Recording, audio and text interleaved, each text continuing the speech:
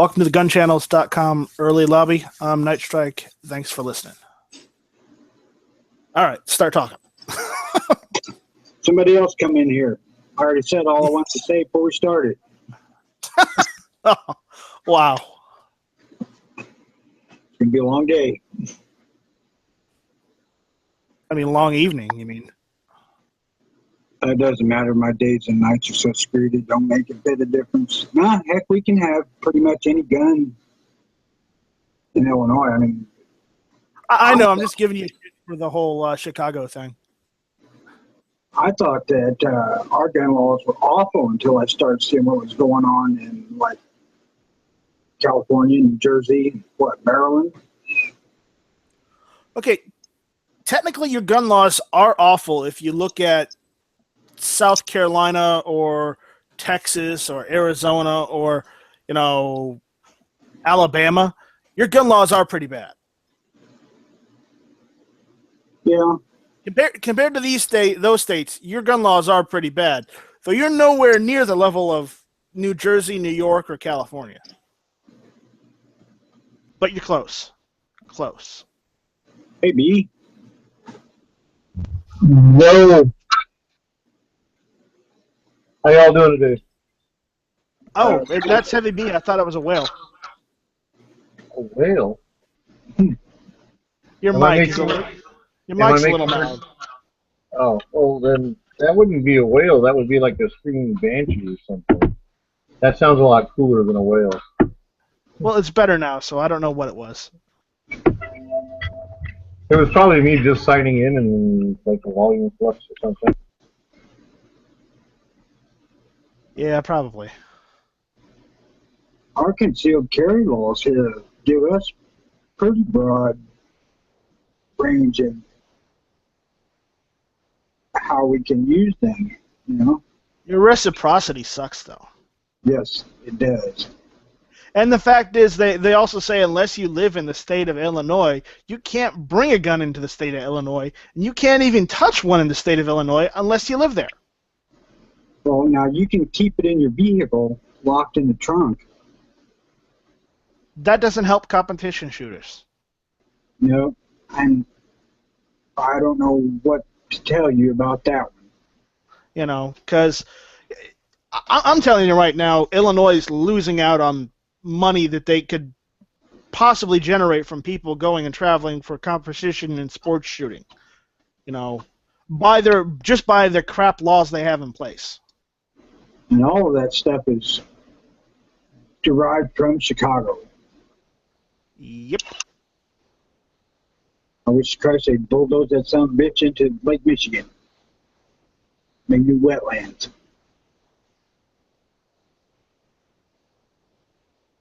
I thought it already was wetlands. Yeah, well, it's not good for wildlife.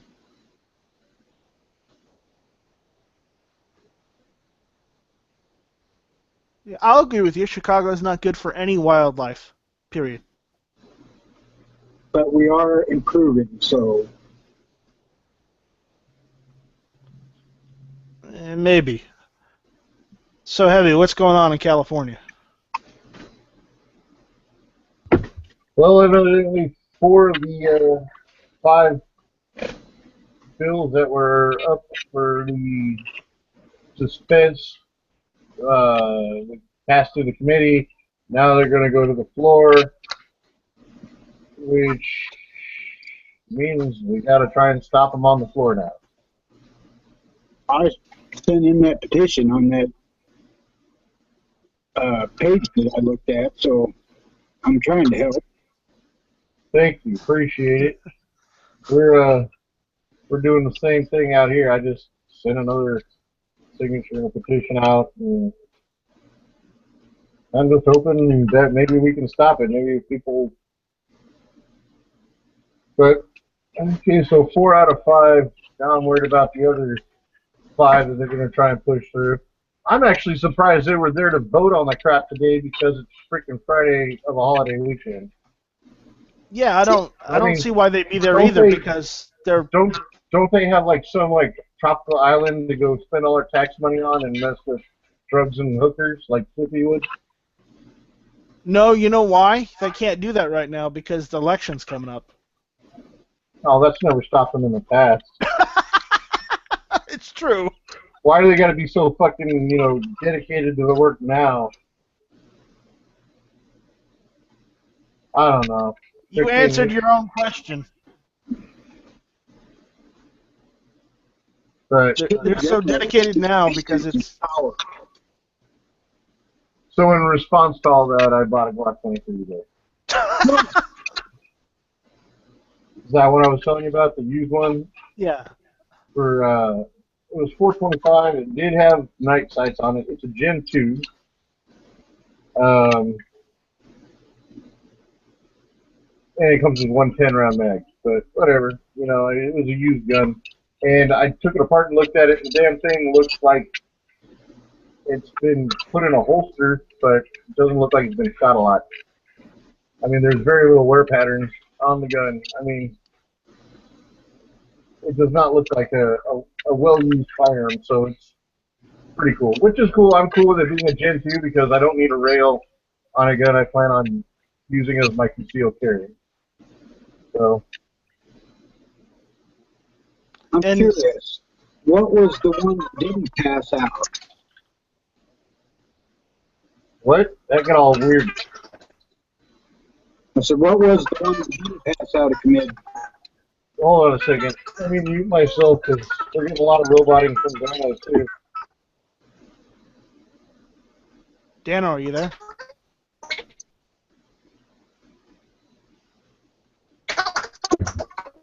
Dano, you sound like a roboting chipmunk right now. Dano, you sound like the Mr. Roboto Chipmunk version.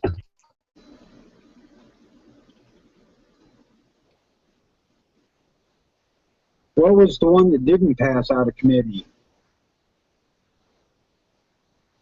It was the one where they're going after M1 carbines in World War II and newer, like, curio antiques, like M1 Grand, things like that. Semi-automatic guns. No, Mosin Nagants. Well, Mosin Nagants too, but they were specifically mentioning M1 carbines because they have a detachable magazine. They're semi-automatic. Mosin Nagants are a bolt gun. It has nothing to do with them. But the bullet button ban passed through this. Now it's going to go through the committee, so now it's got to go to the floor and go through the assembly. And if it goes through the assembly, then it goes to Governor Brown. If it goes to Governor Brown, it passes there. Then you got to go to the state appellate, and then the state supreme, and then so forth and so on. And then hopefully they'll file an injunction at the time to keep them from passing the law while it's going through the court process and all that good stuff. So, I mean, we're not done and out of the fight yet. Like I said, this is an election year, and politicians are trying to, do shit at the last second so they can say they did shit while they were fucking being a politician. So you need to get more people to vote Libertarian or Republican out there. We just need the fucking. That's my microphone. The huge gun community of California to stand up and shut these fuckers down. Exactly. And Dano, we can hear you. So Can what's you going hear on? my microphone? Yes, we can hear you. Can you hear us? Okay, well, I just want to make sure my mic is working. Kinda. So what's going on, Dano? Nothing, I'm just making dinner before I go to work. Ah. Try to scratch a few bucks out of the ground. Aren't we all? Yep. I get to go back to work Tuesday. And Heavy B, what are you doing around so early on Fridays? I thought you said you had to work Fridays. No, Thursday and Friday are my days off.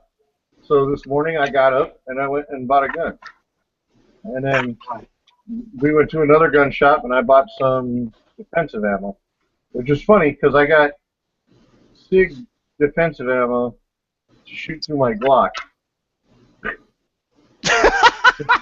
So when I get my Glock in 10 days, I'll have money to go to the range, and I'll be able to shoot the defensive ammo through my Glock and see if it functions with it. And then, I'm going to buy a couple different variations and see which one seems to work the best or whatever. And then from there, I'll decide on what I'm going to carry, use for my defensive ammo, and I'll start putting rounds through the gun.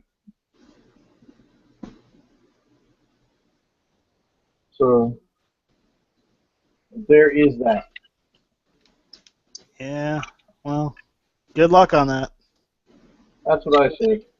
Well, not good luck. I mean, go to the range and shoot a gun. I bought it. It's, Yeah, I just figured, since you got that Glock, you would go and, I don't know, do a Friday Night Sights special on that. Or is that when you actually bring that home? That'll be when I actually bring that home. That'll be next Friday. We'll talk about it. I'll probably have like an unboxing, and then I'll probably do like a walkthrough of the store I bought it at, and then maybe an interview thing, and then do a walkthrough at another gun store that I like going to now, and do an interview with them. Like, I've been bullshitting with these guys pretty much went in to buy the gun, talked with them for a while. I mean, it went fast. I mean, for purchase in California, it went fast. And then, so we were all just bullshitting, joking around, having a good time. And then I went to the other gun store. I bought the gun at Bullseye Sports. Bullseye Gun Shop. And then I went to Evolution Sports. Yeah. And I talked to them for a while. That's where I bought my ammo at. So. Have you noticed either that there's more customers in the store or that there's less product on the shelf? Not yet. I mean, both stores were busy. And they're like smaller stores, so that's cool. Busier than a normal Friday daytime? I don't know. I just started going to these stores, so it's like they were about as busy as they were yesterday at the same time I went in. So it's like both are actually in fairly like there's a lot of businesses around these, so a lot of people go in on their lunch and stuff. And then California being like a 24/7 workforce out here, people's days off are like fine. They happen during the week. They work graves, they work swings, so they'll stop by the gun stores or whatever before they go to work or after they get off of work. So, I mean, they were pretty busy. Where is the ammo background check thing at? Hasn't been voted on yet.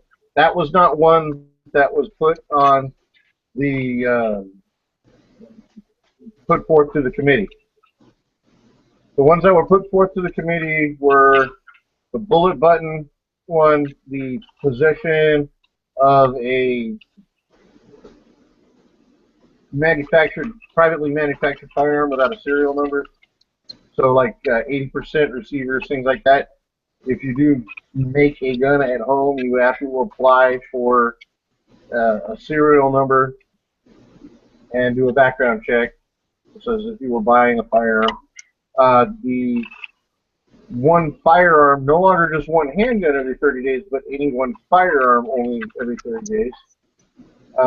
Which is stupid because, okay, new or used, bought at a store, you can buy one gun if it passes. It still hasn't gone through the government, the governor hasn't been signed in yet. None of these have. But if it does, it used to be you can buy one handgun from a store every 30 days. If this passes, it'll be you can buy one firearm from a store every 30 days. But you can do as many private party transfers as you want. I hate to say it, but it might just be time just to do private transfers instead. I think a lot of gun stores that goes through. A lot of gun stores are going to be making a lot of money doing private party transfers. That is, if people don't just start hoarding their guns. Yeah. I mean, I like gun broker is an option, but I think it's bad when it's the only option. Well, they're not going to let you buy guns off the internet. No, there's nothing. There's no law stopping you from buying guns on the internet, as long as it's California approved as That's a what I new just firearm. said. When it's the only option for buying more than once a month. Yeah, because it becomes, well, private party transfer, no, because you still have to go through an FFL on that. I don't know if that would classify as a private party transfer. As, well, yeah, through gun broker it would. Yeah, because then you're buying from a private party. Yeah. Yeah, so yeah, that would be legit. But you could also just, like, go on Craigslist or whatever and buy guns from other people in the area, Right. too. It just, gun broker, you get better selection, a lot more customers, a lot more buyers. It's just, like I said, it's nice that it exists. It'd be nice if that was not the only, going to end up being your only option for if you wanted more than one in 30 days. Oh, yeah. They're wanting to ban online ammo sales, correct? No. That the one with the ammo background check hasn't been approached yet, because that one's not going to cost a lot of money. The only reason these other ones went through the committee, I think it's suspense files or something like that, is because it would cost an exorbitant amount of money to put these laws into action. So those actually had to go through the committee first before they could go to the assembly floor. Okay. So, you know, we still got steps to prevent this. As long as people keep protesting and sending in, you know, petitions, signing up on petitions and sending them in, then the more people that do that, the greater the number, you know, people, the politicians will probably see and realize that if the greater consensus of the gun owners of California, which is a huge voting bloc in the state of California, says, hey, don't do this, they may just kind of go quiet on this crap to get reelected and then try again once they're reelected. Hey, Dano? You still there, Dano? Yes, not. Well, So- you know, I wanted to mention there are other auction sites. There's gunauction.com. There's also Guns America as well. So They're not the best, but, you know, if you don't like using Gunbroker, that's what you use. Let's talk about how stupid it is that if you fabricate a firearm in your house, they put a law in that you have to register it. Like a criminal that fabricated a firearm would register it, or a mass shooter is going to fabricate a firearm and then go register it. That's so fucking stupid. Yes, please. Alright, mom's already up there with kids, but I had to run back because I have my own practice. Well, Senate doesn't have anything to do with these laws, man. No, obviously, but I mean, if you're talking to somebody who isn't actually like anti-gun, one of those people are like, "Oh, I'm not against guns. I just want sensible regulations. Just stick him right in with that." Like, this is exactly That's the sheeple that have been brainwashed, my friend. That's not. That's exactly the kind of law that only hurts law-abiding citizens. Because a criminal that fabricates guns at his home is never going to register them. That's just dumb, and they're never going to know that he's doing it. You've just proven my point. Every damn gun control law in existence just hurts the people who obey the damn laws. Exactly. Yeah, I know that, but this one is like a clear-cut case. You know, there's no way around it. It's just stupid. You can't make any arguments for this. This is just fucking dumb. Oh no, believe me, they'll try and make arguments for it, but you know, it's California. If they're the only ones making a position, then even an inadequate argument for the wrong side of a debate is going to have, it's going to have traction. So, how do we tell those people who don't give a shit either way? How do we let them know that these infringements affect negatively Well, on criminals? And there's just this. Well, you guys know the description, the situation. How do we tell these people in the middle about this situation that we're the ones being affected, that we're no harm to them? I said what I think the people in California should do. It's very hard to do it, but that's what they need to do. They need to put 50 or 100,000. How many gun owners are in California? A lot. They buy more Well, guns than the state, I think. Well, 50,000 of them should do a rally, and then they'll get the media attention. Then they get to talk. I mean, the media will still be biased, but they'll get some attention at least. They can't ignore it. You're right. If enough people walked on the whatever, the House or the whatever it's called, the Capitol. Yeah. What are you going to do? They can't not allow you. They can't deny you the right of assembly. Well, you can do that legally. You can petition for the right to assemble and do it all Yeah. in the books, and then have more people show up, and it's not your fault. If it's overwhelming support, it's overwhelming support. And honestly, they could do it at every county courthouse or something too. And then people should probably. I would go to California to support that. Somebody asked during when I was putting in the question. If it's done, it affects us a lot. if it's done in a responsible manner and it doesn't like escalate to like a riot, which it shouldn't, because gun owners are typically the most responsible and quiet people there are. I mean, some of them are asses, but I don't think that a lot of them are. Oh no, yeah, exactly.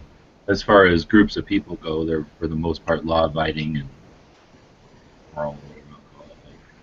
I don't think that it could be ignored if like tens of thousands of people did it. That's the only way they're going to get it, because nobody's paying attention to it. I mean, log into like CNN or Fox News, it's like not even on the headlines. It's like it's not happening. You just got to put the fear of losing your job into the representatives in California. I talked to the people at FPC, the Firearms Policy Coalition, or whatever it is, in California, and at SHOT Show, because I wanted to find out if they were legit or not, and they seem definitely legit. And their strategy, I think there's 3 of them, and the guy that I talked to is their legal guy. There's like a, the guy that keeps it going, and then there's like the strategy guy or whatever, and then there's the legal guy. And their way of dealing with it has been to say to the legislature, so let's say somebody brings up one of these crazy ideas. At least so far they've been more like one at a time. They'll come up with a crazy idea. The way that they help stop that crazy idea from being implemented is to explain to the legislature, the committees, or whatever it is, the cost. So they bring up some stupid implementation. The Firearms Policy Coalition, one of their strategies is to calculate how much that's actually going to cost and if it's even economically feasible, and they present it to the people making the decision in the government. Well, it obviously failed this time. Well, you mean FPC? Did they fail? They had 11 things go after them, and they have finite resources. I'm not saying. Just because somebody failed doesn't mean he did something wrong. I'm just saying it didn't work this time. No. Obviously. But that's the thing. Their strategy is only effective at a If it's percentage one rate. thing at a time. It's fairly effective, but it's not even hardly effective, I don't think. But No, then you it's- have 11 of them hit you at the same time. That is my problem. And when I was saying before, how does this affect the rest of us besides California? The fact that they're using the strategy of throwing 11 things up at one time so that it's a lot of us, a lot for our resources to defend against that shit, it's going to be a strain. That's where we have to show them with as much effort as we can give to the people in California to make it happen. We have to show them that that is not an effective strategy, because otherwise we're going to start seeing that in other states. They threw the softball in Washington State, and they saw how easy it was to sucker everybody into universal background checks. They threw that same softball into Oregon, and those people got suckered into it too. If we allow California to do the shotgun effect, unintended, then that's going to further their resolve that a shotgun effect might work again. And now we have to look forward to multiple states getting shotgun affected like this, or shotgun attacked. It's going to be the thing to defend against. I mean, the problem is that even if you like show up, like I went to the Israeli parliament, we have a gun lobby now, and I went for a discussion there for a meeting of the gun lobby, and the parliament members that that heads the road. He actually invited the anti-gun parliament members to come and like talk to us. And dude, I mean, some of them are legitimately evil people who are just controlled, like, they're just bad people, okay? But some of them are just so fucking ignorant. You can't get to them because they don't know the first thing about a firearm. And those are people that live in fucking Israel. They've been to the army and they still don't know a fucking thing about firearms. It's unbelievable.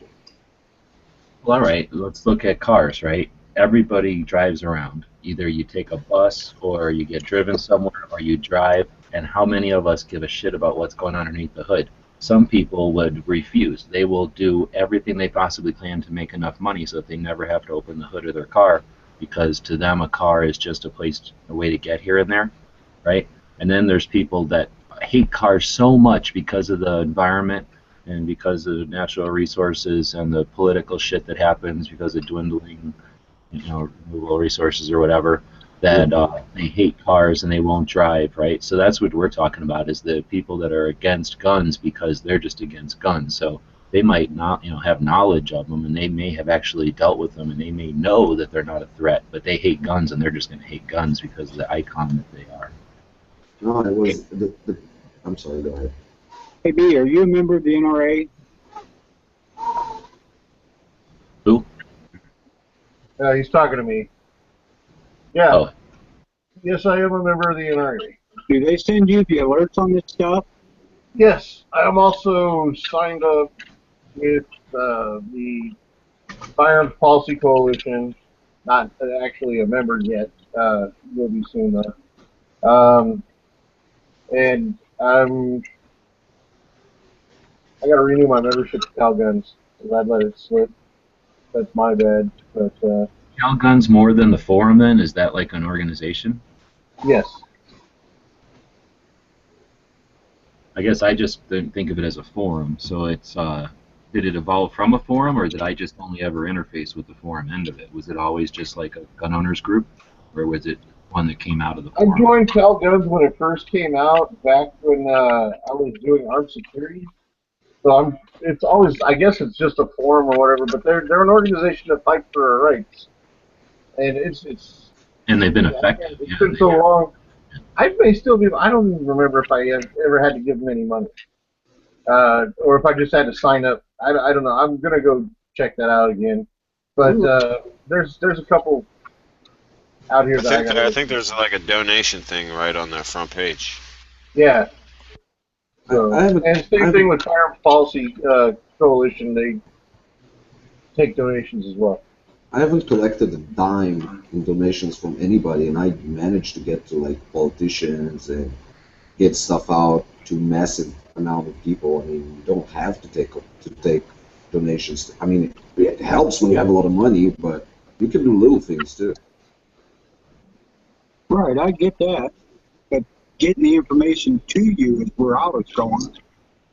No, I'm 100%. I mean, that's why I joined up our like whatever farm organization. But you know, when I started doing activism online for this like 5 years ago, there was no one else. And then 3 years ago, they started an organization. They showed up in my Facebook group and they were like, "Oh, all this Facebook activism, it's not worth anything. Just give us the membership fee and we'll take care of everything." I'm like, "Listen, dude, you don't understand how the world works today.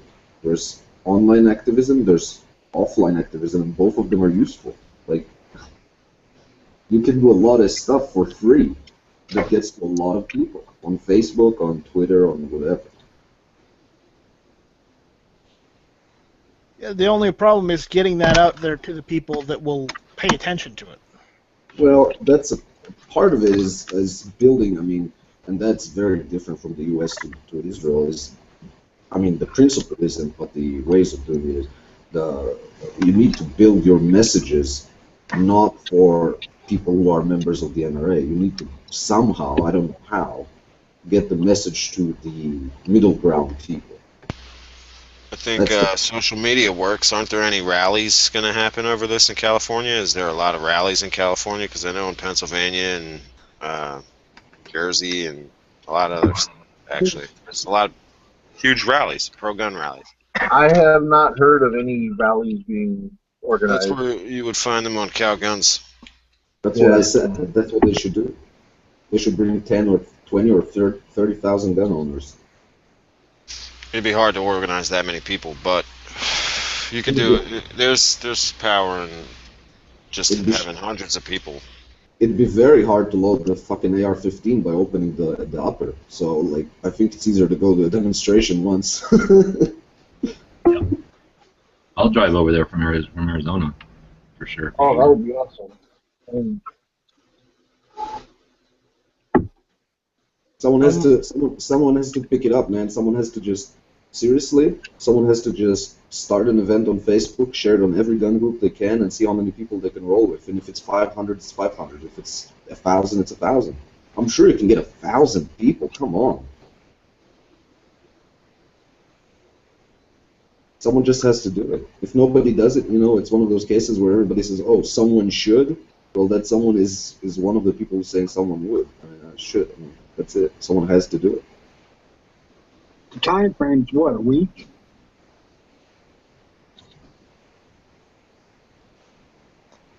They have by Friday, so the assholes dropped it on us the weekend before a holiday, long weekend, and then fortunately they chose Memorial Day, so people are going to be aware of this one. But yeah, they have till Friday in order to have it be on the bill for the governor, I guess. There's not enough opportunity to stifle these by just making enough noise or enough volume that they understand that there's going to be resistance and that they're not going to help them politically, so they can simply do nothing. So as long as we can get enough volume out there that they are inclined to do nothing, then nothing will happen. They would have to they can, if we do nothing, then they'll have no reason not to vote for it, and then it'll be a tougher battle because the governor's inclined to sign it too. Instead of giving it to one person, we can noise in front of a bunch of people who can kind of anonymously do nothing and probably get very little scorn for it from their people, because their people are just always for it. They're not passionately for this particular one. If we can make enough volume and show them we're passionately against all of this shit, then not only do we stifle these, but then we stifle this shotgun attack for the future. I mean, and if you can stop 5 or 6 of them, that's awesome as well. At least you show them that you're fighting back. First things first, everybody in gun channels needs to go and do that petition. Yeah, I did that petition too. I'm glad somebody mentioned that because I read the I article. don't have the link for that. Where is that?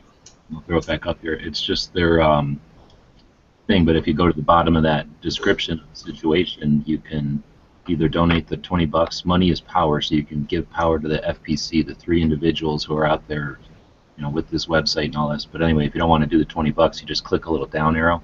It removes the $20 option, and it lets you fill out your name and address so that you can officially sign their petition. So grab that thing.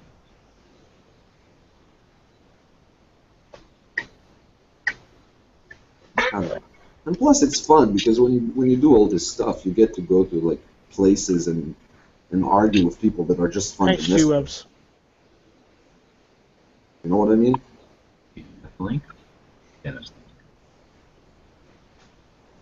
Just go down and close the part about yes, I'll donate, and then it'll just let you do the petition.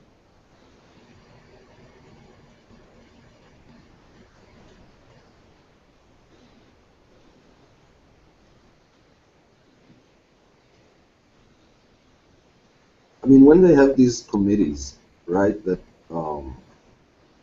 allow these bills to pass through, who is allowed to speak at these committees? I'm probably sure there's a procedure, and it would be anybody that follows the procedure to get time in the part where they listen to people. That's why you get people like the Firearms Policy Coalition, people that know the procedures or the protocols, and that have time and are willing to do it. What we need to do is make sure they're not worried about eating and traveling there and that kind of thing. So a whole bunch of people donating $25 makes that, facilitates that, and then hopefully they've got a, good way of saying it. They have something good to say, and then they get there and they say it. Yeah, so it's basically it's the same. I think everything's really cheap, and Tulsa, Dano. It might be kind of crowded because of that big gun show, but I can't imagine it fills up the whole town or anything. We were able to get a hotel very close. It was like $75 something, fairly normal price. I think they do sports there or something, so they're Right. ready for lunch. Because of the gun show and other things, I didn't know if that would fill up or I think it just fills up the prices. I don't think it affects the prices. It just fills up the actual rooms closest to that venue, but it's a pretty big town, and we're only in one of those quadrant of it or whatever. So, and then there's got to be things like RV parks and stuff. With Bob being there, Bob can park in an RV spot, and I can park my van next to it, like just as a vehicle. So, Right. a couple of us just kind of took over an RV park somewhere. That might be an option too. Then we can just all kind of camp out. Mm-hmm. Yeah. We should camp at a range somewhere, and we can just wake up and shoot right away in the morning. Does Bob have or is there a quadrant around Tulsa that we've kind of picked out as a general, either get a hotel around here or Not something yet. like that? About it, because that's a good idea. Maybe we can find out. You call a hotel and tell them you have approximately 10 people showing up. You get a rate on a room or something. Right. Well, I'm just thinking because I didn't realize I was it's not close, but I was within driving distance that I can do to Tulsa. Yeah, and then you go through St. Louis, and you could see the NRA museum there. Just bring a tent, Dano. Five- Set up at the campgrounds with Well, Oklahoma. With Bob. Yeah. I'm What else always that looking Bob's to campground? shave a buck or two off of a bill. You get to camp and shoot. And the advantage of driving is then that means I can bring the mother load.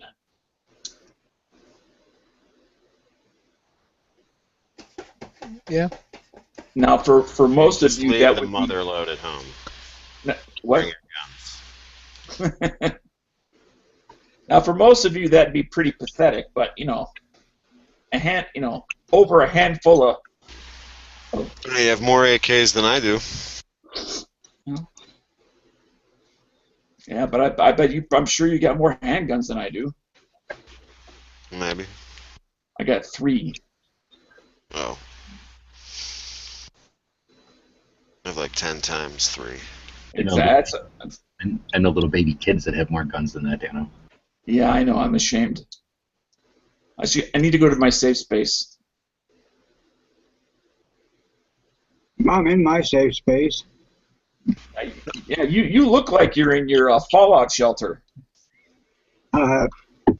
It's kind of my man cave / garage, gun room, cat nursery. Wind chime room. Yeah, like those wind chimes in the back. I bet they don't make much noise being on the inside of a garage. You just point the fan at them.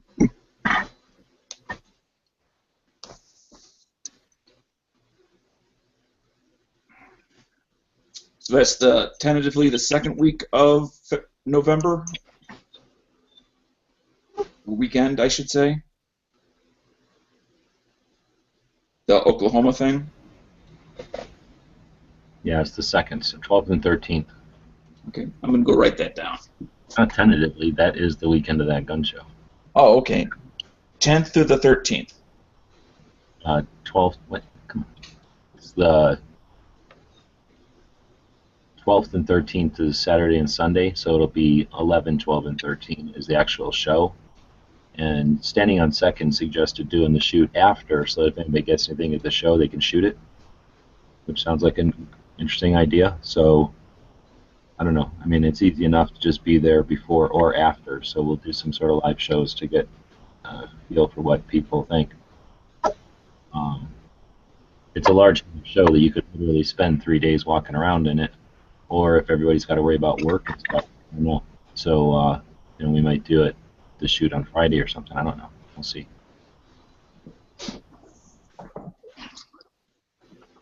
Well, I got flexibility as far as that.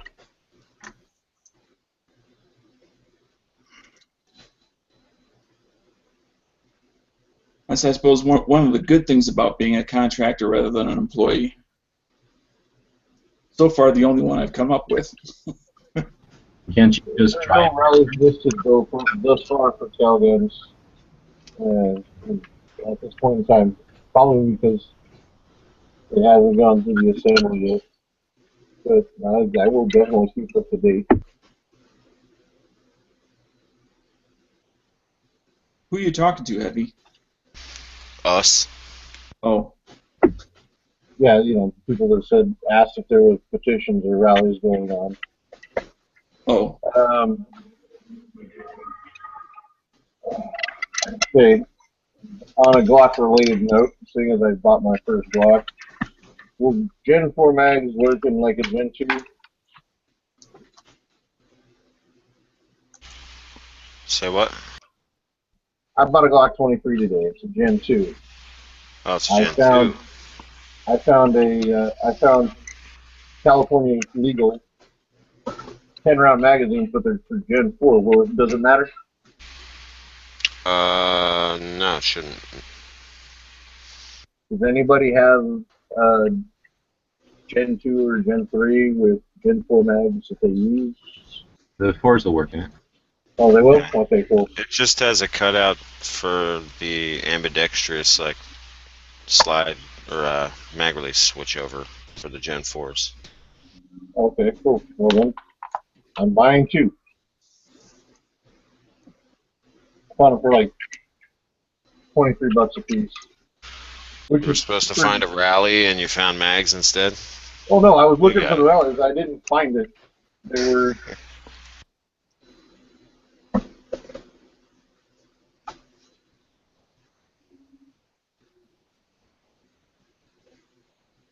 Is it easy to convert Gen 2? Can you convert Gen 2s to 9 or 357 SIG? Yeah. Cool. But you can't go traveling and then work wherever you happen to be. Like if you went to Vegas, you couldn't just put on your hat and do it there, and then go to Salt Lake City and put on your hat and do it there.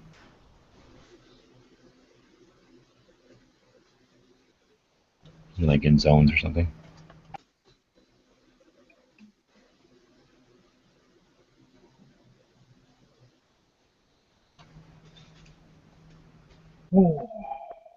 Heavy, I think he's talking to you. Oh, I'm sorry. Go ahead. Talking to you. What the hell? I'm saying you can't go to Vegas and do your thing, and then go to Salt Lake City and do your thing. You can only do it where you live. Oh, I can do it. I'm talking to Dano. Oh, damn. Okay. Oh, I thought I answered that question. I can pick up anywhere in the state of Illinois, but not outside the state. Okay, so it's like you can't just travel and do that then. Correct. Okay. I was just going to see, because then you could just make money wherever you went, potentially Right. doing it. Right. So is that something you can apply for, or is that just not the way it works? Then I would lose the state of Illinois while I was in some other state. And they don't make it real easy to switch back. So I could have, not be driving for 3-4 weeks while I try to get it switched back. Oh, okay. Okay, sorry to sidetrack. I was just curious. Oh, no, that's okay. I thought I typed a response in the side chat to that. Yeah, I was just elaborating on it. Oh, okay. Illinois don't make anything easy. Yeah. Well, primarily the city of Chicago is always the thorn in the side of progress. I had an interesting statistic to show you how, just another example of how screwed up Illinois and Chicago specifically are. Chicago are responsible for 70% of all school-age children going to public schools, yet they receive 37% of all state funds for education.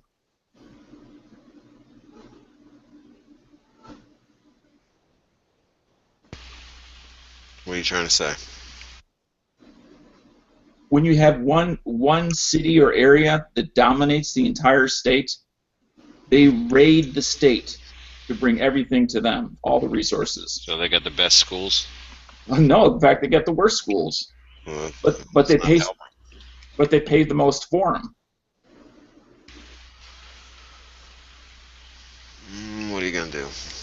Well, Make Chicago its own damn state. and that would be fine with me. But they don't want that because they can continue to gang rape the rest of the state.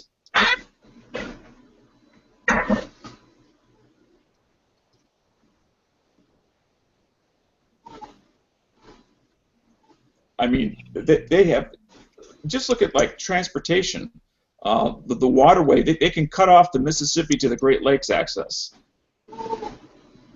I mean, they actually get fees for that access.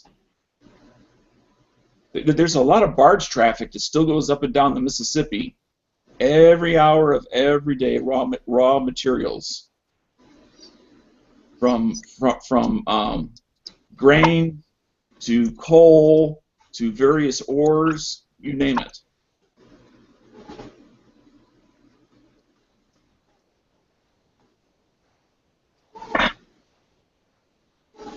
Why don't you just become a mobster? Move right into Chicago. Fancy. Well, that goes with the original reason why I moved out of the Chicago area is it's literally suffocating so many people in too small of an area. The density of people is, you can actually feel it just walking around. Yeah. I mean, it's like if you go to a concert, you feel how jam-packed you are in there with a sea of humanity. You ever been to Manhattan? Not Manhattan proper, but that was by choice. I went the long way around to avoid it. I've been there before I knew better, and that was like a sea of people. Yeah, it amazes me that people that they not only live there, but they can actually be somewhat happy. Yeah, they like it. You say, Moon, you saying you drove through there? No, I took a train up there. Oh. Probably when I was like 18.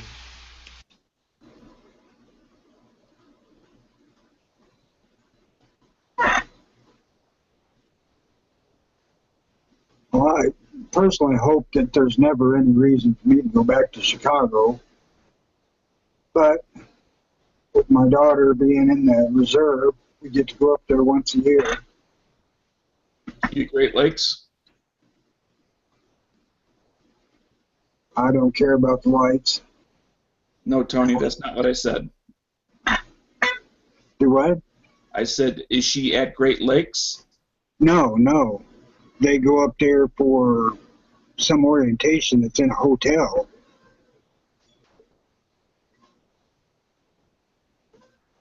That's a heck of a once-a-year duty.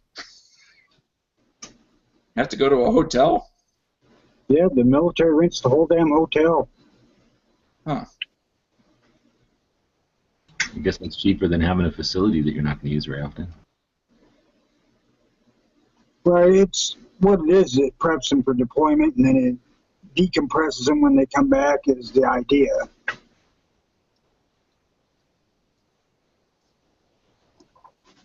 Well, you mean that's what she does for soldiers coming home, or that's what she gets trained to do? That's what she does is she got deployed. So before she got deployed, she had to go up there and get the preps for deploying. When she comes back, she has to go up there and get undeployed, as it were. But she got home in December, and they haven't done that. I just don't understand prepping for deployment through a hotel. That's the Army. It's the massage beds. I mean, Fort Sheridan is still there on the lake, and Great Lakes Naval Training Center, which is the one of two in the United States, is still there. And then you have Air Force Base down by St. Louis, Scott, I think it is. Yeah. You got Chinook. Yep. So. But none of those are Army. Well, why they would have to do it at a hotel, that seems like, of course, they don't worry about wasting money because it's not their money. Well, it isn't wasting money. They're not going to, like I'm saying, it's better than having a facility that they'd have to maintain and own and whatever, build. Well, I mean, I slept in barracks that were built 50 years before I was in the service. This is not just for soldiers, though. This is for the soldiers and their families. Oh, okay. Okay, gotcha. The family More thing. notably, the caregivers for soldiers with children. Okay. That makes more sense. Which is the reason that I had to go.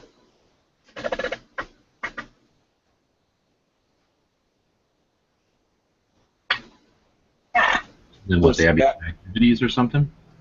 What? Do they have like, activities for you to do or something? Oh yeah, there was a whole bunch of stuff going on.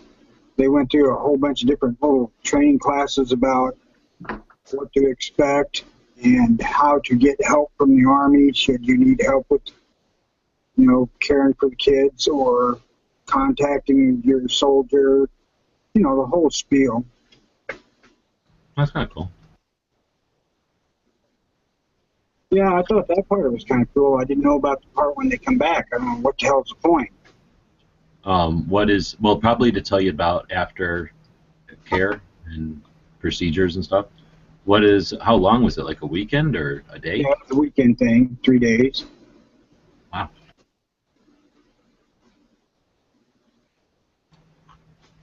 I never did nothing or went nowhere, but if I did, it would have probably been more Vietnam-esque than all of this stuff. Well, what other military does stuff like that? Is it like family consultation for like each soldier? I don't know about consultation. It was just more of an orientation. Okay. But still, 3 days. Huh?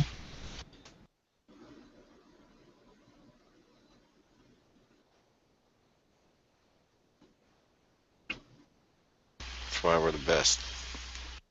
Yep. Actually, it's 1 day of military forms and stuff like that, and then the other 2.5 days is filling out Obamacare forms.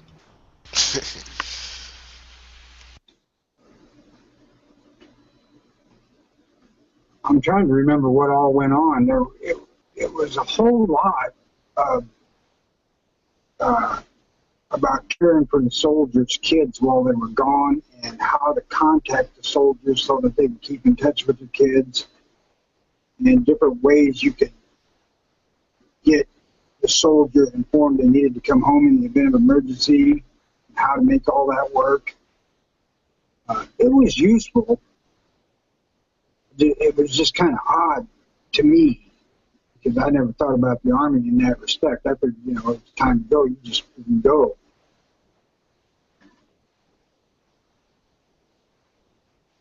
Yeah, there's nothing to really rush to, is there? Like Vietnam and World War II.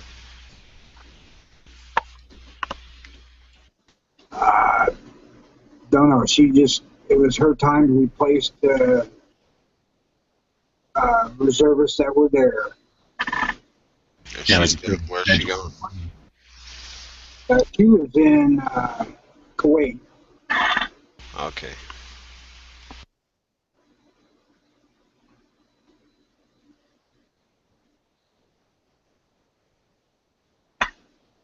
I'm trying to get her to go back.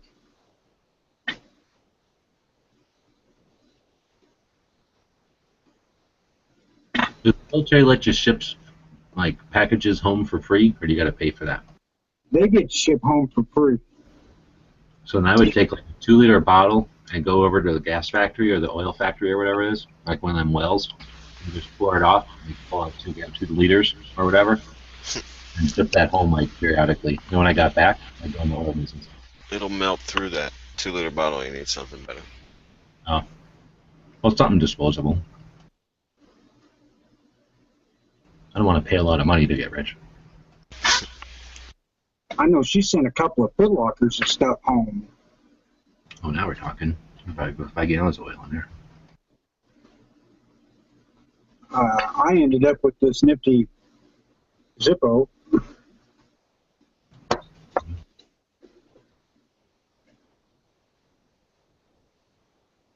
I wish she'd go back because the money she makes is really good when she's over there. I could stay home another year. and afford the drugs to keep me sane from watching grandkids.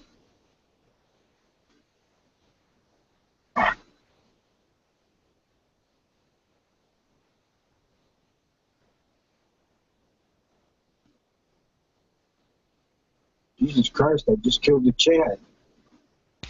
Kuwait, that's got to be a fun place to go. Visit. Super rich country, right? I don't I think they are. think the campus looked really rich, but they did have a Starbucks.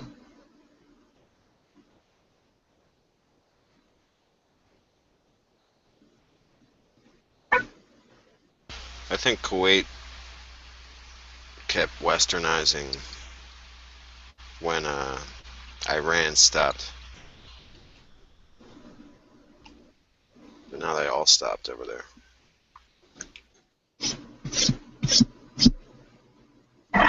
Yeah, I really think now that the way things are going over there, I wouldn't be so happy to see her go back. I mean, it's not looking so stable anymore. You're saying from the danger side? Right.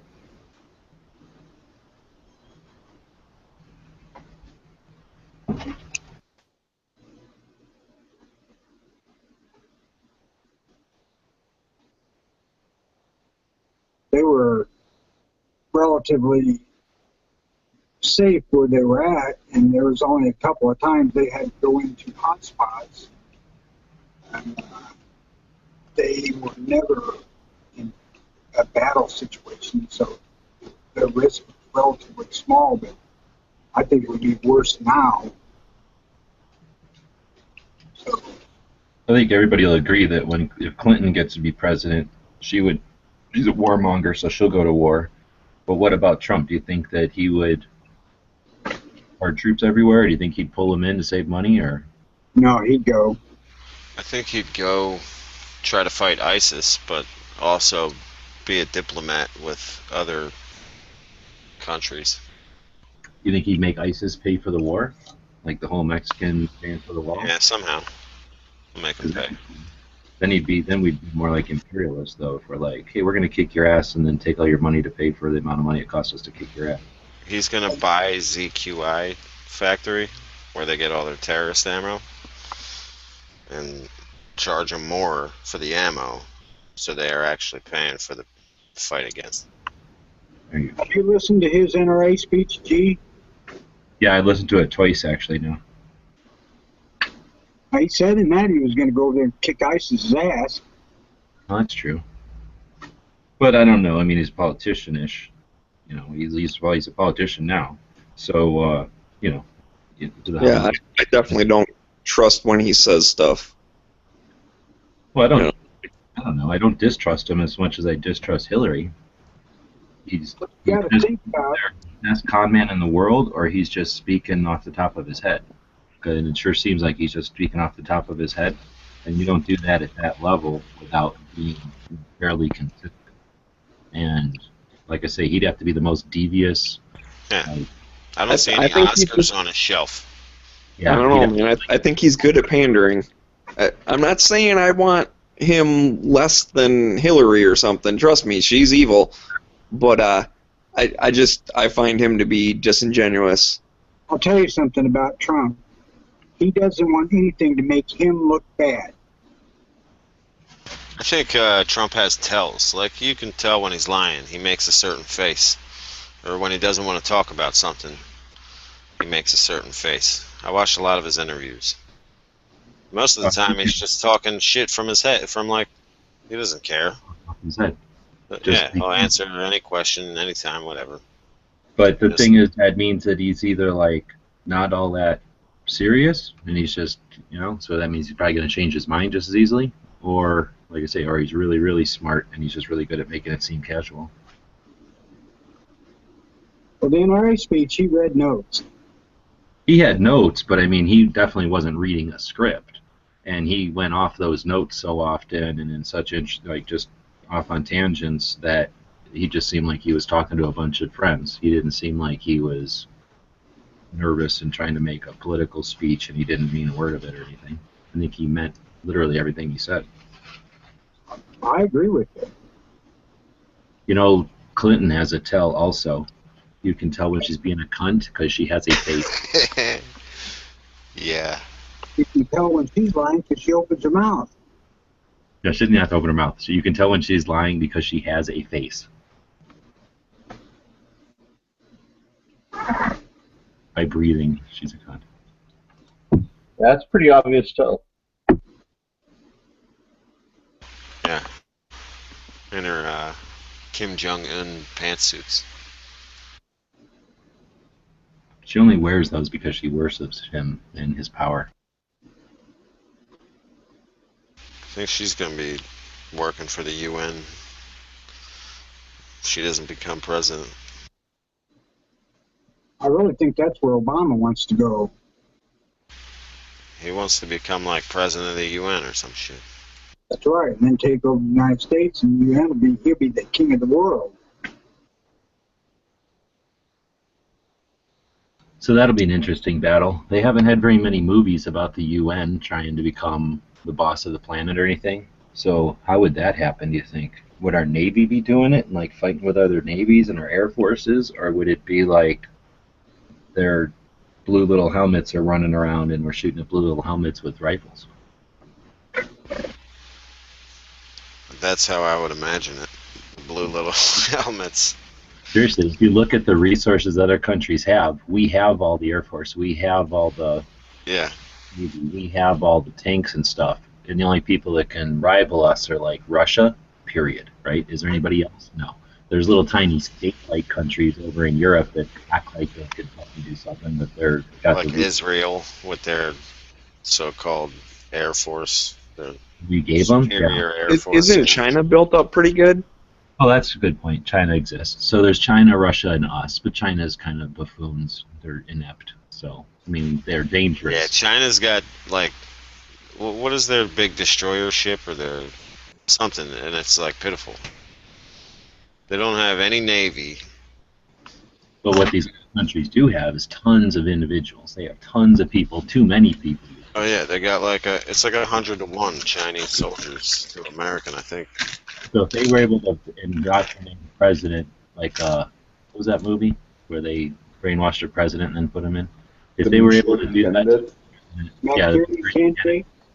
if they were able to do that and get some suckered president to be duped and to drop in our actual military forces, like our nuclear weapons and our tanks and our Navy and our Air Force, to the point where they're the lowest they've been since World War II, then we'd actually be in a point where all those little blue helmets could get the fuck to our shores, and then if they were able to disarm us, they could just walk the little blue helmets and start telling us what to buy, right?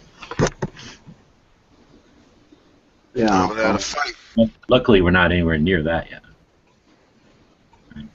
We got to have 400 million guns in here by now. What if they were to bring in a bunch of illegals and then arm the tanks with a bunch of illegals and then tell the illegals you can't work anymore because we don't want illegals here, but you can change the system by putting on this blue helmet? Then we'd have millions of blue helmets popping up out of nowhere. Well, if they fight like regular blue helmets, I don't think you have much to worry about. A lot like stormtroopers. Like Yeah. they never connect a shot. Just the occasional lucky one when it's necessary for the plot. Just a bunch of tracers fly by you. I don't know, the UN troops are mostly like At least movement can be target. getting killed or running away. Usually, that's what they do. I saw a meme with the it was like the janitor walking into the bathroom on the Death Star, and like all of the stormtroopers they completely missed, and he's just like, oh jeez, there's just like puddles all over the floor. Oh, like they missed the urinals also.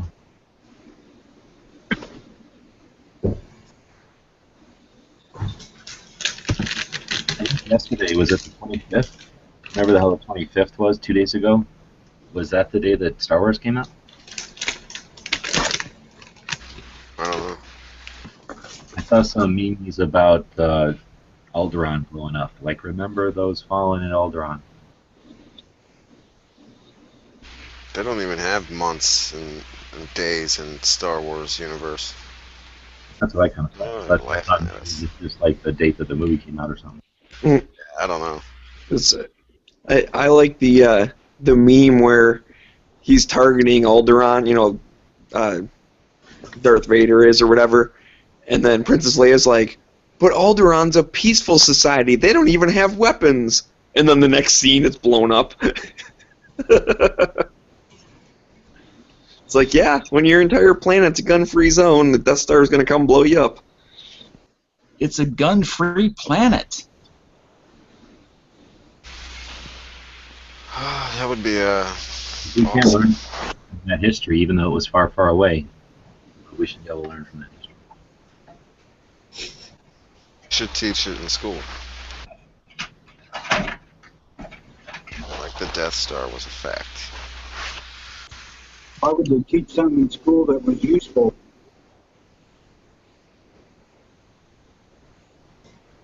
It'd be better than most of what they teach them. I had a teacher in high school that would relate every single lesson to either Star Wars or Simpsons. And he actually did a pretty good job of, like, you know, you'd be talking about something and be like, you know, it's like The Simpsons with Mr. Burns and blah, blah, blah, whatever. And like, oh, that makes sense. Like, it clicked in your head instantly. What about the kids that didn't watch it? Yeah, what if that was They were screwed. what if that was like a massive spoiler? Yeah. The fuck? Teach? Hell, when I went to school, there was only one Star Wars out, and Simpsons wasn't even a thought yet. That's true. Simpsons been around a while. I forget Yeah, when it they started came in out. '89, I think. Yeah. No, I think earlier than that, no. They started on what's her face's show? That comedian. Tracy Ullman. Yeah, Tracy Ullman. But they were like real shitty animation on that show. Plus, nobody watched that show. Yeah. It was like That was 1 or 2 seasons.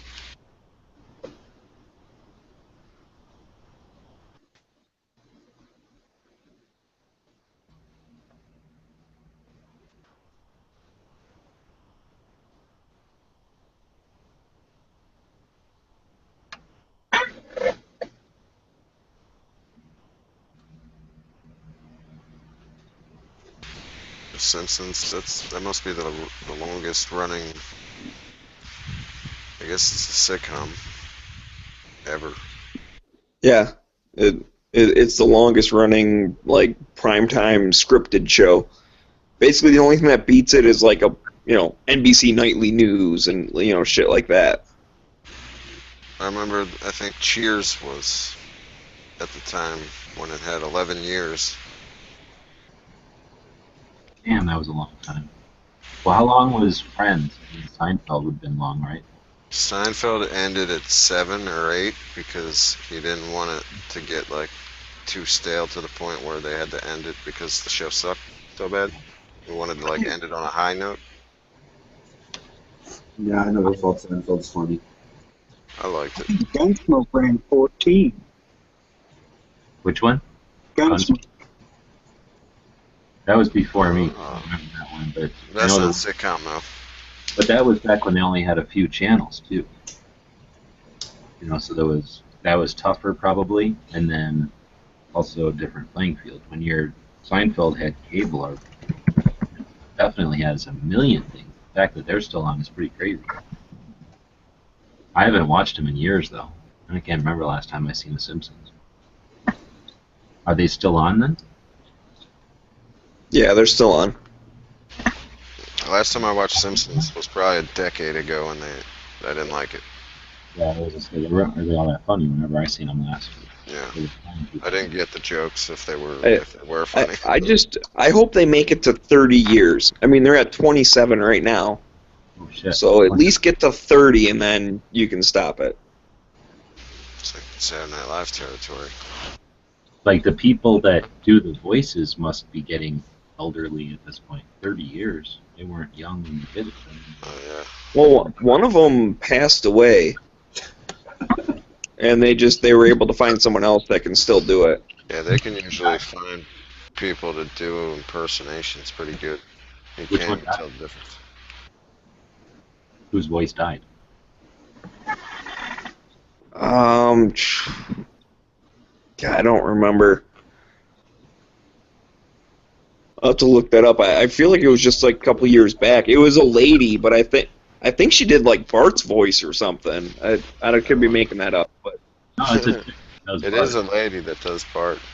And she only does Bart. Like, so that's what I would say. If it was somebody else, then that would take out like 3 or 4 voices. I never heard anybody else do a good Bart besides her. Really? I think anybody can do Bart. Oh, I don't know. It was always weird watching a lady do Bart. And like, it was uncomfortable. After you found out it was a lady. Well, no, I knew it was a lady or whatever, but then when she'd be on like a show or something and do it in front of you, like with her face, like Bart coming out, just weird. No, with Lisa, the chick that you could see was Lisa. I don't think Oh, I've the seen lady that. that did Bart was on any TV shows or put her face out there too much.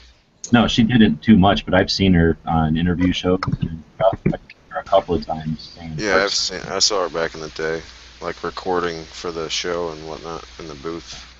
But So the Lisa that one, was Bart used.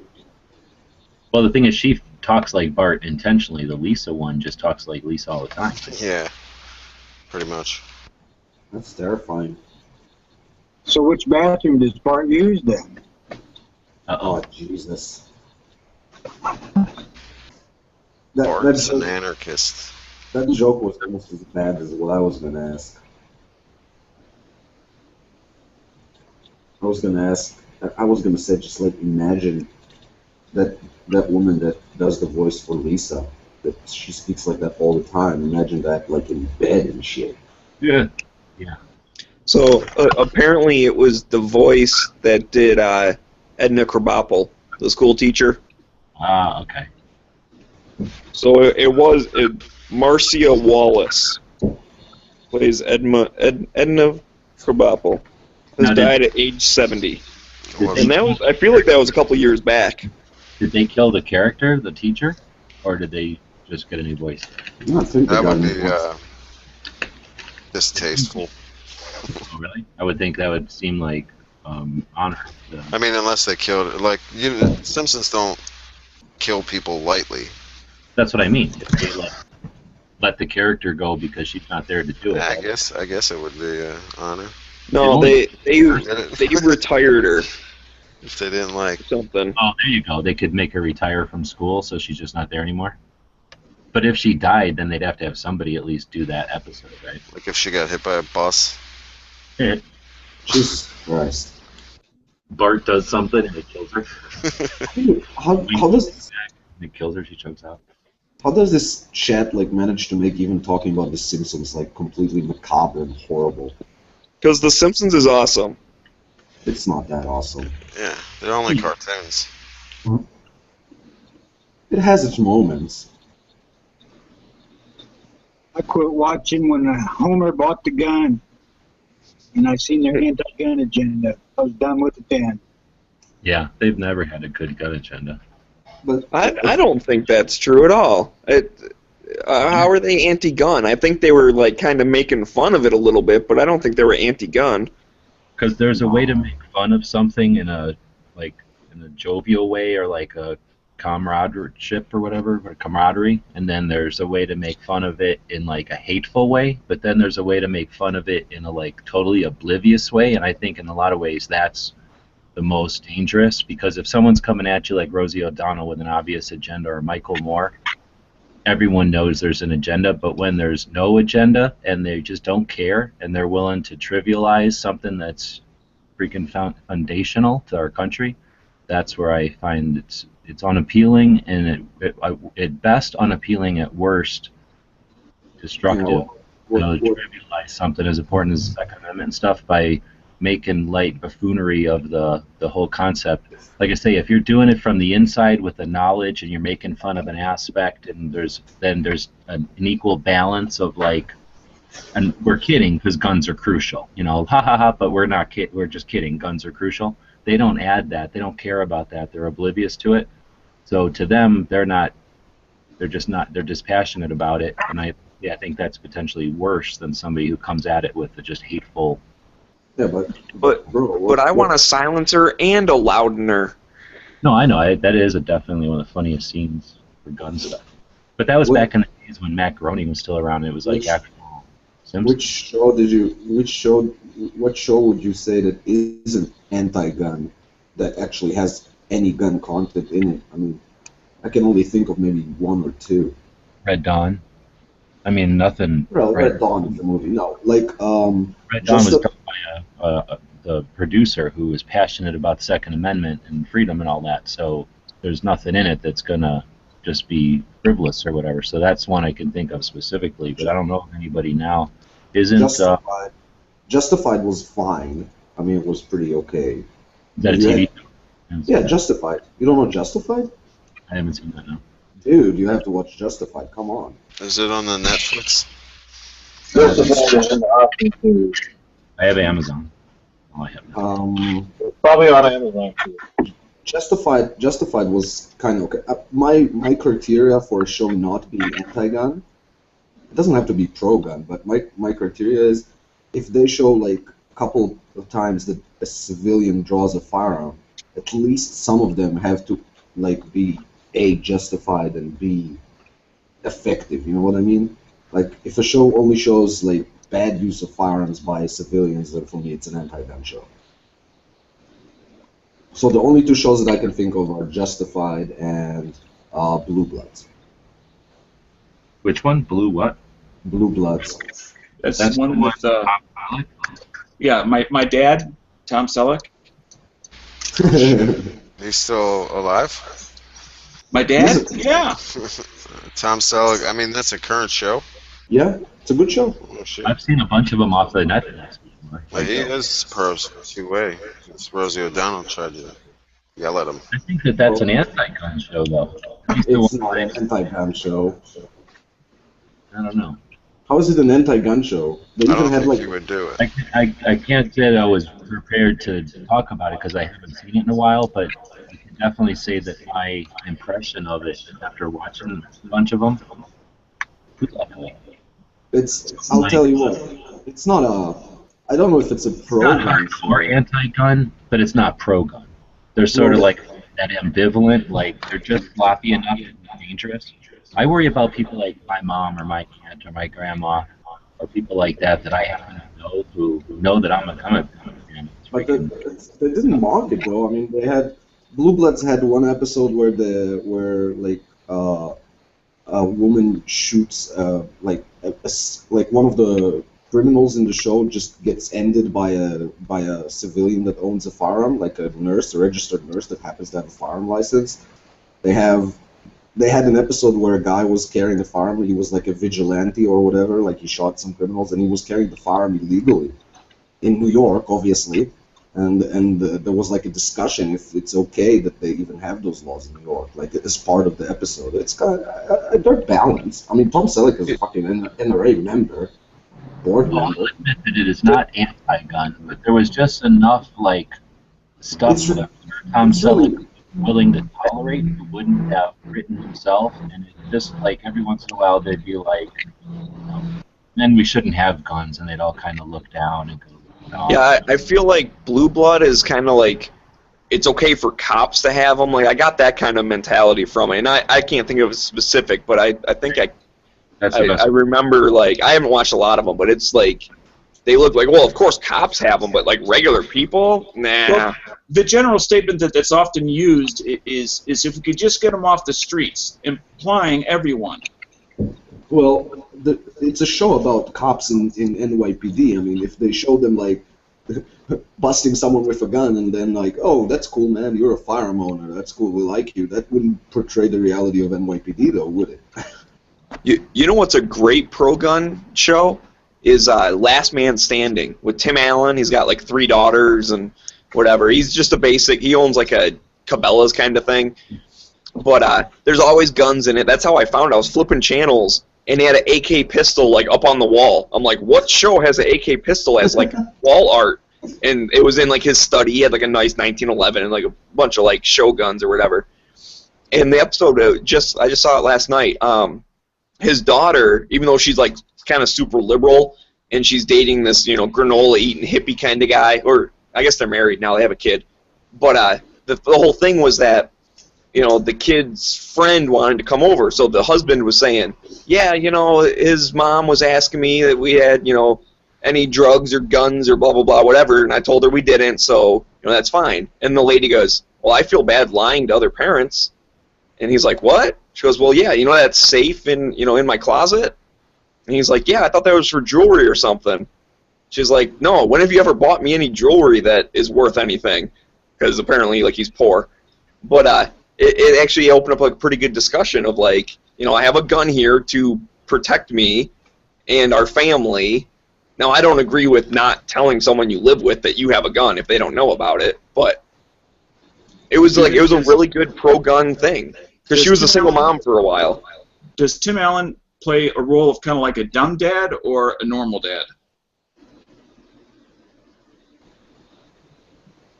Like the buffoon who that guy, you gotta let him do it because we're free, but yeah, that's what I'm wondering, Smiggy. No, it's kind of like Home Improvement, only with 3 girls instead of 3 boys. So they kind of play up the joke, he's outnumbered, there's all these girls around, and the daughter's a hippie, and blah blah blah, and he's the last man standing. But no, he's not like a dumbass or anything. Well, that's good to hear. I mean, because a lot of shows do that. And I have to run to my safe space. I'm fine with them showing both sides of it. Safe space. I'm fine with it being balanced. I think that the anti-gun side is wrong, but I'm fine with it. But being showing sides of the argument, that's okay. That's reality. Over the past 30 years on American TV, there has been a trend to portray American fathers as dumbasses. Yeah, that's true. Having nothing to do with guns. Yeah. And so many families don't even feel the need to include a father in the roles. It's all moms with leftover kids because dad left. I'm fine with it though, because I am a father and a dumbass. Well, right. Well, I don't have a problem with reality. I mean, there's lots of broken families, but not every single one of them. Nah, yeah, I get what you're saying. It's part of it. It should be mixed like reality. Well, it should be whatever makes money for television, first of all. Oh. But we know a lot of young people start off in life with values that are not actually their own. I like that. Yeah, well, that's up to their parents to try to control that. It's only as they get older and participate and engage in life do they begin to hopefully have some informed views of their own. No, I understand what you're saying, but on the other hand, television is there to make money. It's not there to educate your children. Right. Oh, you're right. But it's still something. If you remember, Al Bundy from Married with Children. Oh yeah, I mean that was the beginning, like Roseanne Barr and her husband John Goodman. But I liked Al Bundy. Al Bundy was great, man. I mean, he was kind of a loser, but sometimes he was awesome. I don't think that Al Bundy was like a role model, and I don't think John Goodman's character was a dumbass or a buffoon. Other than the fact that he couldn't keep a job. I guess. I don't know. I mean, they have different ways of making married men look bad. But I think you have bad examples. I think there's better examples. You got to be a dumbass to be married to Roseanne, though. So. Well, that's true. No, I mean, I feel like I get your point. I'm just saying, basically, especially comedy shows, they bring all the characters to extreme. So, and that's how they make their money. That's what makes people laugh. You're But not going to get any sitcom I moments from mean, like the Phil adults and Homer. watching get it, but I'll say the teenagers and younger crowd don't necessarily get that that's just a caricature. Well, to be fair, again, They should get it when they see their dad and their whole life has been totally different than what they see on TV. Then you just don't connect with it, and that's what happens with everything that you watch on TV. Either I you hope so. relate to it or you don't. Plus, it hardly matters. Really Back in the days of the examples you're talking about, again, there was like 5 channels or something, nationally. Now there's Well, yeah, much that's selection that nothing's going to get to where it's so widespread that everybody gets influenced by it. no, but well, what he's saying everybody's is that it's a trend. yeah, The start that's of the whole trend was All in the Family. the trend back in the 60s. The dads were and earlier back in the 50s and beyond were not portrayed as dumbasses or goofies. Yeah, but what we're saying is they can do that all they want, but it's not. I don't think it's affecting Yeah. anybody. To what audience anymore? You're also talking, if you're caught that far back, you're getting a backlash from the Leave It to Beaver and Father Knows Best and all those stupid ass like weird shows that were like cookie cutter shit from back in the Cold War and Right. motivation to stop a potential massive world effort to kill us. So once you get out of the propaganda, there was that backlash, and then we get into the 80s and everybody just kind of there was what are we doing a backlash against? So If you don't think there's a difference, then you need to look at divorce rate from the 60s and today. that broke up. What? I said, if you don't think that these shows are making a difference, you can look at the divorce rate from the 60s and today. Nah, you're completely broken up, man. You know, Tony, if you turn down the little bandwidth wheel, your audio might improve a little bit. That's It's true. next to the red phone. Or actually, Looks like the skateboard ramp heading to the gear. yeah. Well, he just gave examples of how much it changed from Leave It to Beaver to what we have now.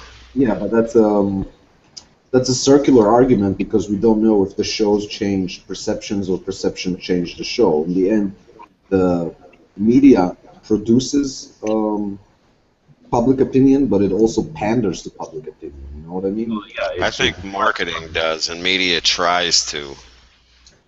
But On it's the other hand, together. on the But other hand, it depends on who the audience is, because back in the day when you had a couple of movies come out a year and big production movies had a chance to influence a lot of people at the same time uniformly, you don't have that anymore. So again, the audience matters. They can put out whatever message they want, and you're only going to go look at a message that you feel like. Only occasionally you're going to get a message that you're not seeking out. yeah, but I mean, if we're talking about about media influence, look at how anti-gun, and there's no doubt about that, how anti-gun generally television is and even movies are, and then look at the change in the U.S. in the last decade or so. I mean, it's not helping. Well, I'm They're looking not. at Article 15. You're familiar with Article 15, the movie? Is that what it's called? The one that was made by the YouTube guys that did a Kickstarter or some sort of crowdfunding thing to I don't know. make a movie. That's range 15. Range 15. Article 15 is a little different. So, Range 15 is a movie that's grassroots. It's made by a bunch of guys who had style and did their thing, basically being rowdy ex-military guys. And then they did a hold on a second.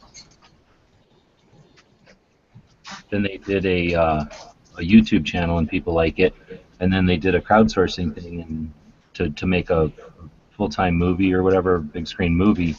What did they? I don't know. Long story short, they made like $15 million, some massive amount of money to be able to do a real movie. They've got all kinds of actors in it and stuff. Anyhow, Yeah. there's no chance that that's going to be anything but a bunch of rowdy. It's like Jackass, except from military guys who are into guns. So I don't think they're as reckless. I really don't know. I don't really watch them or anything. I've seen like a few things that people have put on Facebook, and when I saw the thing, I liked the concept, so I backed it for like $10 or something. But I just like that idea, and that's where I see things going. As there's less dominance, less hold on the audience because we have so many more options, and audiences become savvy. And again, we only watch what we seek out. We only watch what we're truly interested in. It's going to go back to the media only being able to be a reflection of society because they won't have any influence. And that movie is going to be the big bass beginnings of it. There's been shows and stuff like Top Shot that were cool content that were sort of different, but still created by that system. This movie's taking place completely outside the system. The only access to, they're only touching the system that they do is the people that they're hiring because they wanted to. But there's no movie studio in charge of it that I'm aware of. You know Ian from Forgotten Weapons, right? Do you know Ian from Forgotten Weapons? I've known Ian since like 2004. I shoot that now. Did you see the post he made on Facebook from his visit to Italy? No. He was like in a gun store in Rome, and like a 13-year-old Italian kid was in the store with his dad, okay? And the kid like comes to the store owner, is like, this guy's famous, and they're like, what? And he's like, yeah, he's famous on the internet. The kid pulls out his smartphone and starts showing them Ian's videos from Forgotten Weapons. He's like, this guy's cool. He's a famous gun person from the internet. So that's how capable the internet is. A 13-year-old kid in Italy is watching Forgotten Weapons videos. Yeah, that happens to me all the time. Look at your analytics on YouTube and like people in Thailand watching my videos. Awesome, isn't it? Isn't that awesome? And that's why I think it's so important that everybody just do their thing, because that's gonna free the world. Basically, people are gonna figure out that there's no reason to let the state keep telling them what to fucking do. So anyway, the same way we're talking about the media having hold, that can affect bigger stuff too. Here's I'll link in the side chat to that post. It's a really good post.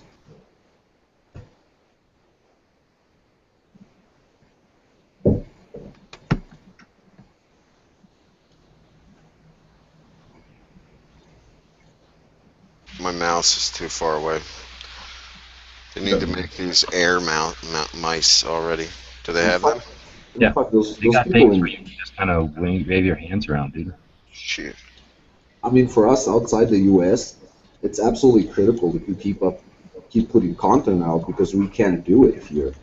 And that's our way of following like gun rights around the world, and plus just the technology itself. It's almost impossible to do for me.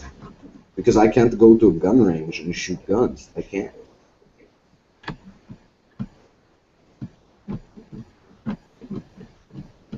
Unless I have a license, which most of us don't. Think of how much money we make if we encourage people to do firearms tourism. People like come here just to experience freedom. Right, I guarantee you that next time that I go to the U.S., I go shooting. I did last time when I was in Texas. Actually, the funniest part is that if you're a tourist and you come to Israel, you can go to a gun range and shoot. But if you're an Israeli citizen, we should have freedom boats where we take a boat and we put all kinds of guns on it, and then we sail that boat around so that people can experience true freedom, and then so that they'll know that we're there, we could shoot those guns off from the shore. You're gonna have problem with international maritime law and like getting into ports. Every gun that you have on your ship, when you go into port, the local authorities need to come on board and see that gun and compare it to your gun registry when you enter the port and when you leave the port. In most countries. Did anybody watch Matt's Go Fuck Yourself Obama video? I did. I didn't. What's it all about this time? Obama fucking himself, obviously. Obama's taking the M1 Garands from Korea that he blocked from import and giving them to South Vietnam or something. Just to be a dick. Yeah, pretty much. He's giving the M1 the M1 rifles that the U.S. left in South Korea, so South Korea can defend itself against communism, to a communist dictatorship. Yep. Well, it's a Yeah. socialist country, but I'm gonna flat out say it. If I ever meet Obama, I'm gonna pee on him. Just gonna pull my dick out and pee. pee on him by accident. No, not by accident. I'm gonna pull out my you're gonna- dick and pee on him. I'm It'd sorry. be funnier if you make it an accident.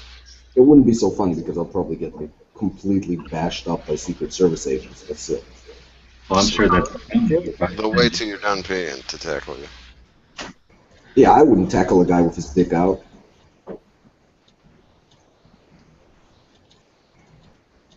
I'm sure that's a felony. Yeah, you could have poison in your pee. But I'd do it here. I wouldn't do it in the States. I don't want to get shot. You would still get shot there. Yeah, and another When the president Snipers. travels, They got a half-mile radius around the president is the U.S. A sniper will take your dick off anyway. Do you think they would shoot me They'd just be for like, peeing damn, on I them? should have not peed on him. Oh, you're less likely to get shot here. You might get standing ovation. They'll have a drone strike on your nuts. You know what? It's almost worth getting your nuts shot off, though. I'd probably get like a Wikipedia article written about me, the guy who peed on Obama. There ain't nothing that could be written on any Wikipedia that wouldn't be worth having your nut shot. I don't know. I really hate Obama. Like, not to the point that I would like do something to hurt him, but I would definitely pee on him. He has fucked up the entire region that I live in. Imagine what he's done here. No, I think he's done pretty much worse here. So you're saying because of his lack of interest, or did he literally cut stuff, like cut funding or something? No, I don't mind if he cut funding. I don't think the U.S. should fund Israel. I hate the foreign. Like, I don't like that Israel takes money from the U.S. taxpayer. That's wrong. You shouldn't be paying for us. That's not my problem. I wish he would cut funding. That'd be fine. Well, by will me. you just send some of it back then? Yeah, I can't send it to you. I don't have any of it. Well, what are you saying? So just Damn, I was going to give you my address to send a text there. You don't get a cut? he's just sending, or because of what his policies in the other countries, you're saying, Because he's constantly failing to support regimes that he should, and he's supporting regimes that he shouldn't, and he created a situation in which American allies in the Middle East can't trust America, so everything went down the fucking drain. Now we have civil war in half the Middle East, and a bunch of crazy Islamist terrorists are running around with like fucking military-grade weapons. You got war around there because everyone that tried to get off the U.S. dollar got taken out. Well, he didn't like, he stabbed the fucking president of Egypt in the back and let the Muslim Brotherhood take over Egypt. And then he almost, by the time the Egyptian He gave military... Egypt like $400 billion. Or maybe it was 700. Well, what happened in Egypt is when all the rioting started and all that bullshit, instead of supporting what is a horrible regime, but at least not an Islamist regime, he basically stabbed Mubarak in the back. And then when the current president of Egypt took over back from the crazy Islamists, instead of supporting him, they almost cut fucking foreign aid. If there wasn't like intervention from Israel and Germany and a bunch of other European countries that told Obama, like, listen, dude, don't fuck this up. We just got the situation under control. It would have gotten even worse. And that's So- just in Egypt. I You think may have a different perspective on this, but is it our job to fix all your problems over there? Well, Why can't you guys fix it? You live I there. don't think so. I think we have a certain responsibility for problems that we caused over there, but the point is, Well, forget you my don't point, have but to, we you don't do have you some don't have to kind of solve our responsibility. problems, but if Obama goes on television and says the Muslim Brotherhood have the right to participate in the democratic process, and Mubarak is preventing the democratic process, which is bullshit because the Muslim Brotherhood are basically a terrorist organization with a political party. If he goes out there and supports people who are fucking terrorists, then yeah, he's kind of responsible for fixing the damage afterwards. Like, But either yeah. sell the fuck out or learn who plays what role in the Middle East. But he's not going to have to fix the damage. It's going to be some other president. Some other poor schmuck. Yeah, in like So a what decade. Maggie's saying, I would look at it a couple of ways. That's first off, Israel is like, I don't know, what state is it the size of? Connecticut or something, or is it bigger than that? What, Israel? Yeah, New Jersey. Pretty fucking small. It's like this. It's like Jersey. Yeah, I think it's like the size of New Jersey with like, I don't know how big the other stuff is, but it's like the middle. It's like our, what do they call that part of the country? New England. It's like being one state in New England with all the other states not liking you. So it's to say, fend for yourself, it'd be difficult. So there's that angle. It's not necessarily possible for them being small. And plus, they were politically created. That's the whole point, is that after World War II, NATO or University of Nations, or whatever the fuck it was called, didn't they just kind of make this place? And now some people... My problem with Obama isn't so much his policy towards Israel. Only one point. So they just don't have the resources to defend themselves against the overwhelming amount of people that don't like them.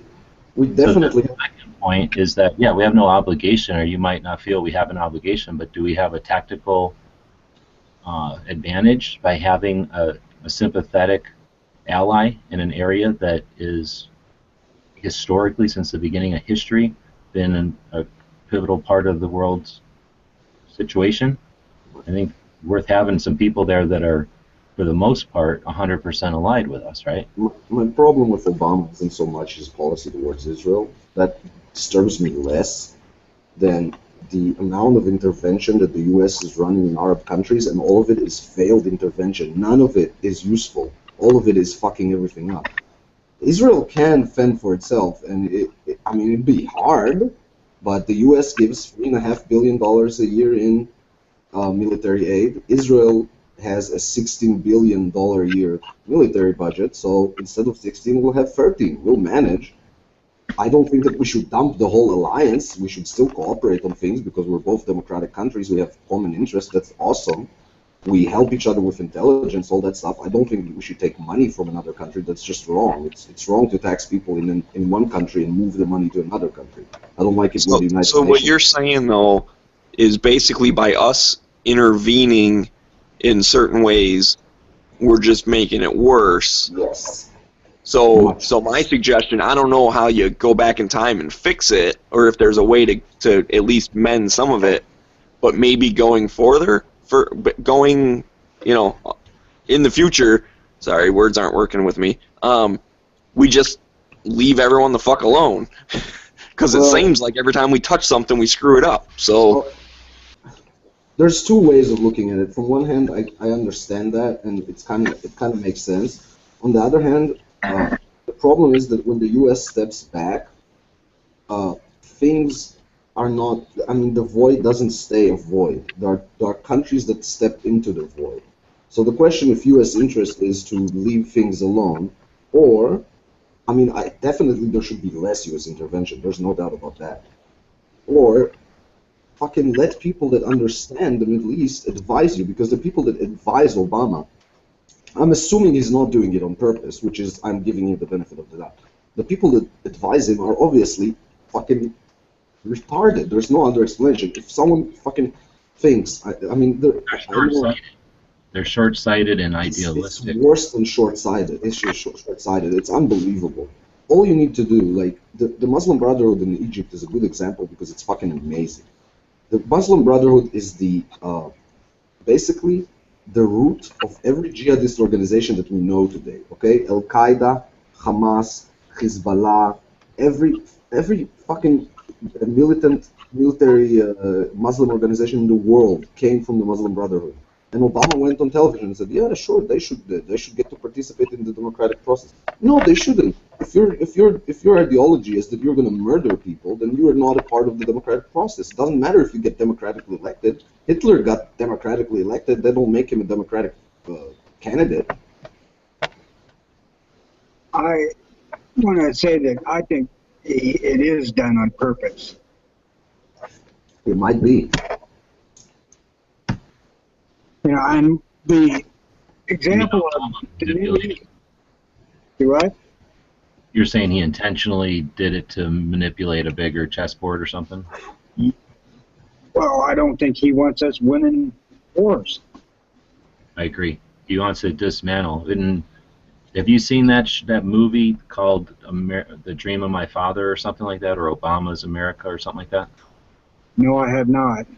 It's basically a guy that Dinesh D'Souza, I think is his name. He's a filmmaker and he does some interesting ones about politics. Anyway, he looks at his book, and in his book written about the dreams of his father or whatever, Yeah. he talks about how he doesn't like the way that the United States is imperialistic or whatever, and that it should be taken down a notch. So yeah, I believe that it is his intent to take us down a notch, or whatever you want to say, and to take us out of our role as in the global game. And so, I mean, what the hell? We're a free country. You're allowed to have a crazy ass fucking idea like that.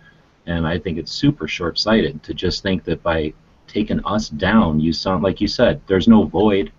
Just because we stop being good doesn't mean other motherfuckers are going to kill people. Stupid. The countries that are moving into the void, in Africa, it's China. In the Middle East, it's Russia and Iran. The problem is, I'll tell you what, like, I'm a libertarian basically, okay? So I understand the point of isolation, of like isolating yourself from international affairs unless they come to your shore. The problem is that I honestly don't believe from a strategic point, and this is kind of arrogant of me because I'm not an American and it's not my soldiers dying in Iraq or Afghanistan, but like, you can't blame me that I don't know what it's like to lose brothers in arms, because I have.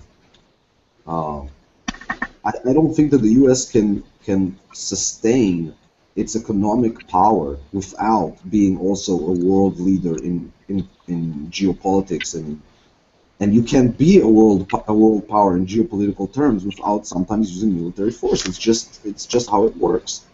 No country that is afraid to use its military will ever be a major world power. It just doesn't happen. Right, and we use ours deliberately, and for the most part, I think always we've used it for greater good. There's always people that are going to disagree, but they're usually people that are trying to exploit it from the other direction. And we're just trying to liberate, and we don't take anything anymore. I don't see, for instance, how the U.S. could stand aside and let, I mean, if you look at the Russian strategy in the Middle East right now, I mean, people are kind of missing the point. People are like, oh, Putin is this evil motherfucker, whatever. Yeah, that's not the point. The point is, from the coast of Syria on the Mediterranean to the Persian Gulf is a bunch of oil and seaports that go to two warm seas. And the Russians don't have a lot of warm water ports. Most of their ports are in frozen areas, okay? So they want to control this area. And that's not a good... We don't want Russia as a country to have that status. They're a country that needs to be kept in check. They're fucking crazy. I mean, I appreciate some aspects of their culture, but their political system is fucked up. And we don't want that political system being spread. Well, you guys are in a bad fucking way over there anyway, because everybody around you wants you fucking wiped off the face of the earth. Well, they can come.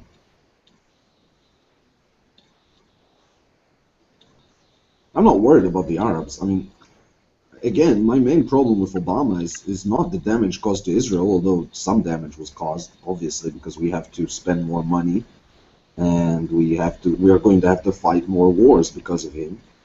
But I mean, we'll win those wars, but I mean, in Syria, motherfucker, they are going through a fucking self-genocide, and substantial part of that is the U.S. either not stepping in on time or doing the wrong things in a whole bunch of places, like Egypt, like the whole thing with Iran.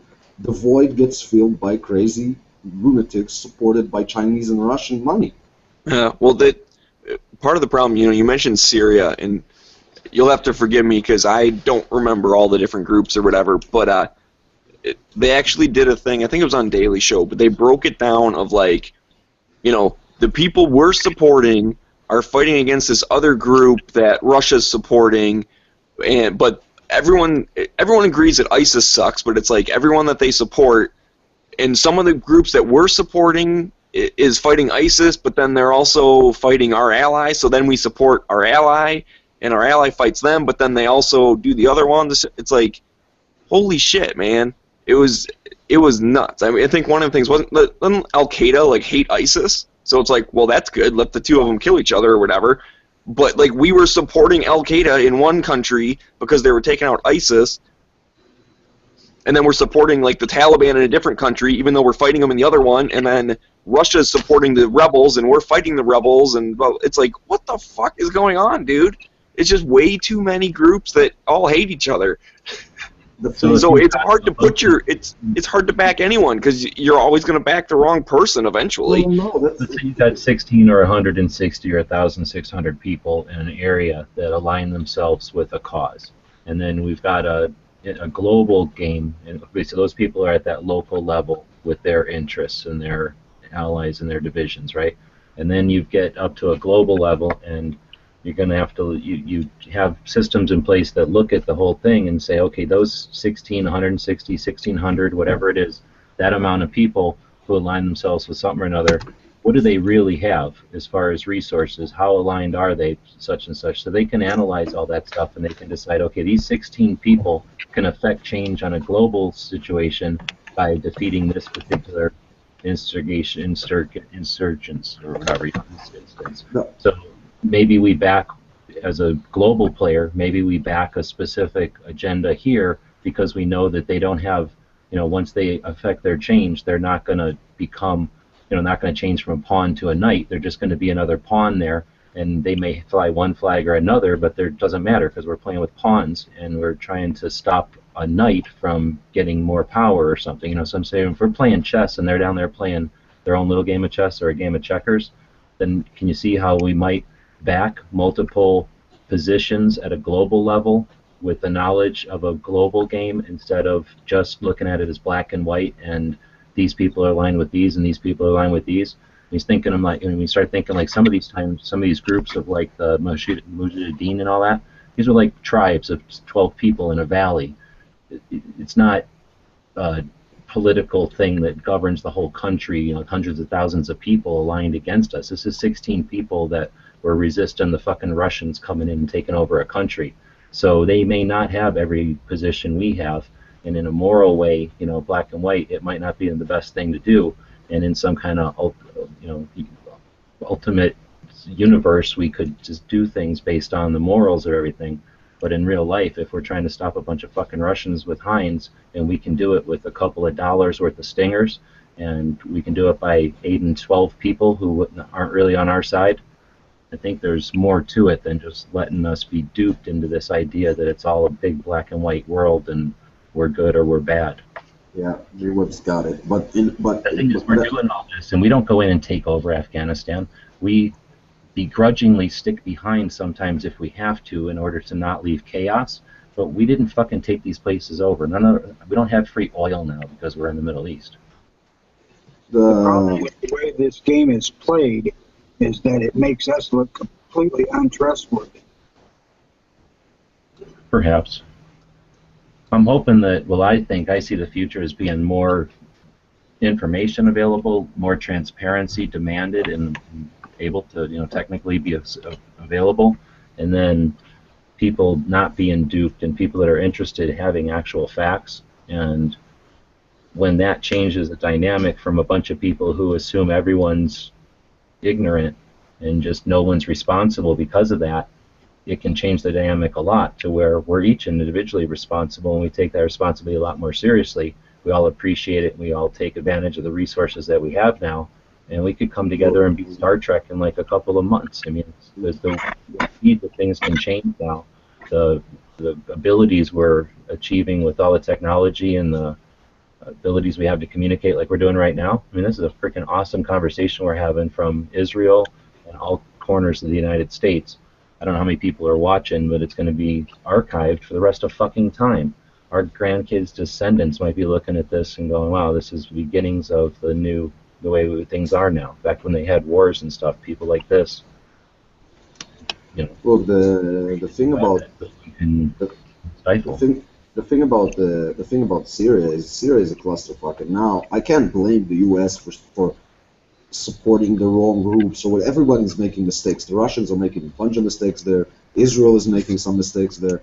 Everybody's making mistakes there because the situation there is very fluid. And like G-Web said, right now what we have in Syria is close to 1,000 different armed fractions, each fighting each other for control of territory, sometimes grouping together to fight a larger enemy, if it's ISIS or it's the Assad regime or it's the Russian army. So it's a very fluid situation. And I can understand people making mistakes there, but the original mistake, the mother of all these sins in the Middle East, is not supporting the regimes that were stable and were there to begin with in Egypt, not supporting the Gulf area against Iranian aggression, and in Syria, either both of them are very bad moral choices, but either you support Assad, who is a horrible, horrible person and a war criminal, and helping him stop this before it devolves into this chaos, or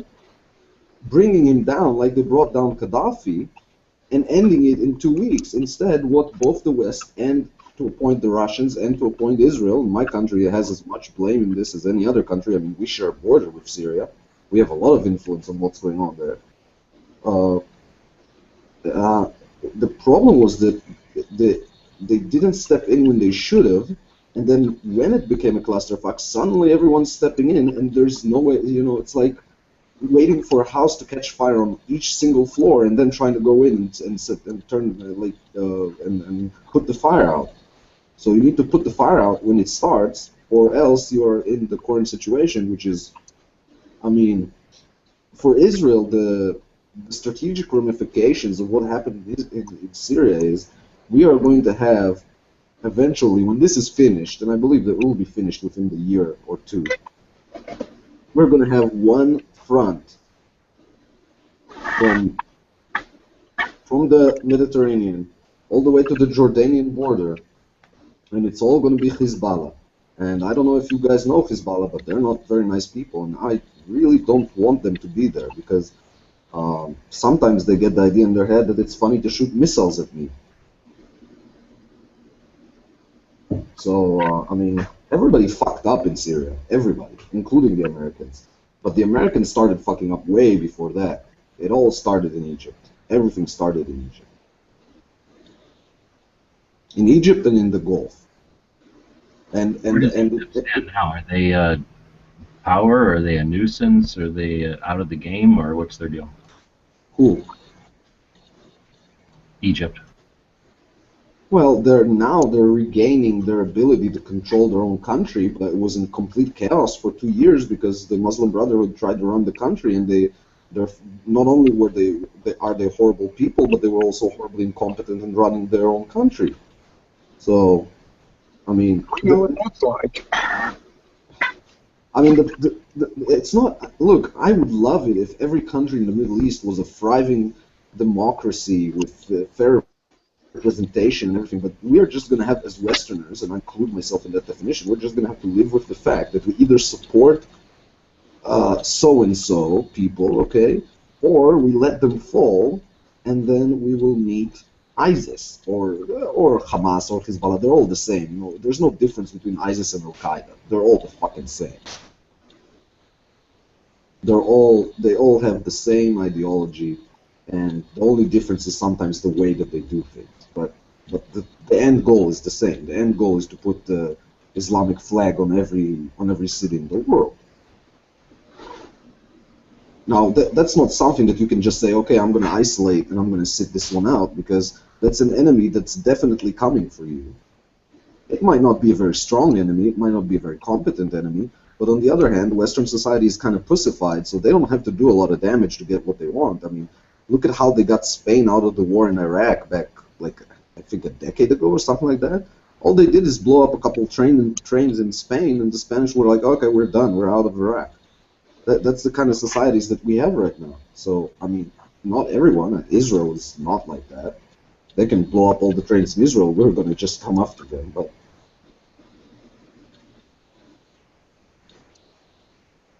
I'm not sure that you can sit it out because it's an aggressive opponent. I'm not afraid of them. I'm just saying they will pursue the fight to you. You can't just say, "Oh, fuck it, fuck the Middle East, let the Middle East burn. I'm gonna sit here in the U.S. and smoke." Especially if you have immigration. I mean, if you allow immigration, which I think that generally we should allow free immigration between countries, because it's part of the human freedom. Fine, but those of the immigrants that are terrorists should be fucking killed, and the people sending them should be bombed until they're dead.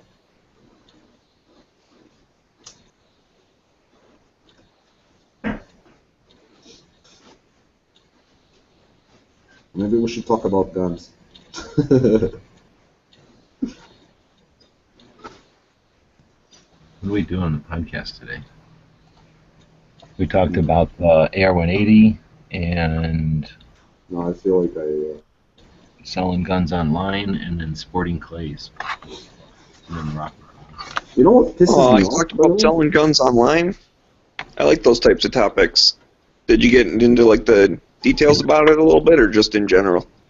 Actually, I think we blew it off almost completely because we started out talking about Memorial Day, and then somehow that turned into like a half an hour bitch session about the flag. And, then we started the show like 20 or 30 minutes into it, and then ended up bullshitting for too long on sporting clays and then Rockford Files and stuff. So when we got to that part of it, we just moved on. So Memorial Day is kind of a strange thing. Huh? It's a strange thing in the U.S. So is the AR-10 a stamped gun? No, it's just exactly an AR-15, just different shape, but built the same way. Oh, what did I say? AR-10? Yeah. I thought you were. I was thinking of the AR-180. Oh, yeah, that's stamped. It's like an AK. Okay. It's metal, end and shape. What's the AR-180? Well, it's a gun that was in competition during the Vietnam when they were coming up with the M16, or you know. It's the AR-18 basically, right? Yeah, it's an AR-18. Okay. Just in semi-auto, we call it an AR-180. Mm-hmm. What's that other thing that has like a? Because I was thinking of something else.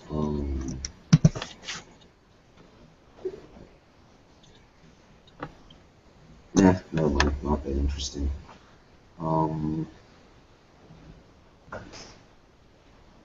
Yeah, the whole Memorial Day thing in the U.S. is really strange. Like, if you ever get the chance to like watch something documentary about how Memorial Day is here, so odd differences. Well, how is it there? It's like, first of all, everything is closed. Like you're not allowed to open a restaurant from the beginning of Memorial Day to the end of Memorial Day. Everything that's like restaurants, spas, everything basically that's just for pleasure has to be closed by law. That doesn't sound good. No, it's. I mean, people close anyway, but they wouldn't like. I don't think they don't run inspections like in our hotel. We have a spa, and we just, even though no one regulates it, we don't like having spa treatments on Memorial Day. We have two sirens, one on the evening of Memorial Day and one on the morning of Memorial Day, and everything stops. Like if you're on the highway, people stop their cars on the side of the highway, step out of the car, and stand in silence during the siren. And it's a whole different thing. It's like really a Memorial Day, you know. Sounds like you have more specific traditions for it than we. Now, do you have your Memorial Day divided up? Or the Memorial Day is for people that are fallen or died in the line, and the Veterans Day is for people that are veterans, people that are no longer serving. And then we have an Armed Forces Day for the actual people that are serving right now. So we have it divided into 3 pieces. We don't actually have Armed Forces Day or Veterans Day. We only have Memorial Day, which is the day before Independence Day. And then on Independence Day, the army bases and stuff like that is open for the public to come and see all the stuff and like meet the soldiers and stuff like that. But we don't have an actual like IDF Day or something like that. I mean, it might be written in some calendar somewhere, but I've never actually participated in any activities related to it. Cool. I kind of like the way ours is split up, because then you can give everybody their appropriate due. No, definitely. Just, I mean, in the last few years, a very strange tradition started that, like, people changed their Facebook pictures on, like, Independence Day.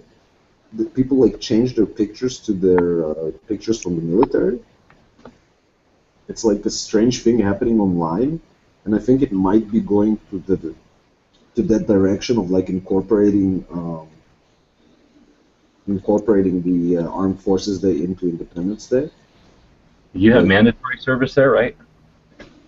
Yeah, we have mandatory service, so everyone was. So basically, everybody has that picture, pretty much. Yeah, pretty much. I mean, well, no, because we don't have. I mean, we have mandatory service, but a lot of people don't actually do it, like, because Arabs don't have to do it. Like, if I moved there and had a kid, would that kid have to do it? If he was a citizen, yeah. Okay, but if I moved there as a kid, then would I have to? It kind of depends on other things. Assuming that you're a citizen, then you have to do it. Yeah, unless you are like, there are some communities or whatever, or ethnicities that are not, like, if you're not Arab, obviously you don't have to. The Orthodox religious Jews that are like basically useless from a military standpoint anyhow. I mean, some of them serve. If they volunteer, they serve. We have Muslim people in the armed forces, in the Israeli armed forces. They serve. Some of them are very, very good soldiers. So. How much is the mandatory obligation? A year, or is it more than that? 3 years. For 3. Now it's 2.5 for men. But when I did it, it was 3 years for men and 2 years for women. Did you say 3 and 2? Yeah. We need that here. So damn sexist. It's I don't not want to sexist. have military service, but I think that if they did military service would be a lot more worthwhile. But then I think they should also do like the CCC or the equivalent, where maybe I would say local organizations are encouraged to get together work crews to go out and better the infrastructures. Yeah. And have maybe a government resource that would regulate it and monitor it just to make sure everything's in compliance with codes and stuff, but for the most part empower, sort of like that 1,000 points of light bullshit that Bush tried to do, empower the local organizations with federal guidance and facilitation, but no funding or anything else, and then maybe some tax benefits so that businesses will want to do it, and then just get people to sign on to something like that, like a massive volunteer effort, because then you're volunteering for your country, your time, and you're getting something in return with some know-how, some actual how to build infrastructure, at least how to work together, how to get out of the house and get your hands dirty. Well, I'm not a great fan of mandatory service. I feel that Israel I'm not saying mandatory. Just make it very attractive so that. No, I agree. I think that's better. But like for me, it was basically like volunteer. Like when you're in a combat unit in the IDF, it's not about the mandatory service. Like if you don't want to be in a combat unit, you're not going to be in a combat unit. Nobody's going to keep you there. Yeah, I mean, first of all, you can't. You just can't make somebody into a combat soldier if he doesn't want to be there. He'll just fuck up all the time.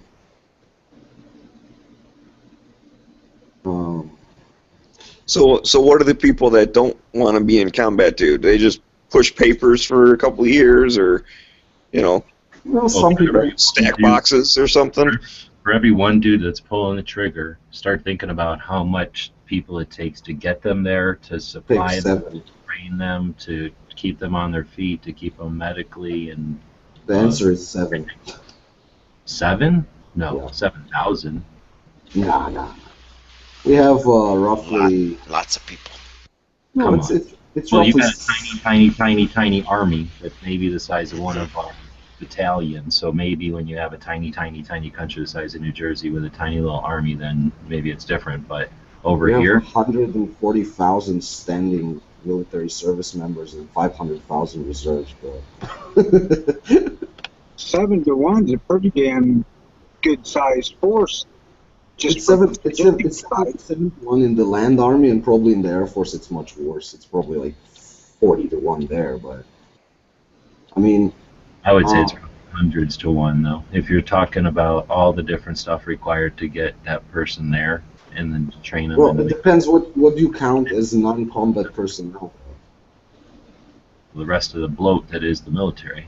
No, I mean, do you count people like at division headquarters? Are they combat personnel or non-combat personnel? The person pulling the trigger is combat personnel. Oh well, yeah, then definitely you're right. It's hundreds to 1, but I don't consider it that way because, like, for me, if you're in the brigade level and down, as long as your unit is a maneuver unit, you know what I mean? Like the medic in the brigade, maybe not. His job is maybe not to pull the trigger, but he's under fire and he's like doing things inside the sphere of battle. Well, we're splitting hairs, but I'm saying that if you just look at it like, how do you get that guy there, then you're missing the picture. How do you feed him? How do you get those equipment in his kit bag, bought from suppliers, and then distributed out to him? How do you train the guy? How do you make sure that the training is an adequate level? How do you evaluate the training periodically? All that infrastructure starts to add up back, behind the lines or whatever. And then you start talking about that uniform and creating the uniform and designing the next uniform, getting feedback. I mean, there's tons of bureaucracy in the military. I'm not saying it doesn't need to be there. It's just that there's tons of it. It definitely needs to be there, otherwise the army can't function. Yeah, you can't outsource some of that shit. I don't like how they were already outsourced a lot of the infrastructure. It's a deliberate attempt to weaken the service. A deliberate attempt to make it dependent on outside sources that can be lost. The reason that they had them internal after World War II is they learned that you can't. Some of it you can outsource. You can outsource some of it. Insignificant little tiny things, yes, but not things that are crucial to the efforts when you need to mobilize. And just because we haven't mobilized at a complete level in a while doesn't mean that we won't ever need to mobilize at a complete level. There's more military Chinese at, what do you call it, like in between 18 and 24 or some shit, than there are human beings in the United States. They could send physical troops over here by the wave to take us out with fucking pistols. Well, they could, but they'd have to actually cross the fucking ocean to do it. Yeah, but how do you cross the fucking ocean? By taking apart our aircraft carriers and our nuclear missiles and our tanks and our freaking airplanes.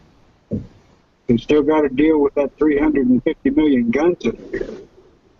350 million guns being held by maybe hundreds of thousands of able-bodied males and maybe a couple of million of old farts, and then it's our grandmas and our wives and our kids. I'm saying in China, they have, if you look at human bodies, they have over 350 million able-bodied people in the military between 18 and 24. They I could don't think that build a bridge and take us out with fucking clubs. I don't think that what you need to worry about is a Chinese invasion of the U.S. mainland. I'm not worried at all. I'm just putting, a perspective on it that we're not the biggest country by population or might anymore. No, you are definitely the strongest country in the world by military power. China's always had a huge population, but yeah, they still have a shitty navy and air force. They just don't have military might. They have nuclear arsenal. So do a lot of countries now. They have a pretty shitty nuclear arsenal too. Yeah, everything they have is deteriorating militarily, and pretty much everything else in their little industrial revolution. But I mean, I don't think that it's a matter of like invasion or something like that, but it's definitely a problem when you can't project. Like, if the U.S. goes the way that Europe went, which basically 120 years ago, Europe was the military equivalent of the U.S. Okay, like Britain was a military equivalent to the U.S.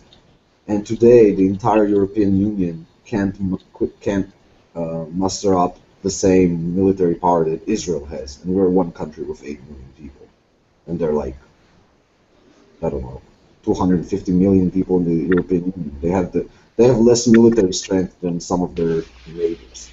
I thought the European Union was supposed to be building their own force. They're not building shit, because when you look at their actual forces, you see that they barely have actual combat units. It's like all bullshit. They don't have the ability. What happened to the Europeans is they became so dependent on US support that they can't project power outside of Europe without US support. Like, they couldn't pull off Libya without the US cracking the Libyan air defenses. So they're basically, I mean, they have militaries with tens of thousands of people in them in each of these countries, but then when you check how many of them are combat-ready troops that can actually fight, you see like countries that have 1 division or 2 or 3 brigades, and they're basically castrated. They have castrated their military power, and if the U.S. does that, then yes, we're all fucked. Not only the U.S., the world is going to be really in a bad place. Luckily, I don't see my country going that way. We still have fucking heaps of combat units. I think we have like 12 to 14 divisions probably, which is more than sufficient to take care of our problems.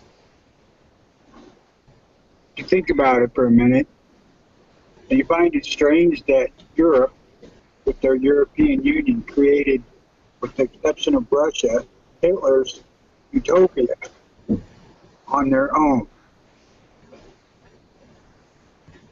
Well, I don't know. There's some things that Hitler got right and they get wrong. I'm allowing myself to say that as a Jew. Not that this is not a support of Nazi ideology or anything, yeah, but like, the European Union, first of all, is about to fall apart, and second, they are missing the point which I made earlier, which is you cannot be a global economic power without the military means to protect your interests. You just can't, because somebody will take them away from you. That's like walking down the street with 2 suitcases full of cash, with like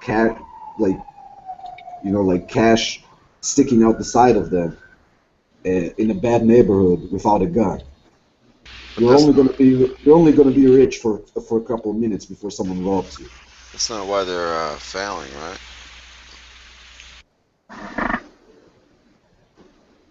That's not what? That's not why they're failing, right? Why are they failing? Because they're economic? No, they're failing because they're eating each other. They're going to eat each other up from the inside, because you can't have Germans and French and Italians and Greek in the same union because they don't feel. They're like the first Starship Federation. They're like, that's what they're going to be. And plus, they've given up on Western values. One of the biggest problems they have is that they don't believe in their own values anymore.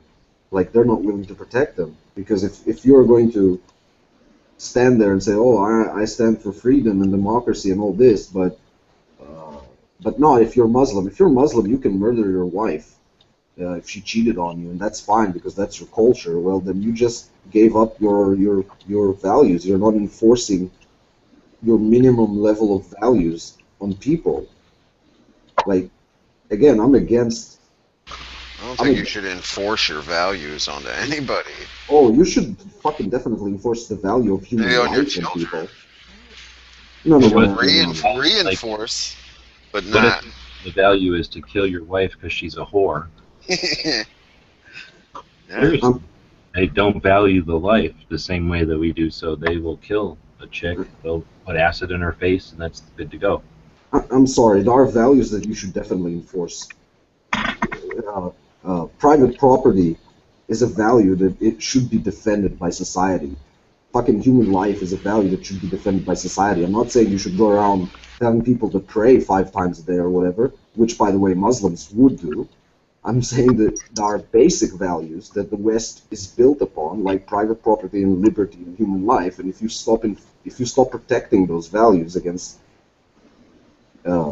infringements in the name of pluralism or whatever, then you're going to fall apart from the inside. You're going to decay and sink. How much of the downfall of Europe is based on socialism? Some of it, definitely. Some of it, but you know, they're not even good, decent, hard-working socialists that would like. I would like to see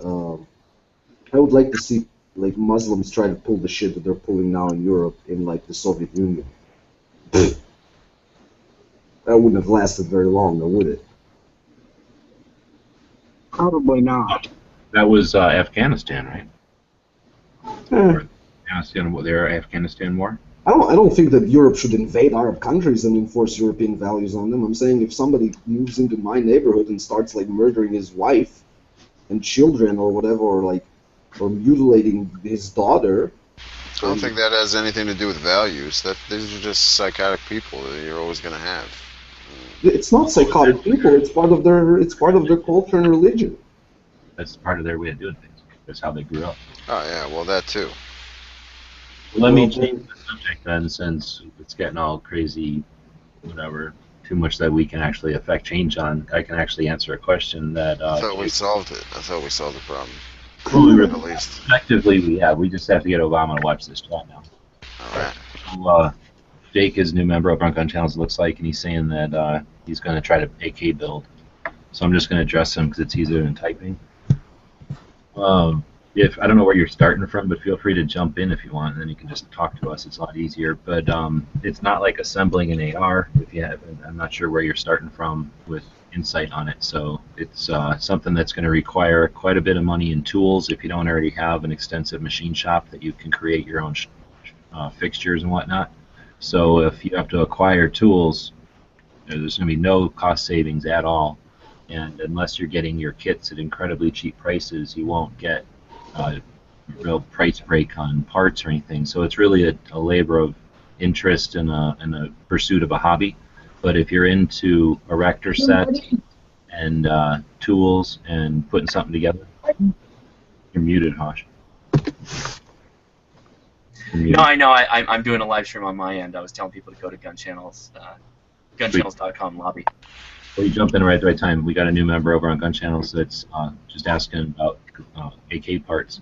So he said, I do a lot of the parts. I wanted it from Arms America, Childers, and an AK builder.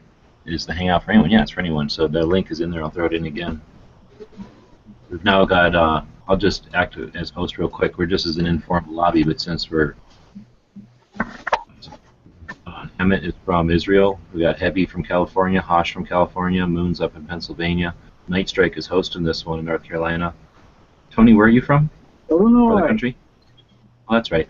He's in Illinois, and I'm out in Tucson, Arizona. So it's just running on the Gun Channel main page. Anybody that wants to jump in as a member, there's a link there on the main page. Yeah, and for anybody watching on my stream, if you're on my channel, you can go to gunchannels.com, go to the lobby, and you can hop into this chat. So I was just kind of explaining, I'm not sure where he's starting from. It says he wants to buy the parts, so he's figured out what components he needs. Next step would be tooling, so either you're going to create your own tools, there's plenty of resources for how to do that and different methods of attack, and then of course you got to figure out the procedure, and there's lots of resources, DVDs now, YouTube videos, and people like Hosh who have explained it, and then you just follow through by figuring out which way you want to put it together and then start going at it. You're sold on the AK platform, right? Is that? Sounds like he's been looking into parts kit, yeah. So. Okay, so all right, that I mean, if you're on the fence, then you gotta back up and say like, okay, well, what do you want? You want an AR? You want an AK? And there's all kinds of reasons why you might want to go AK over AR from an 80%er standpoint. But if you've already decided on AK, that's great. You can just dive right in. Wait a minute, are you legally allowed to talk about 80% receivers? Oh. in a couple of months. As of today, we are still legal to talk about them. But in the future, that question can be raised again.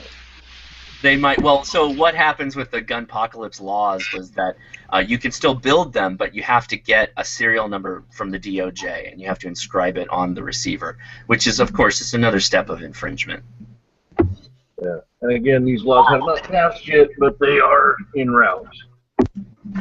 In other words, things that might be guns need a serial number. So if you were to form your hand into the shape of a pistol, sounds like you might want to get a tattoo first. Yeah, if you're even thinking about turning something into a firearm, you have to put a number on it. Micro stamping on your fingertip. Right, exactly.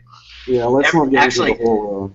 Let's not get into the whole number tattoos on hands, because I'm not going to be able to resist the jokes and. Oh, it's too easy. California is just such an easy target, literally, for but jokes like this. That dude Jake just hopped in, so maybe he can tell you guys what he's looking for as far as the AK goes. Yeah, let us know what where you're at from a buying wise for the 80%er and what you plan on doing with it, what you plan on doing yourself. Well, was it an 80%, or is that what a Childers is? Can y'all hear me? Yeah. Yeah, now. Okay. I've never done a Google Hangout chat before, so I think I got it squared away. No, I was looking at getting a full, a complete receiver to start with, so not 80%. Okay. But I was going to get the other pieces that I wanted for it separately and put it together. So Childers has complete receivers, and so does Nodak Spud. But from when I looked at Childers, they have like selection options, so you can pick exactly what you want for like the.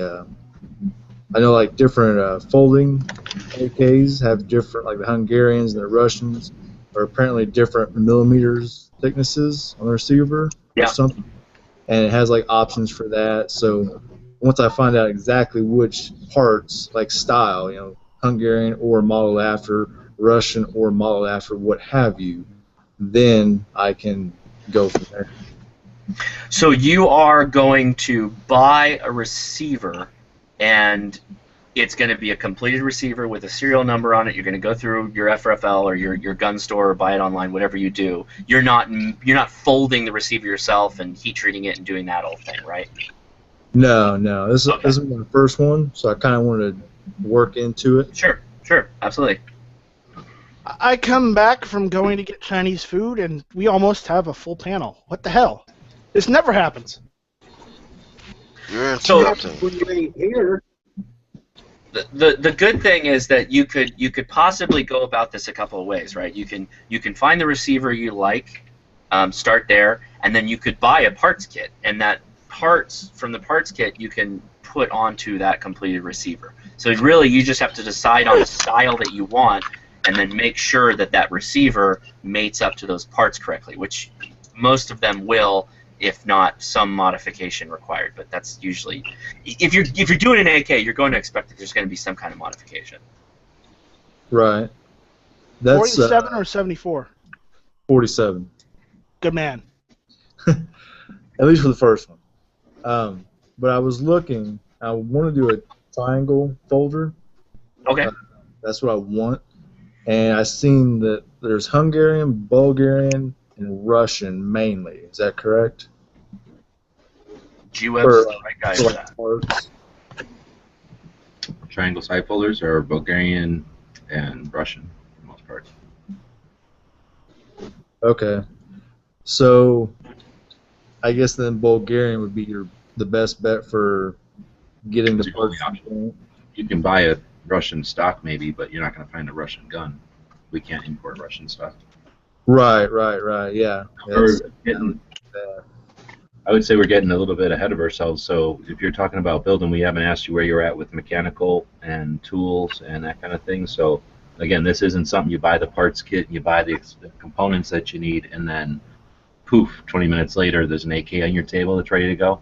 There's a fair amount of knowledge needed of your tools to be able to do things like the rivets and the head spacing and drilling of the virgin barrel perhaps.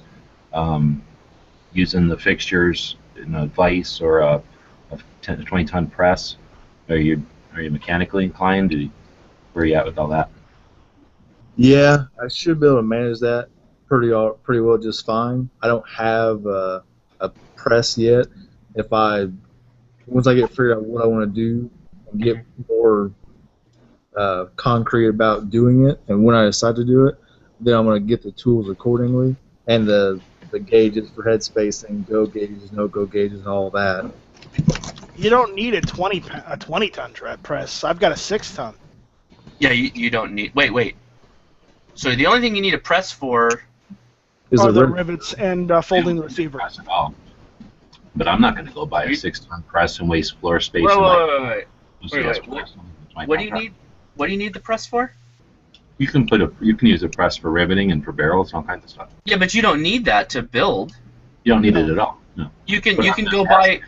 I'm trying to determine where he's at, so I was asking if he had a shop full of things like that, or if he was planning to buying them or budgeting them. Okay. Yeah, I mean the way that I did all my rivets was I modified the jaws on a pair of bolt cutter. That's all I used. I used bolt cutters for everything, and then on the like that. What's that? How do you attach a trigger guard like that?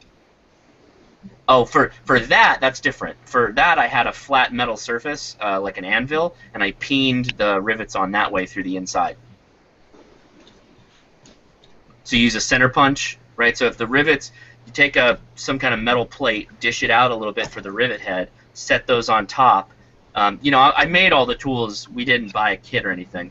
And then you set that on top, center punch, and just peen it that way, peen the rivet.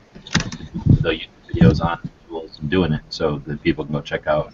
You made a resource for this, or more, a couple of them.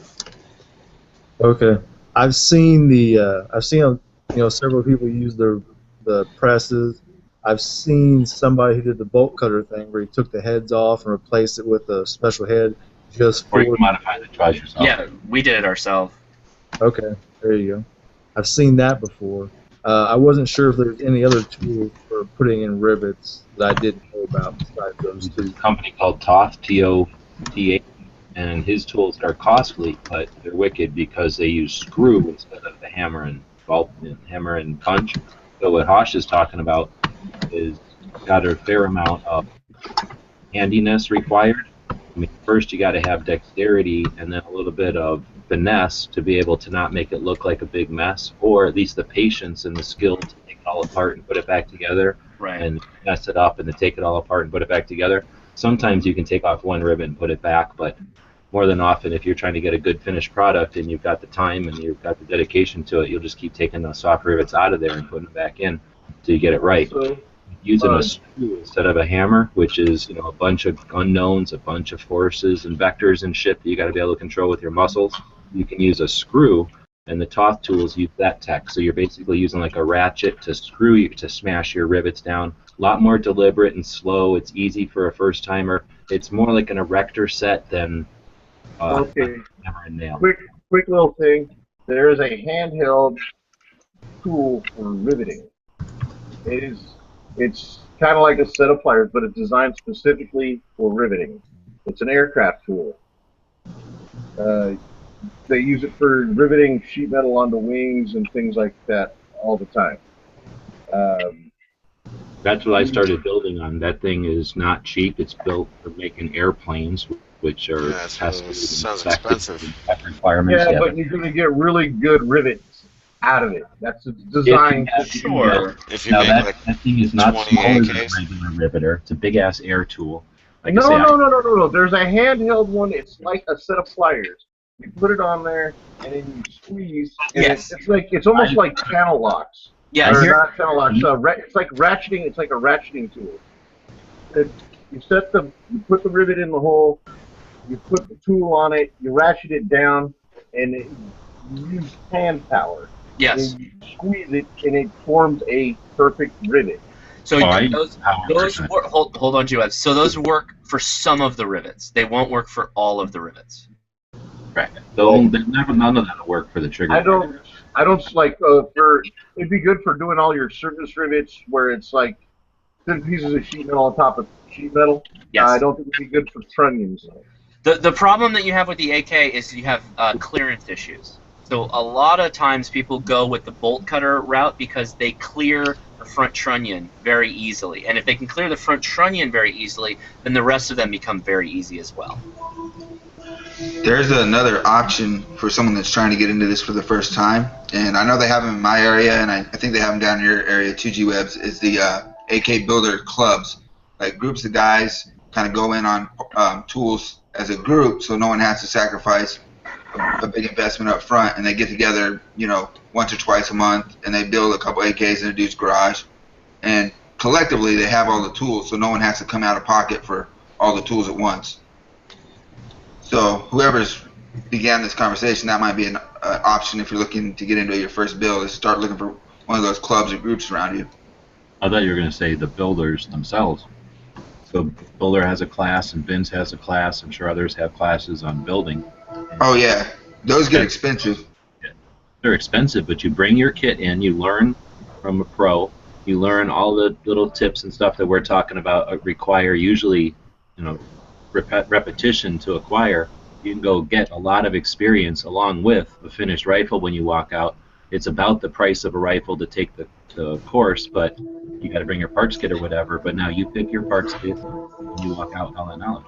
Yeah. I want to add to G-Web's point, understand that if you're embarking on this process for the first time on your own, you probably need to buy multiple sets of things like rivets, your center posts, some other things, because you're probably going to damage some of them.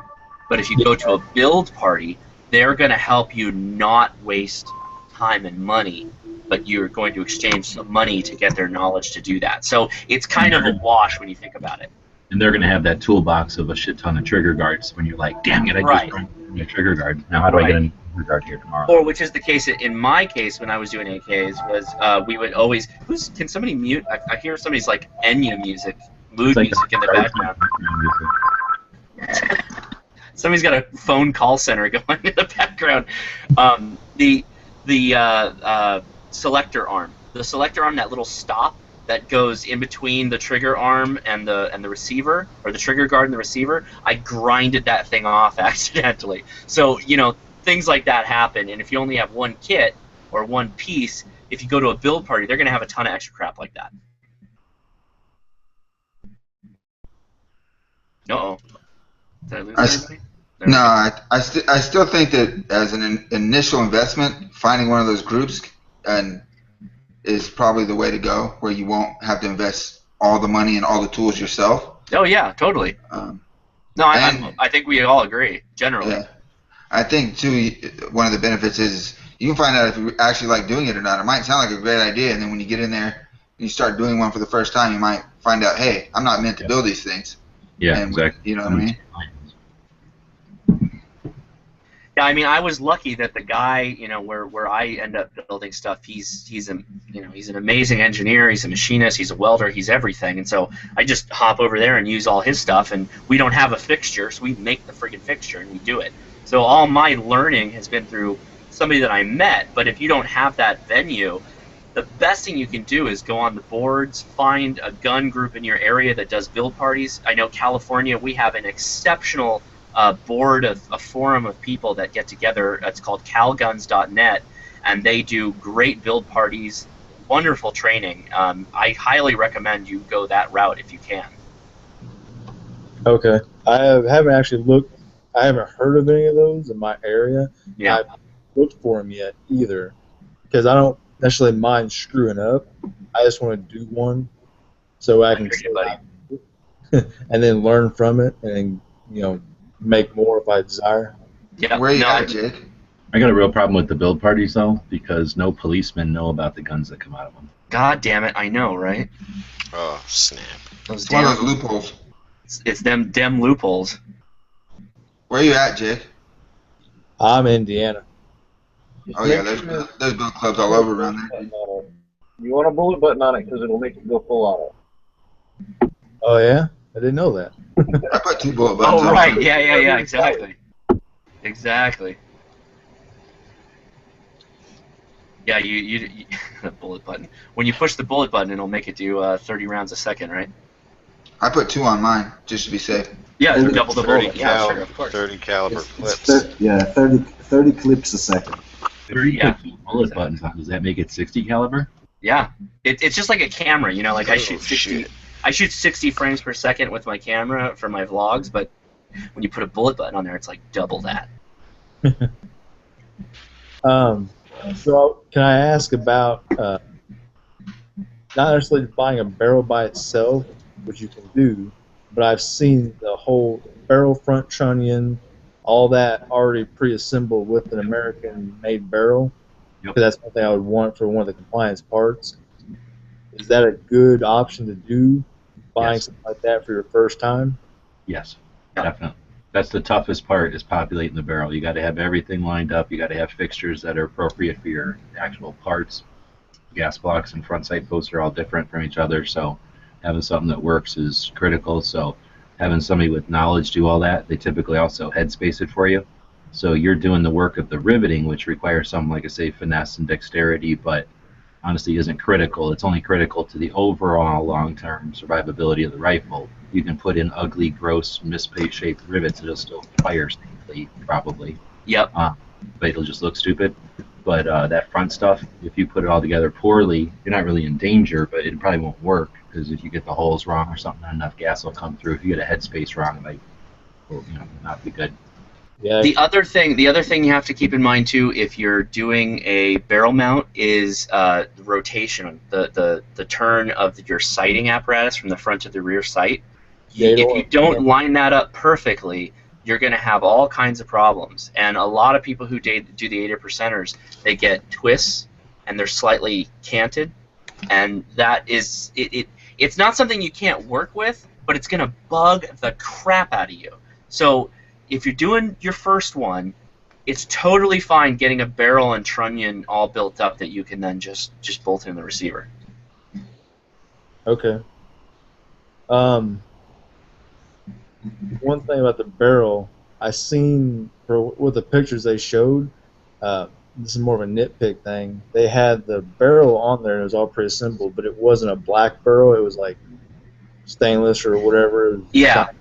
Well, so if you're building, so a lot of guys who are going the route of getting a trunnion with the barrel already pressed into it and pressed with the barrel pin, they're doing 80%ers, and 80%ers are going to be raw metal anyway. So they're doing that because they assume that you're going to be parkerizing it or painting it or doing something after the fact anyway. So that's why they come that way. Yeah. So if I was going to paint it to kind of remedy that, what could I do? Cerakote. You just send it to Arsenal and they'll Krylon the outer edges. I mean, so I could go get mine. I got a bunch of Krylon high temp camo paint, and I just painted mine. Now, my barrel is a Romanian chrome line barrel, but doesn't matter. It's still just a finish, right? It's an exterior it's an exterior finish, and if you want the finish to look uniform, you can paint it yourself. You could parkerize it yourself. Parkerizing is not actually that difficult to do, or you could just Cerakote or epoxy paint like other people do. I used like appliance paint, so for Weber barbecues or whatever. High temp, yeah. Yeah, high temperature appliance paint, and like you could paint a fireplace with it or a grate or something. Anyway, the reason I chose that is if after looking at the forums to get the correct color for my Bulgarian kit, my front end was populated, but I needed to get my barrel and my receiver to look like the rest of the kit pieces. And I didn't want to just paint the whole thing some incorrect color. I wanted to keep the original finish. So what I did is use that high temperature paint just straight from the store. But you heat the item so you get your metal hot. You paint it, and then if I remember right, you baked it for like 25 minutes, which basically cured it at a rate that it's a finished product with the right gloss, depth of color. So anyway, it looked pretty good match, and it cost me $8 or something. And it's high temperature, so it'll last. Well, I shot the shit out of it. It doesn't happen. Keep in mind too, you're building an AK-47, so if you get to a situation where the finish starts to peel on you or you don't like the finish, you just redo it. It's not a big deal. I hate to say this is not a glamour gun, but it's not necessarily. It's a shooting gun. It's for shooting. So feel free to do what you do and get something on there that you feel comfortable and happy with. Shoot the shit out of it. If you change your mind, great. Refinish the fucker. Right. I guess that's more of my, or how I'm thinking now, is because I have a Mac 90, and I like it, and I don't want to fuck it up, so I don't want to do really anything to it. Yeah, sure. That way. So with a gun like this, yeah, you're right. It's not like that, so I can do whatever I want, and it really don't matter.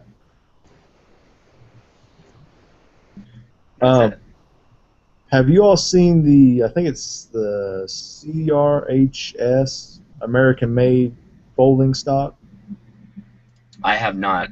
Folders are illegal in California, but somebody else might. Well, you can have them as long as they're permanently pinned. Yeah, it's like, okay, well, what the hell? What's the point? Exactly. How can I do a drive-by if it's not folded? I feel sorry for you, Hash, that you live in California. No, I mean, California is beautiful aside from the gun laws. He doesn't feel sorry for Heavy, though. Just Hash. No, just Hash, because Hash is much nicer. Yeah, that's true. Fuck me, but Hash is cool. That's my motto. I put that on all my stuff. Fuck Heavy, but I'm cool. I don't feel sorry for any of you. You all got it good there. No, yeah, I mean, I like where I'm at. Don't get me wrong, I hate the laws, but, you know, it's much worse than the laws. It's the most frustrating thing about California. They have a great gun culture, horrible gun laws. Right. Great car culture, horrible traffic. It's ridiculous. It's crazy. California is the source for, like, car culture, and we created most of the conservation laws with the DFG. Most of the states draw their laws from California, and we have an amazing gun culture. Some of the coolest guns were made and produced in California, but the worst guns in the entire nation, or the worst gun laws almost in the entire nation. You know, go figure. Yeah, you're up there with them. I guarantee. Yeah, I agree there. Is there a state that's worse than California? I mean, you could say Hawaii. Or New York. New York, Connecticut, Hawaii is really bad. But they're allowed to have 30-round mags. So. Yeah, but Hawaii is bad, dude. Oh yeah, it's horrible. They don't have mag restrictions, so. Yeah, but they also can't carry conceal. They have very few places to shoot. I know, it's horrible. You know, it's like Hawaii, New York got together and then had sex and came up with California gun laws. Or it's even worse. You heard about one of our territories, right? One of our territories just had a lawsuit where the Supreme Court of the United States said, yeah, you can't ban firearms, so you have to let them buy firearms. So to get around that, they imposed a what was it, $1,000 tax on any firearm sold? Where was that? It's one of the territories we've got out in the Pacific. Guam? Mariana Islands. Mariana Islands, that's what it was. Oh, they get the Second Amendment in Puerto Rico and shit? Yeah, if you're a territory of the United States, guess what that means? You're part of the United States. You're not a state, but you get all the same laws we get. You get bent over just as hard as every other one, right? Exactly. You get it a little worse. Yeah, a little worse, actually. You know, so I guess now they're trying. The gun activists the gun rights activists over there are trying to, go through the courts again to get them to remove the $1,000 tax. Which, what the hell, $1,000? Is it per gun? It's for any gun, not a handgun, not a long rifle, any firearm. Did they raise it to $2,000 when you come in with your $1,000? I feel like I don't know. A year of saving. Exactly. I don't know. I'd pay it. I mean, it depends on the gun, right? If you're buying an NAA revolver, you might not want to pay $1,000 tax on an NAA revolver. Oh, no, even worse. If you're buying a High Point, Oh God. And you have to pay $1,000 tax on a gun that's only worth about $150. No, now if it's the high point that has the $100 bills all painted around it, oh, then it evens out. Right? Yeah, And you it's like, look what I did there. That's a return. That's a return on payment. That's a investment. That's the one Flippy sent to his friend. There's more $100 printed on that gun than the gun costs. It's just Why you guys hating on my EDC, bro?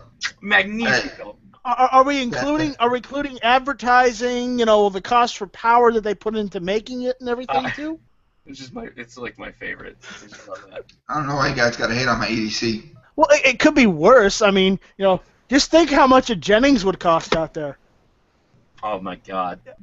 Or Jimenez. A Raven Arms 22. That's the point, though. That's the point. It's trying to get it to the point where owning guns is for rich people, like in some European countries, where you're a millionaire. Oh, sure, you can have as many guns as you want. You're an average Joe. You can have shit. That's exactly the point. So here's an interesting going down that path. I know we've diverged a little bit from the AK. If we need to go back to that, I appreciate we can do that. But look at the UK, right? The UK has a strong shotgun upland game hunting community. And that's like the only firearm that's really legal is shotguns, side-by-sides and over-unders. And then you have air guns, which is they have a huge air gun community also in the UK for their hunting, rabbits, squirrels, whatever. But now they've started cracking down on the shotguns, and now they started cracking down on air guns. They're confiscating air guns now. It's just a little. It's like what's that medieval torture device, the rack, where they go click by click until they rip your body apart. That's all this is. It's just the incremental enforcement of more and stupid laws. That's what it is. Remember, the ATF's not much better. They confiscated thousands of those awesome airsoft guns that could be converted into actual guns, right? Right, yeah. I would love to see someone try and, and I do know a little bit about airsoft, try and convert a Tokyo Moray Japanese airsoft rifle to accommodate, a receiver and a magazine and a barrel. There's no way. The trigger group is totally different. It's an electric trigger. I heard Chris Cox is working on it. What if it's like little tiny bullets the size of BBs? It'd be much easier to just make a new gun. Little tiny magazines. I'll be right back. All right. It'd be much easier to just make a new gun, to just make an open bolt submachine gun. No, not even open bullet. You can just make a slam fire rifle. Well, never mind even. Yeah, obviously, but you can. A fucking open bolt submachine gun is just a pipe and some springs. Yeah, I feel like that will explode in your hand eventually. No, it's just fine for Royal Nunsuch. It won't. It won't. You make it in 380 or some fucking low pressure caliber, and you get a good pipe, you get good springs, you're fine. Did y'all see that gun that Royal Nunsuch had made with whoever he worked with to do with that 50 cal BMG? Yeah. That was ridiculous, wasn't it? I mean, it's kind of cool because it's something that not everybody, it's something that more people are able to buy if they want to shoot that round really, really bad. It's an option. So it's kind of cool. Not like it's the prettiest looking thing in the world. But.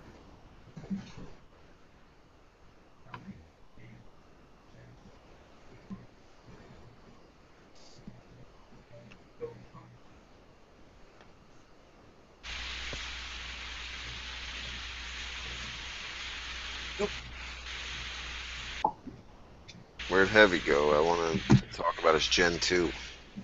Block 23. He is bailed. He had to go. Alright, sorry about that. So where were we? I don't know, where were we at? Did we solve all the AK-47 problems? I think we were talking. We were talking about the ridiculousness of $1,000 tax on a high point with $100 bills on it. No, we solved that one. It Oh, we evens did. out. We did. Okay. Yeah, we moved on from that night, but yeah, thanks. Okay. Okay. Good. Okay, so who was it? I'm sorry, I know I don't remember all the names. Who was it that's building the AK? Jake. Yeah, that'd be me. And that's Jake. Okay, got it. So, is there anything you're worried about? Is there a part, like, so I'm a dude, I know we all think the same way. We walk through the process in our head, and then we get to some part we go, I'm not sure I'm going to solve that problem. How do you put the triangle folder on and do the lockup? Do you have to add that to your receiver? It doesn't already have it. That little notch thing that holds the. Yeah, you got to machine that out and put the latch in. Okay. There you go. Yeah. Is that not a part of the assembly that goes into the trunnion? No, that's the thing. So underneath your trunnion, the front trunnion, you got all that gap of receiver where your handguard kind of plugs into, and your normal your cleaning rod is down there just with nothing. Yeah. So you got all the empty space.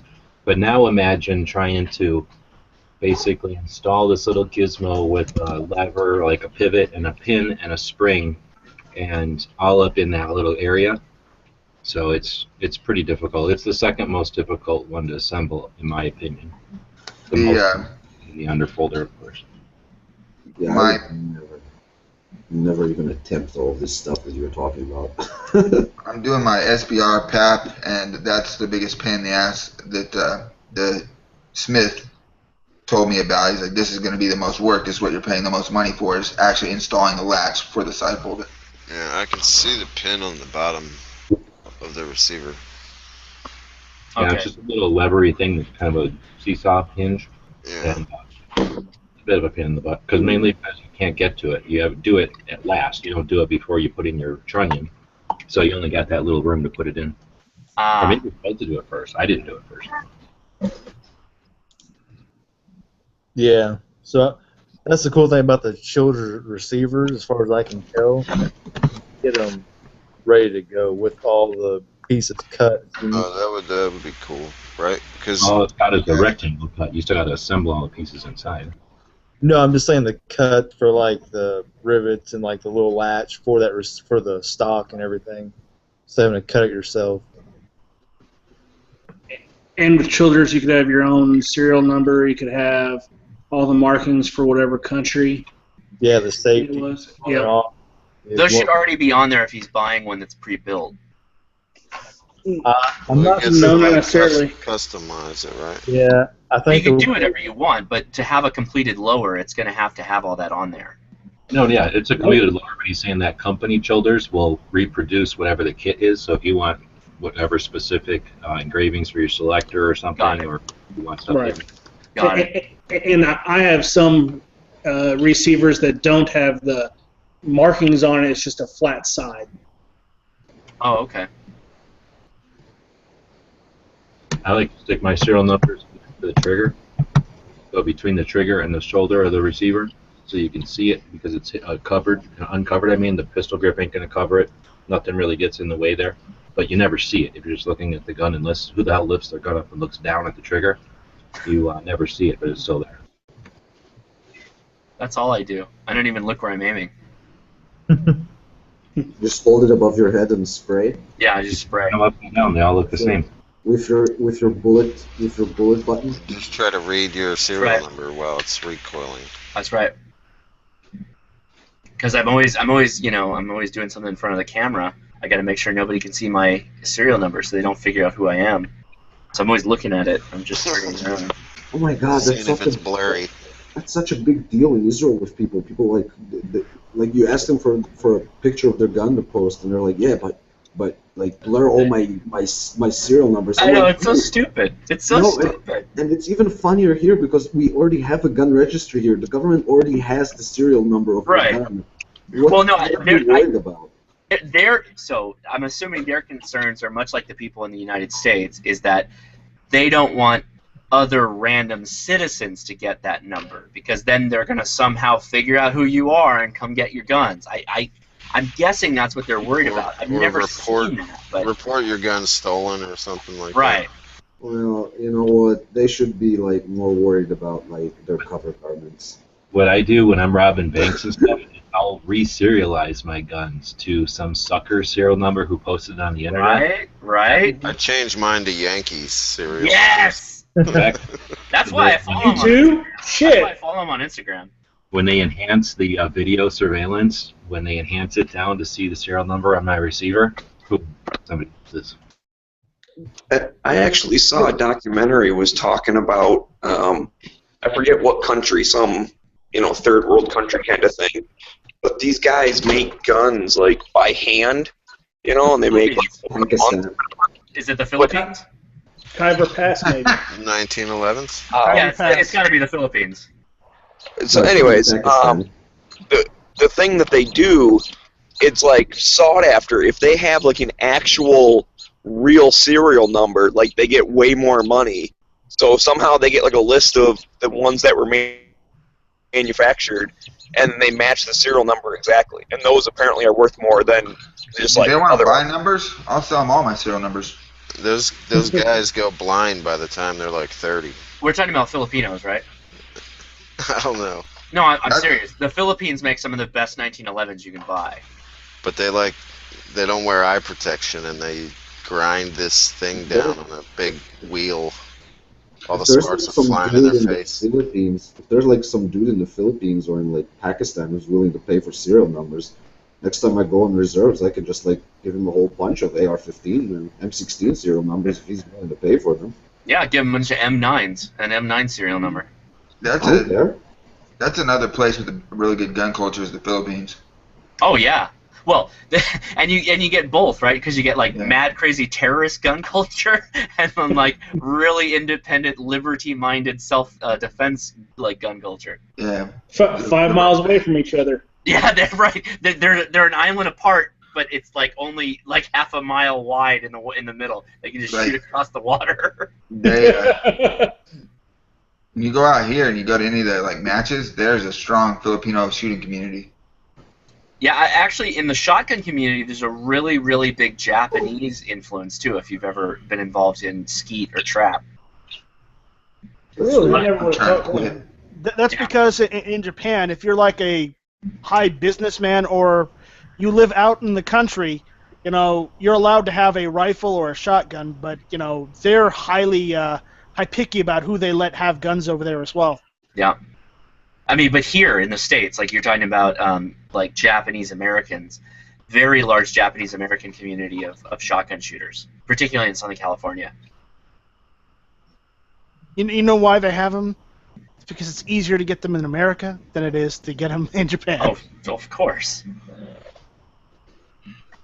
Heck, soon that's all you guys are going to be able to have in California. No, they're taking those too. Like I said, I lost all my guns. I always joke I lost all my guns in a boating accident. Yep. They're all gone. I don't know. So what happens though when they find one and they say, "Hey, I thought you lost this in a boating accident"? That one could swim. That one could swim. That's why you need to hide your serial number so they won't know it's yours. Yeah. No. It didn't swim. It floated. But no, blame it on the scuba divers. I think the only one that can actually float is like an AR-7 with that. That's that. I'm pretty sure it's the Glock 7 that can float and swim. That's the one that can do that. Glocks can do everything. It'll make it because it goes through metal detector. Because it's totally ceramic, so it just floats. Yeah. But you guys got it all wrong. What you actually tell them is you just thank them for finding it. Be like, "Oh my God, you found it." My God. Yeah, be like, I owe you big time. I thought I lost that in the river. I thought that was gone forever. Sweet sassy Mo Lassie, we found it. Yeah, that's what I told them when they found my wife.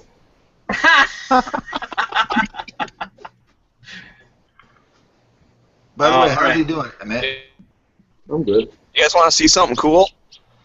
Oh, not that. What is it? That's a word. Do you have chickens? Are you have chickens in the background? Is that what that noise is? Oh, it's not really showing up. What the hell? Snot? Crappy. There's like a big ass bird sitting on top of this light. I can hear the chirping, and I'm like, what the hell is the chirping? Yeah. Well, there's like a bunch of little birds like attacking it. It's crazy. That is cool. I didn't know you still have buildings standing up in Detroit. So what? Even birds have social justice warriors now too? You're saying that birds are allowed to defend themselves from larger birds trying to eat them? Maybe they identify as attack helicopters. Oh man, he just dive bombed him. That was wicked. This big ass bird's like minding its own business, sitting on the light. Like, what the hell? I don't know. Maybe he's eating their nest or some shit. But Yeah, that's how they'll keep predators away. They'll mob up on them. man, That's only because they don't have opposable thumbs. If they had opposable thumbs, they would shoot him. You're watching Liberty. Freedom. Did somebody say my name? Yeah. Yeah, What's your what's up? YouTube channel? You said you're doing filming? Hosh Nasi. I'll post it in the internal chat. Actually, I'll send you the link. I'll make it really easy. Hosh what? Hosh Nasi. Nasi. Okay, somebody make the joke about the Z instead of the S. Yeah, I'm a Nazi. I'm a Nazi. I'm a Nazi. You look like it. Yeah, I know, right? With my brown eyes. Amit, don't you make jokes like that. Dang, bro, you got 5,800 subscribers? I do, but I've been on YouTube since 2006, and I've been daily vlogging for about 290 days. So I am putting in effort. I'm really trying. Hosh Nasi, bro. Instagram, Facebook, and Twitter. Maybe I should start doing that. Hey, Heavy, where you at? Where are you at in California? Is he He's in gone? San Bernardino, and he's gone. Holy crap! He's like right close to me. I gotta hook up with that guy. Dude. San Bernardino is like not far from me at all.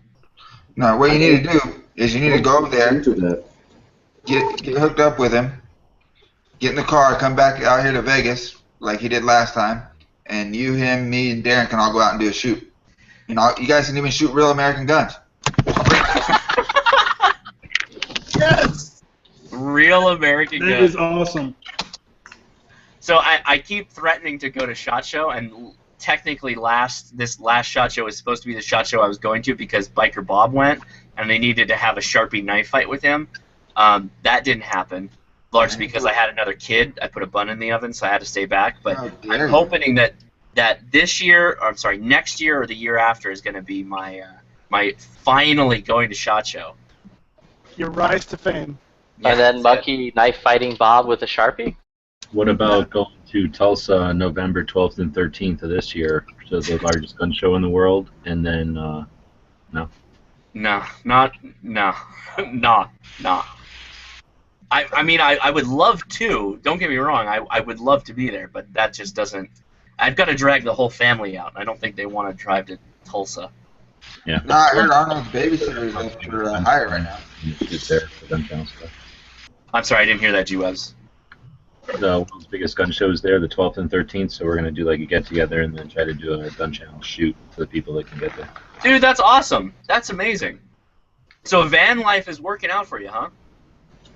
Well, I'm in Tucson still. It sounds like it'll be very appealing, but I've only been able to go on one overnight fishing trip so far. No, but I mean, like, it worked out, right, for the one go? Oh, hell yeah. Yeah. Yeah. Well, that's awesome. I'm glad that We're like 76 miles away, so I gave it a good trip without being unrealistic. I was within the range that I can go backward easily and not waste more than a day doing it. Right. But the roads, no problem, and then a fair amount like twisty, unimproved like asphalt roads, just roads, and then maybe 20 miles worth of washboard gravel, built road but off-road, or a non-paved road, and then about probably a dumb amount of driving off-road after all that. So I went down towards Mexico, and then I got to this like one place where I know I could get off-road to like boulders the size of grapefruits, but not so many that it's like cobblestone, but like enough that the van is jumping up in the air and bouncing all around, and I'm twisting the wheels and abusing that rubber to the ultimate. Right. I did that at the end of all that trip, which is probably unwise, but I definitely wanted to test the rubber and stuff. So if there was any question about the rubber being old, it's new rubber, but 5 years old new rubber. It's like unused rubber, but 5 years old in the Arizona sun. I was concerned that it would be like, dry rotting, falling apart. So I beat the living snot out of it and then drove 70 miles home, and it's holding air and doing fine. So I'm totally confident in its abilities. It's weeping a little bit of fluids, but it's an 86, so. Yeah. That's awesome. That is awesome. really looking forward to it. So I've been struggling with what to do for a trip. Since I'm not wealthy or like independent, I can't just leave. So I have to be able to get back and deal with real life stuff. So I don't think I can schedule. At least I don't see a. I mean, I don't want to monopolize it, but if you guys are interested in helping me strategize a trip, I don't really see one that connects. There's not enough dots in the right areas and the right times to do a logical trip. Even though that last one wasn't all that logical, it wasn't like a loop. It was a big ass weird figure 8 type of yin yang looking sign, tour of the country. So I was thinking if I could. I'm thinking at this point I'm gonna head out to the Gun Rights Policy Conference and then come back. And then I'll go to that thing in Tulsa and then come back. So I'm trying to think of it as more like spurred trips. Go out to a destination, come back, try to hit different states each time so I can get to different gun shops and stuff. And then try to do it at a pace where, like, let's say I'm going somewhere. Like, I need to pick like a destination. Let's say that castle in New York I want to see before it crumbles apart. Well, since there's not necessarily an event there, maybe find an event that's along the way and then use that as my reference and then take a week longer to get to New York and then maybe 3 weeks to get back so I can just mosey. So I might do a couple of trips like that with it. Wait, which castle in New York? It's like 3. So have you ever heard of a surplus store or the concept of collecting military memorabilia? I mean, I tried, but apparently no one around me does it, so. Well, that's two things that started with one individual who bought basically all the surplus from like the Spanish-American War or the War of 1812 or both.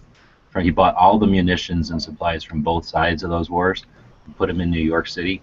And then at one point he had so many armaments and munitions in this museum/store. So it was like a museum. You could walk in there and explore all this crazy munitions and uniforms and armaments and then just buy anything you wanted.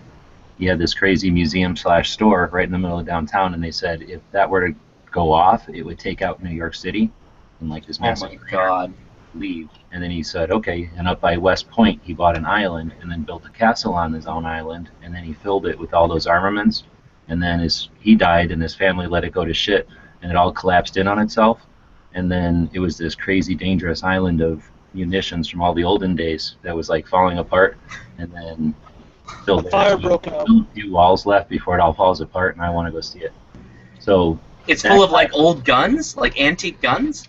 Mostly the ammunition and the uniforms and whatever was left over. But yeah, basically the kids were rich and didn't care anymore. So when he died, and his wife probably, I don't know the exact story anymore, but something like, when he wasn't around, they were rich enough to just keep it and then not care about it, and it just died. And then after a while it was dangerous and died, and then eventually it's now a place where you can get on a boat and go take a tour. You just can't walk around in the dangerous areas, but I'm fairly certain I can sneak away and then meet up with the next tour and do a war games on it.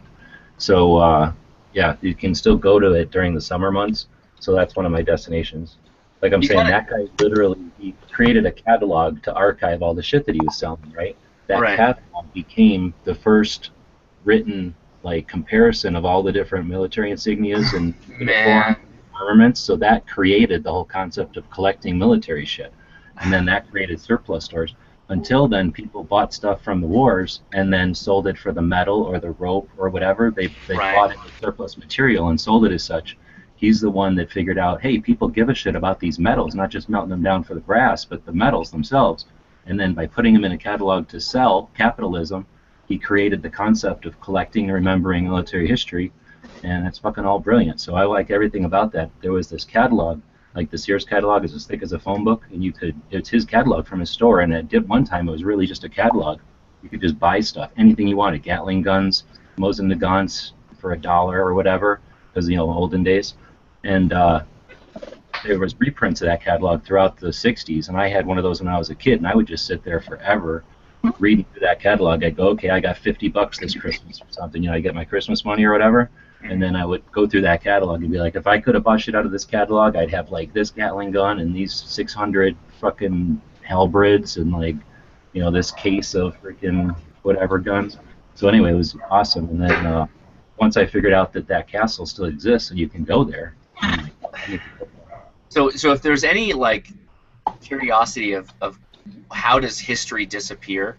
Like how do we lose history? How are there moments within centuries of human beings where they disappear. Little things like that is how history disappears. You had somebody who was really passionate about something, and he coalesced all this stuff, and then his children just didn't give an F, and they just let it all just go, and just fall earth on top of it and let it die.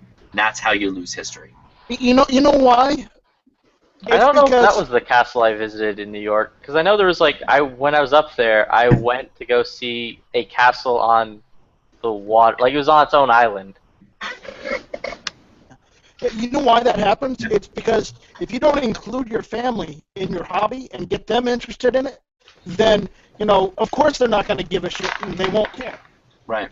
Well, there's also a fine balance to that, because you can easily, piss your family off more than enough for them to be like, this shit. This is the shit that Daddy loved more than me. It could fucking go to hell for all I care. That's true. That sounds like and so that's why you include them and get them addicted to it as well. So Dr. Gyno is saying Did not love you enough? Dr. No, I know, I'm just kidding. Dr. No is saying there's way more to the story than his kids not giving a shit. Laugh out loud. Yeah, no, I appreciate. I'm not picking out this one instance as saying this is where we're all screwing up. I'm saying this is how history is lost.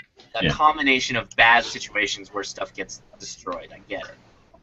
He's also saying that it's empty, but I've seen pictures of it, and there's still rubble and debris. So I'm planning on ditching out of whatever tour I'm on, and then digging around in all the places you're not supposed to go, and then just hooking up with the boat and sending a raft full of loot off the island that I can pick up later. I'll push it towards one of the edges of the river, and then you're planning on being killed by explosion of antiquated ammunition. There's no way.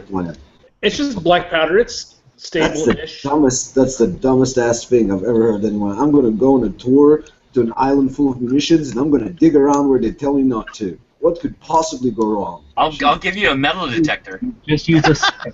If you use a stick, there's no chance of sparks, so you're good to go. I would totally take a metal detector and start digging. But anyway, think of all the bayonets you can come back with. There are kids listening right now.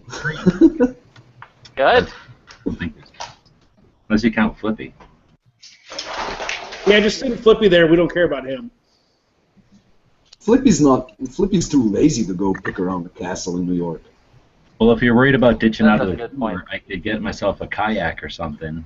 Stealth kayak across, silently. Sneak. I don't know if a kayak would hold me. I'd bring 2 kayaks, and then have 1 kayak for loot. I don't think it's him worrying about you tooting and booting the tour. I think it's more so him worrying about you blowing up the island and yourself. Thank you. Gonna use a stick. There's no sparks. You just have to poke the wrong thing and fucking some clapper goes off somewhere and just kabooey. I feel after my experience in life, training, military recruits, I just assume that people that do stuff like that are gonna hurt themselves somehow, and then I feel an urge to warn them. And also, I'm too lazy to do all this amazing shit that you're doing, so I'm jealous. So I'm picking at it. Got it. I'll be back in a second, guys. I'm taking advice from the kids. YOLO. Bro, plus you gotta remember, we're American. It's very hard to kill us. Almost impossible.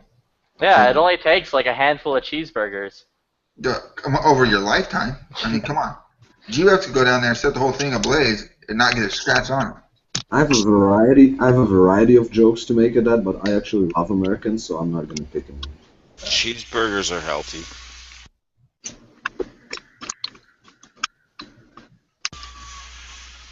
No? No one agrees? It's a stable food. That's why, the food pyramid has, cheeseburgers on the bottom, french fries next to it. It holds up the pyramid. Mm-hmm. G-Web, are you talking about Bannerman Island? Yes. Do you follow the Tactical Vegan on Instagram? The what? Is he still named that? Because I thought he was changed his name to some weird name. No, it's the _tactical_vegan. Oh, no, Wait, is that like a vegan terrorist organization? No, he's a guy that he's into guns and making all kinds of vegan shit. But into guns and vegetables. He's got He's got some pretty cool shit that I'd like to try. I mean, there's no meat in it, but it looks good. Oh, you can't trust food with no meat. Whatever. I don't even know if you can call it food. If you didn't have, I'd have like a steak on the side, you know, and make this like my side dish. How long were you following this guy? A couple months, I guess. Right on. Yeah, that's a cool channel. Or page, whatever you're supposed to call him over there. That blueberry stuff that he just made, that looks good. That poop? Yeah, it's like what the fuck, RoboCop's food, but yeah, purple or blue. I don't like that. Like when you smash a banana or something like that. It should be like in a smoothie, like not in a bowl. Yeah, I didn't go to this castle. I apparently went to a different castle in New York. There's a lot of fucking castle or island castle things around fucking New York. We have a castle in Tucson where I think the story is that the guy took it down brick by brick from wherever the hell, and then brought it over here and put it back together, put the bricks back in the same order, and it's just up on top of a mountain out here. Seen that in the James Bond movie. We got the London Bridge over here too. Same thing. They took it down and put it up over the between us and California. Yeah, that's Havasu, isn't it? Yeah. Man, I want a castle on an island. That fucking sounds so rad. I want a bridge from London. For a lot of reasons.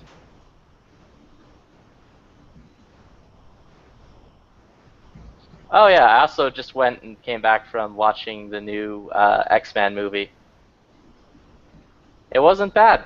I don't know why people are like talking all this shit about it. Well, Another X-Men movie the now? bad reviews came from other countries, so. Oh, dude, this guy's in Phoenix?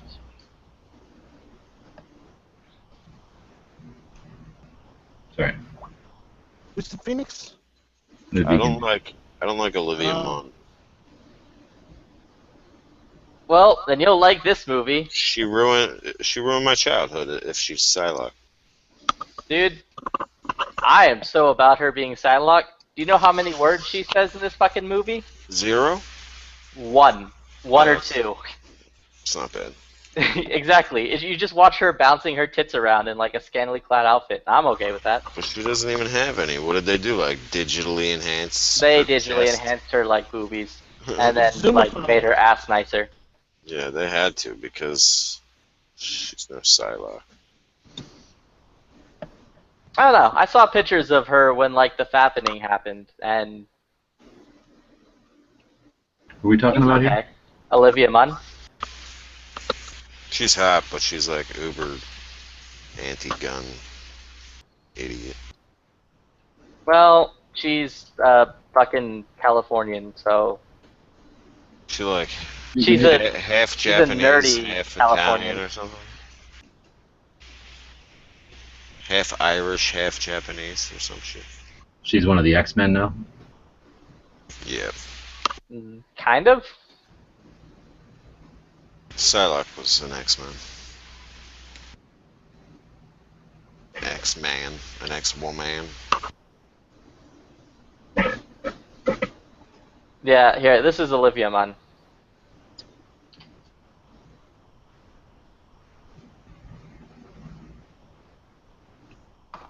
Oh, her. I got you. Honestly, that picture Great. seems like the most appropriate, so. It's Attack of the Show days, huh? Yeah. Look at how big her Fucking mouth is. great in Attack of the Show. I missed that show back before it like got uber shitty. Yeah, that's how I stopped watching G4. Yeah. 24-hour cops, and the only thing to watch was Attack of the Show. And that went to shit. Yeah. I And they remember had when that really G4 bad used to be Japanese about video TV show on games. there too. Yeah. They added a bunch of like weird Japanese game shows to it. They added like it's just never nonstop playing episodes of fucking cops. Like it used to be a gaming channel about gaming and like nerdy stuff, and then it somehow turned weird. It was totally your generation, Flippy. So I'm just No, looking at Daniel. I'm not looking really. at looking at Instagram. Daniel Defense, instead of having a fucking sale on Memorial Day, is closed Memorial Day.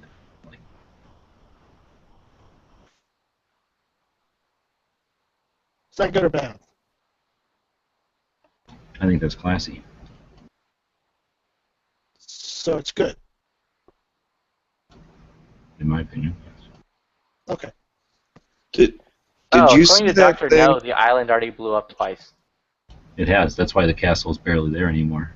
So that's why I'm not worried about killing myself. Plus the shit's from the War of 1812. Yeah, how many more times can it fucking blow up? Like, really? I'm looking for bayonets, the stuff that survived all that. Wanted to show you guys my the construction that's going on in my house. They're doing a we're adding on a bedroom, 2 bedrooms, a bathroom, and an office. How much, or if it would have been possible, or is it possible to have dug a big room underneath of all that while you're doing it? Oh, that's an idea. Just do a little basement under here. The zombie bunker. Like the room from Tremors, which everybody wants. Yeah. A room where nobody cares, you know, the wife and whatever doesn't care what you're doing down there, and then yeah, you got a big room. Great. Sex dungeon. Oh, what was that? Sorry. It's California. I assumed everyone had a sex dungeon in California. Well, I am close to LA/Hollywood, so that's probably why.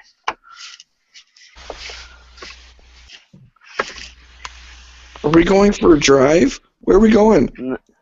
For his next Yeah, right. vlog.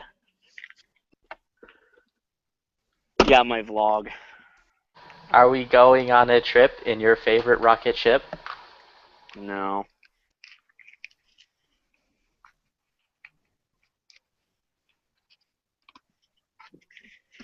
I needed to get out. I was sitting behind the hot lights of the green screen.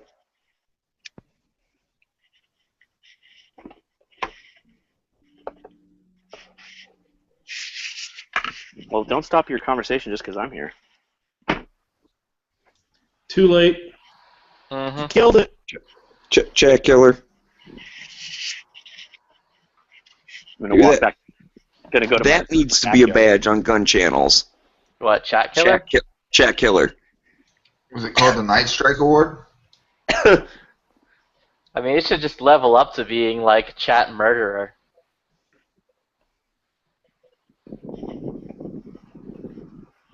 Oh, also, Jesus Christ, it's not worth it. Don't do it. You have so much to live for. I know, right? Screw it, jump. And there's the backyard. Do a front flip, pussy. Total mess.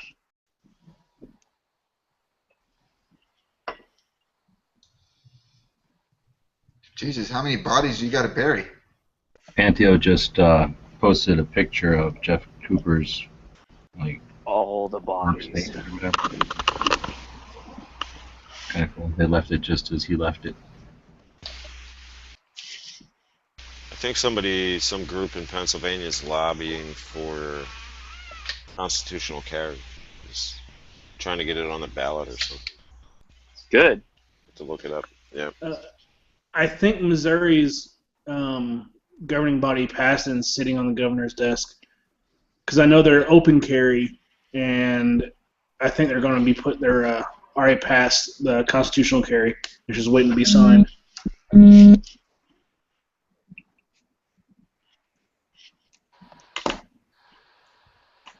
Oh, here's my torn up wall.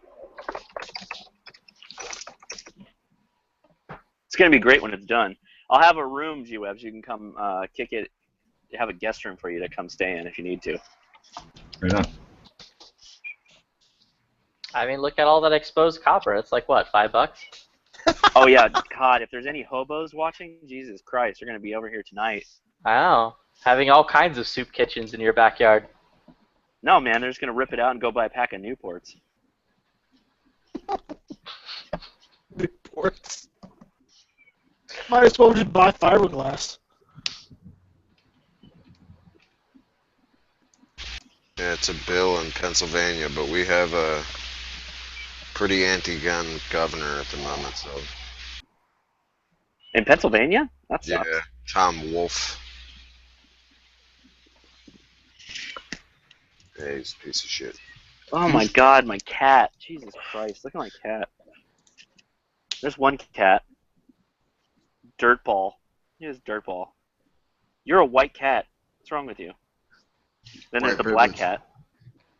Black Lives Matter. Yeah, watch the black cat gonna beat the crap out of the white cat right now. I'm not kidding. The black cat is like really aggressive.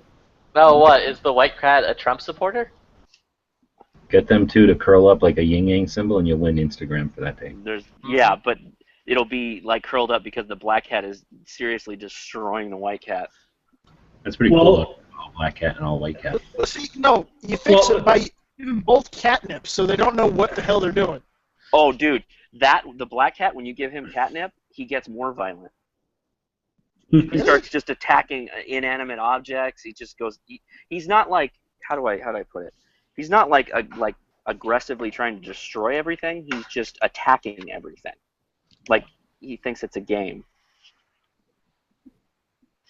He's a jerk. You can, G-Webs, when you come, you can take the black cat home with you. I'm sure that the black cat would actually get along with your dog pretty well. I'll start living the Quirk lifestyle. I'm just collecting cats in my van. Doesn't G-Webs already have a cat? Yeah, he does. My dog probably would like that, though. Just having a bunch of cats look after him. No, he wouldn't like that. The dog's like, am I getting fucking replaced? What's happening here? Why are there more cats? Wait, who was that? Oh, G-Web's fucking dog. Oh, right, got it. You never get him out of the driver's seat of your van, then. It's like, get me out of here. There's too many cats here. This van smells like the fuck out of here. This van smells like pussy.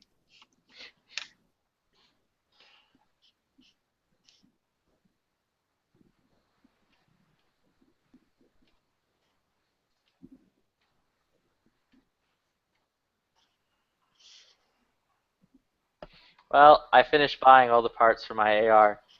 So I contacted H&K today to get the RMR number, or the RMA, or whatever the fuck it's called, to ship them my gun. What gun? My P30L, to finally get that, like, dealt with. Turns out they changed the price. It's going to, instead of being $100, it's going to be $120. But inflation, bro. Yeah. However, they're just going to ship it like directly back to me, and I don't have to worry about the FFL thing anymore. Yeah. Once you have a gun, if you ship it to an FFL for work, they can ship it directly back to you. Well, they're replacing the frame. Still. So I thought, like, the initial person I talked to was like, yeah, we're going to have to ship it to an FFL. The lady I talked to today is like, nope, we'll just ship it right back to you. Because it's the same gun, according to the FFL. I mean, not according to the government. Is that one that, like, was a piece of shit that you bought real cheap or something, and then you decided just to send it back? Oh, it's the ugly as fuck one that I bought real cheap. That I'm just going to send back. And then I guess I'll go pick up some citrus strip today and, like, try rubbing out the slide and turning it back into not this ugly fucking color. I find it vulgar to hear Flippy talking about rubbing it out. Unfortunately, that's about all he ever talks about, so... I'm getting ready for the Gun Channel's after-hour chat. You're getting a little early there. Well, he's in Central Time Zone. I mean, it's 8. It's getting close. I'm still trying to get over our last furry experience. Almost.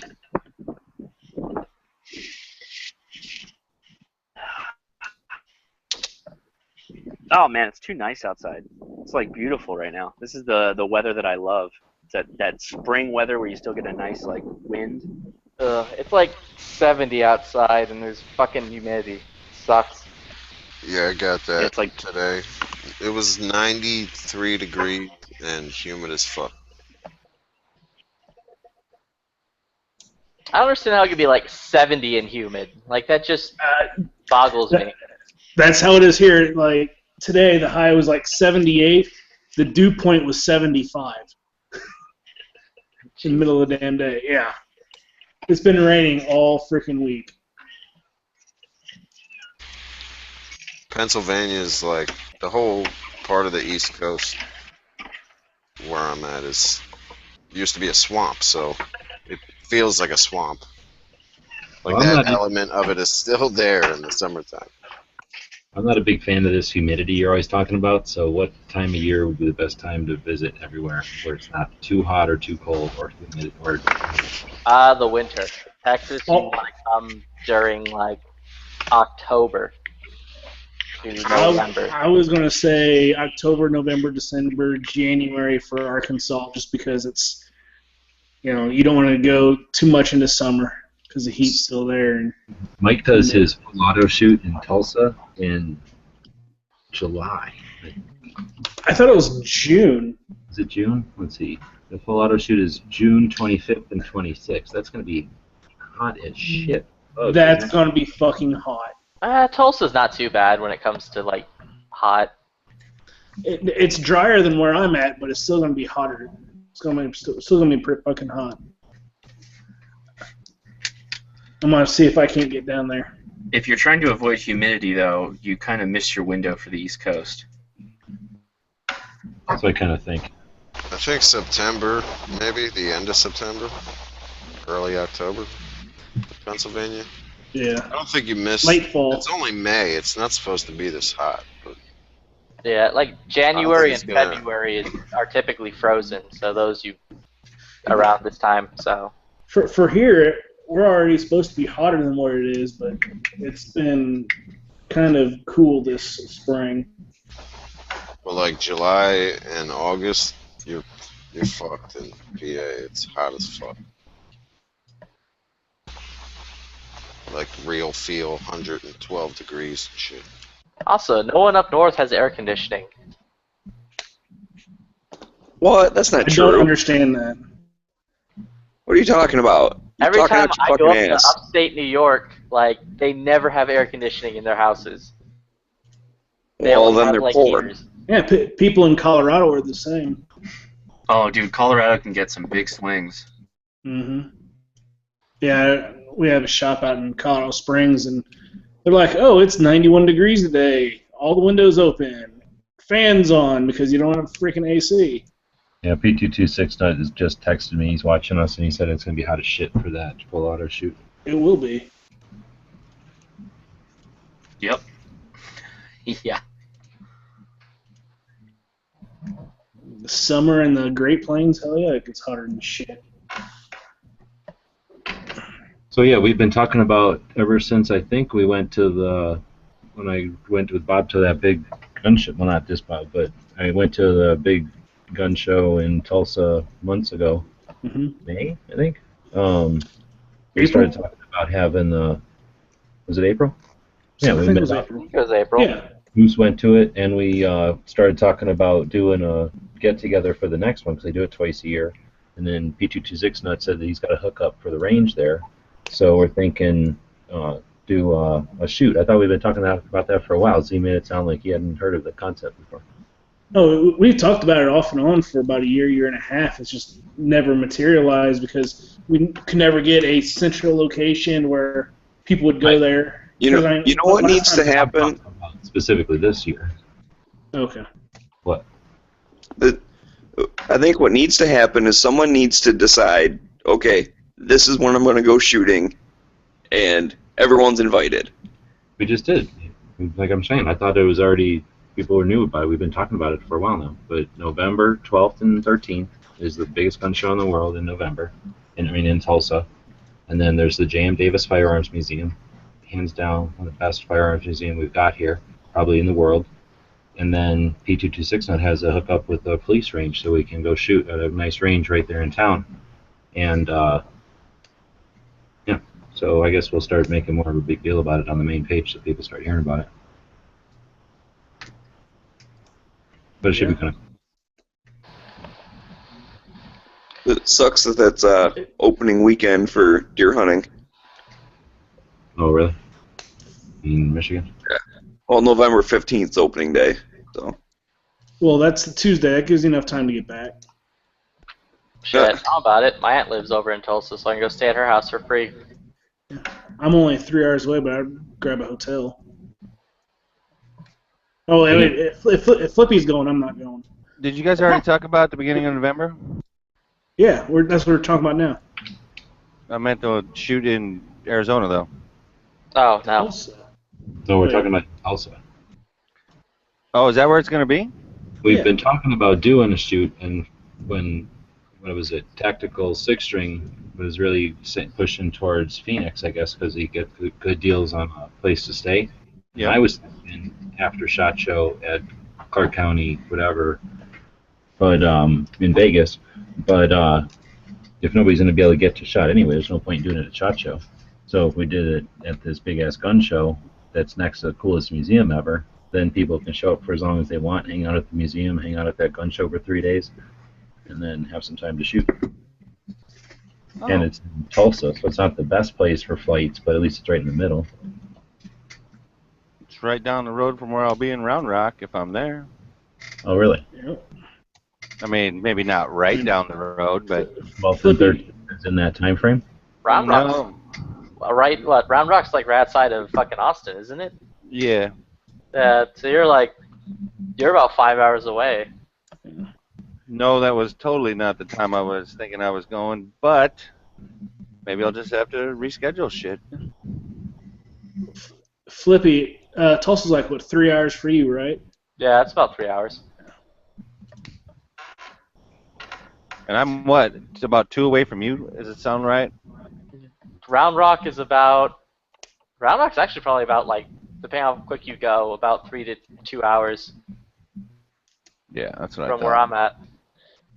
And then if Smeggy is still in around St. Louis on occasion, maybe, I mean, it's only about 4 hours from St. Louis. And see, that boggles my mind. Like, I need to look at a map so that makes sense to me. Yeah, I doubt I'll be in St. Louis at that point. This project's pretty much, I mean, we're already on to, like, an auxiliary project. That's the only reason I came back. The main one's already done.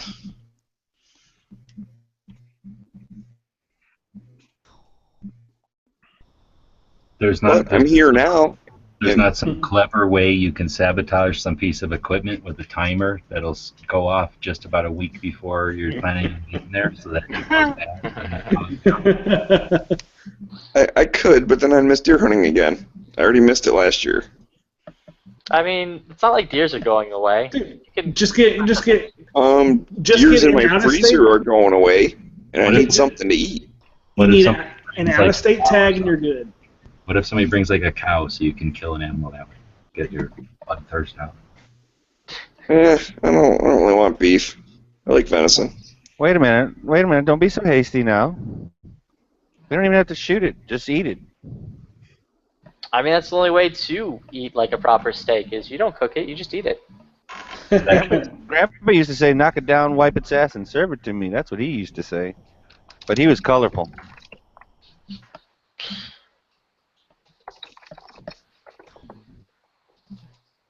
He also taught me the phrase, crazier than a shithouse rat. Oh, that's a great phrase. It's one of my favorites. Crazier than a shithouse rat.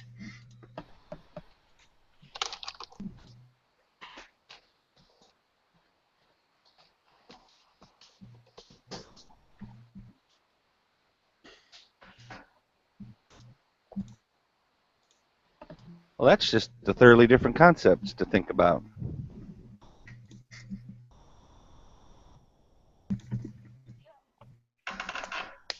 Well, since we're discussing events or points of interest or whatever on the calendar, then another one would be, let's see, we're going to be in Texas. Did you say something about Florida, though? There's the Gun Rights Policy Conference is September 24th and 25th. Well, that's the thing. If I'm in Texas in September to October, I mean, honestly, that's 3 states away. So I don't necessarily, but it would at least be in that time frame.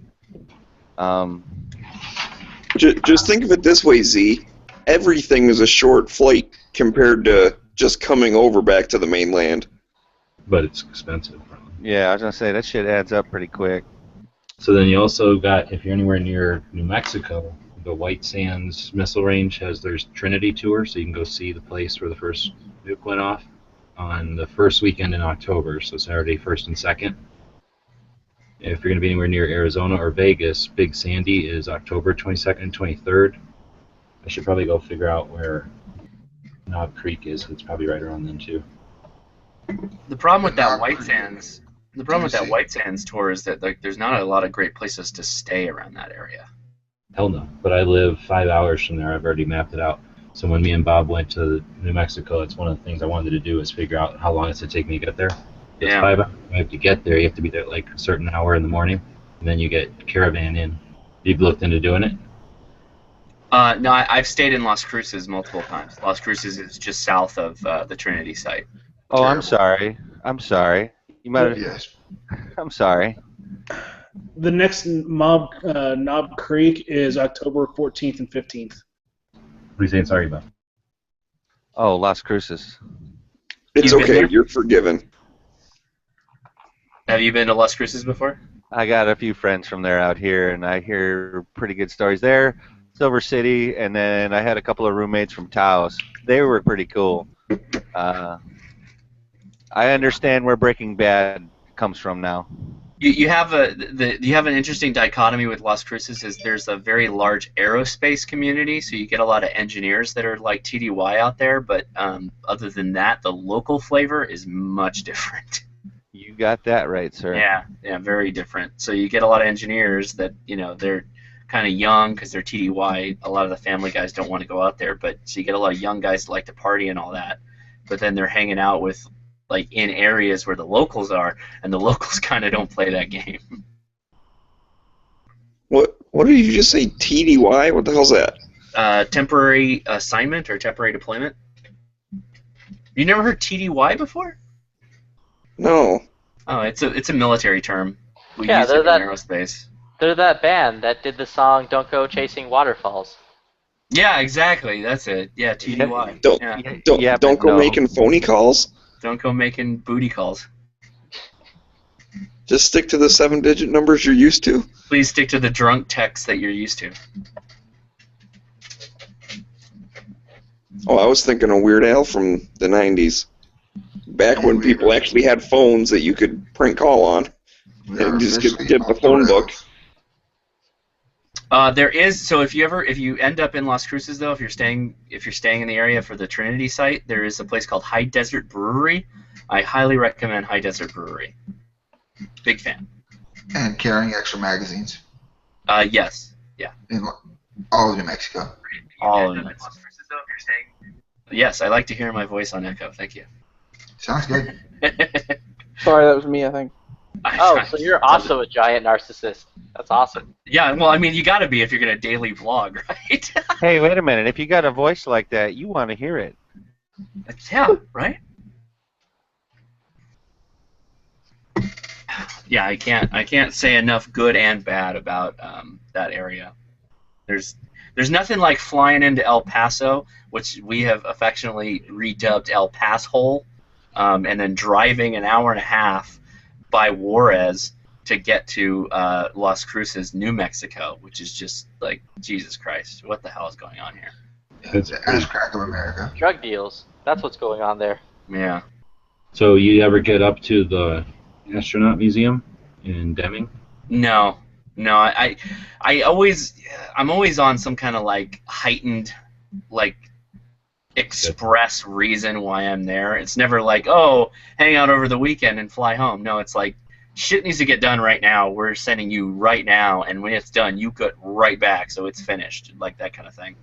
Because we need you here so much that we can't really let you go, but Right, you have to go. But as shit is so bad that you have to go right now. That Over kind the of, life of an engineer.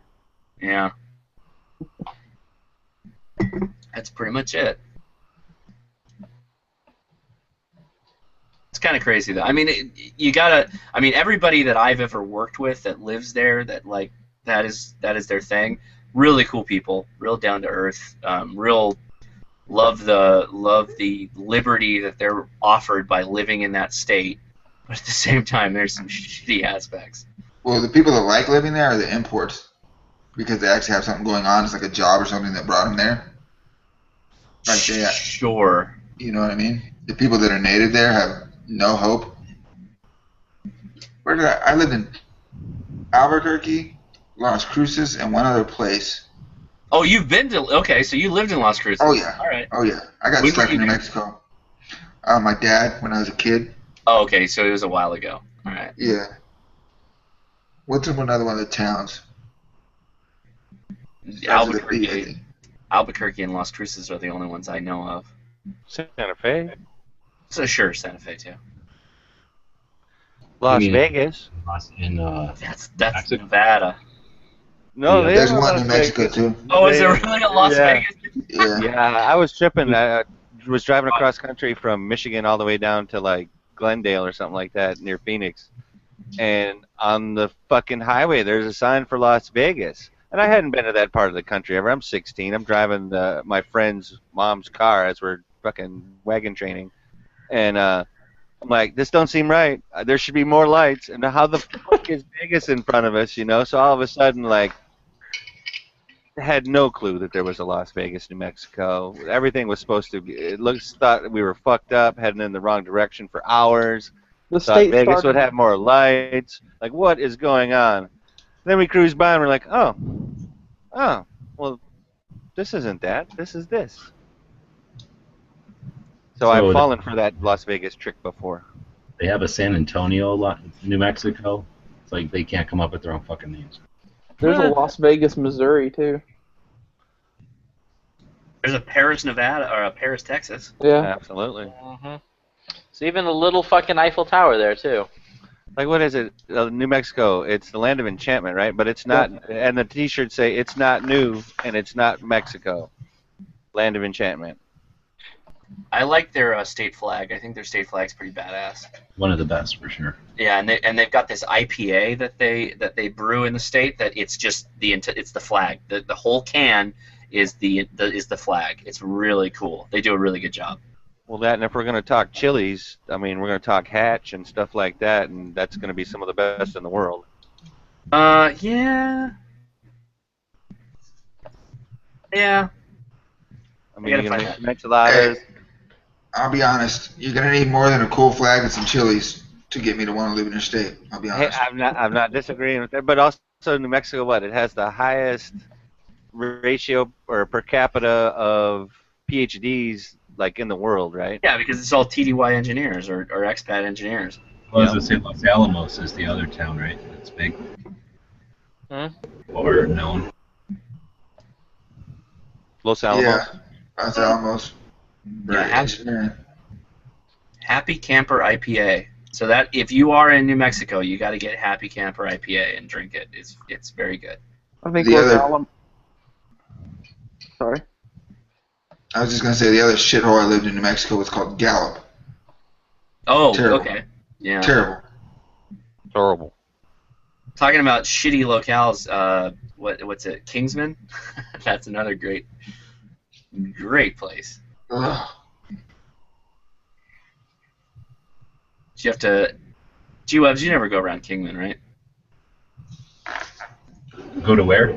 Kingman? Arizona? Yeah. Every time we go to Vegas. Oh, okay. Yeah, you got to pass through there, I guess, up the freeway there. And Those one are time cool cans. around up there for something. Oh, somebody sent us there to get root beer one time. There's some like old Route 66 restaurant, like a root beer or something. I got my machine going in the background. Sorry if it's noisy. But No worries. just looking for this little restaurant, looking for root beer. So we ended up driving all around Kingman one time. Yeah. Did you find the root beer? Yeah, it wasn't that good. Oh shit. Yeah, it was a lot of hype. It was mainly because it's like the old-fashioned, what do they call it, a car hop? Like the old-fashioned kind of drive-through. Like an A&W or something like that, or a Sonic is now almost. But what they came from, like an older The version. 50s version. Yeah, when it came out to your car, and then like a bunch of people that drive Route 66 with their fancy cars make it a point to stop there. So I think they got a lot of like reputation for being a spot for people that are doing the historic thing to hang out. Oh, right on. So it's a All little, nostalgia. but I mean, it's better than A&W or something with corn syrup in it. Is it gluten free? Yeah, I don't know. That's no problem. I didn't know. that was like 4 years ago when I was still drinking soda. I don't drink soda. Right, because you were actually looking for a place for root beer. So yeah, you're probably not looking for that place now. Well, I guess we were buying it. We were coming back from SHOT Show, and some old guy we know down here asked us if we would stop and get it. So we did, and I just anyway. So Kingman's kind of a little town in the middle of nowhere, but they've got a ton. Well, not really a ton, but they have a bunch of giant windmills. Kind of neat. Like Don Quixote style or like modern style? Wind power, yeah. Okay.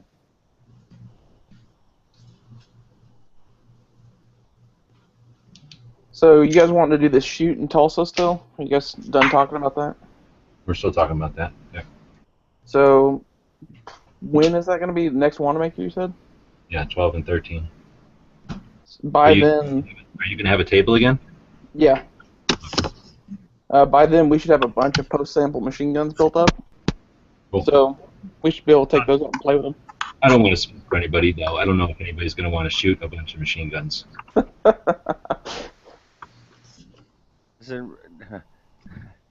Wanting to shoot the machine guns and wanting to pay for the ammo are two different things, in my opinion.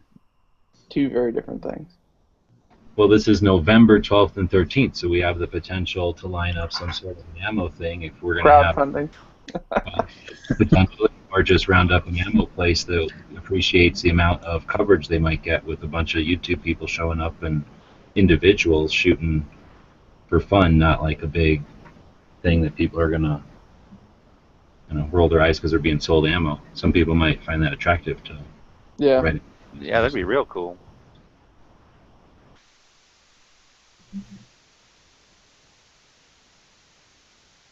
Hello.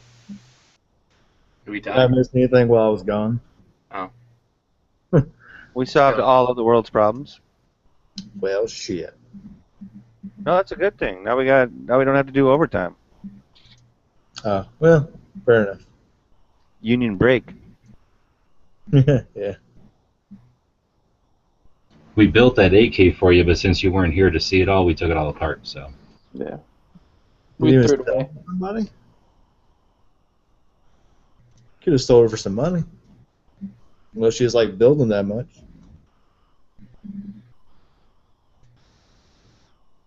Build it just to take it apart.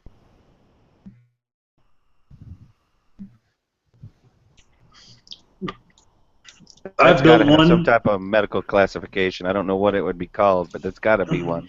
I have a Hungarian parts kit that I built and bent the receiver on, took the thing apart, still haven't rebuilt it. Oh shit! Actually, you guys, I'm sure have. I got to the party late. You've all talked to Hosh about what's going on in California, right? That's already been discussed. You mean to leave California now, Loss? I don't know. Well, man's got Welcome family to and- California. Get the fuck out of California. Yeah. Lost?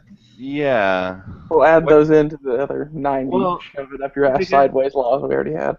I seem to remember that you may or may not, and I'm not sure whether you do or don't at this point anymore, have rifles with and or without the soon-to-be illegal bullet button and stuff like that. Is there a plan, my friend? Yeah, or sure. You make it featureless. Yeah, he doesn't have a pistol grip on his. He has Kydex or something, right? Right. So I mean, yep. Yeah. So look, I get it. Like, our laws are completely stupid. I've said from the beginning, the bullet button is a waste of time. Playing that game is a waste of time. The best thing you can do is make it so that your rifle doesn't have a pistol grip on it anymore. So if it doesn't have a pistol grip on it anymore, then you can have all the detachable magazines you want, you can have all the bullshit you want on your gun, and it doesn't matter. So my AK-47 doesn't have a pistol grip. It has a Kydex wrap that makes it impossible for me to loop my thumb around the back of it, making it a pistol grip. So in the eyes of the law, I don't have to worry about any of that bullet button crap or anything else. It's like if you get a Mini 14, right? Why is a Mini 14 okay and an AR-15 is not okay? Well, there's no reason. It's just a stupid law. One was built by Satan, the other was not. Right. I feel better knowing that it's just suppressed your ability to shoot that thing rapid fire by putting that on it. Right, yeah, because and anybody who's ever shot a firearm ever knows that your hand orientation, whether it's slightly tilted backwards or fully 45 1911 style forward, doesn't matter. It means nothing. So building these laws for these stupid little characteristics means nothing. So there's all kinds of companies that make AR. AR is probably the best platform. If you're in California and you don't want to deal with the bullet button, the best thing you can do is go to the featureless AR grips. They're very cool. I mean, they're not great, but they're totally usable. They're totally usable. Better buy one of those Troy pump guns. Well, but by being featureless, that does allow you to continue to use the 30-round magazines and such, or do you have a restriction? No. So as of now, yes, my legal standard capacity magazines are fine, but because of the laws that went into place, they are no longer fine. If that law doesn't get vetoed, I have to figure out what to do with my standard capacity baby killer magazines. So that's just another bullshit thing I have to look at. I'm gonna Anyway, bury those in the desert for Ben. So, no, I like I say, everything I own that's illegal, I lost in a boating accident. It happens. That's the thing. It happens all the time. Water and metal, not good. Right. So I posted a link in the chat for both gun channels and internally. These are featureless AR-15s. There are some that look god awful, and there's some that's like, okay, I could shoot that and not feel like a total moron. Oh, I've seen that thing before. I definitely like the one with the, I'd almost call it a dog leg, but then I see the one that's got like a standard rifle grip or whatever on it. Yeah. And that don't look so bad either. Yeah, so the little nubbin one. Go ahead, what?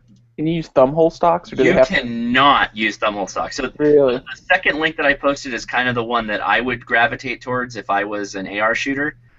It's just a little nubbin thing that sticks out the back end, and that qualifies. So F it. That's what I would use. Okay. Honestly, if it was me, I would get the one with the rifle stock at the end of it. Yeah, I mean, yeah, sure. That Why one not? that one looks better because you're not half-assing it with that modified pistol grip that Exactly. that looks off-center. Yeah, I hate the concept of the buffer tube sticking out as its own like abortion on top, and then like you've got this weird thing hanging off the bottom. I think that's stupid. That's part of the reason why I like the AK-47, because a featureless AK-47 is just a Kydex wrap around the grip, and that's it. It's done. It's fine. You're good. Which there is one of those in the link you have. Yeah. It's I mean it's a A2 style with a piece of Kydex sticking out the butt, and you have like a little thumb brake that you can rest your thumb on. Were they also adding more to the verboten list or the no-go list? Were they adding more to that? Well, so technically, if your gun classifies as an assault weapon, meaning it has a pistol grip and it has removable magazines and one or more other features, then you had to register it as an assault weapon. Well, I don't have an assault weapon. I have a standard rifle, so no problem.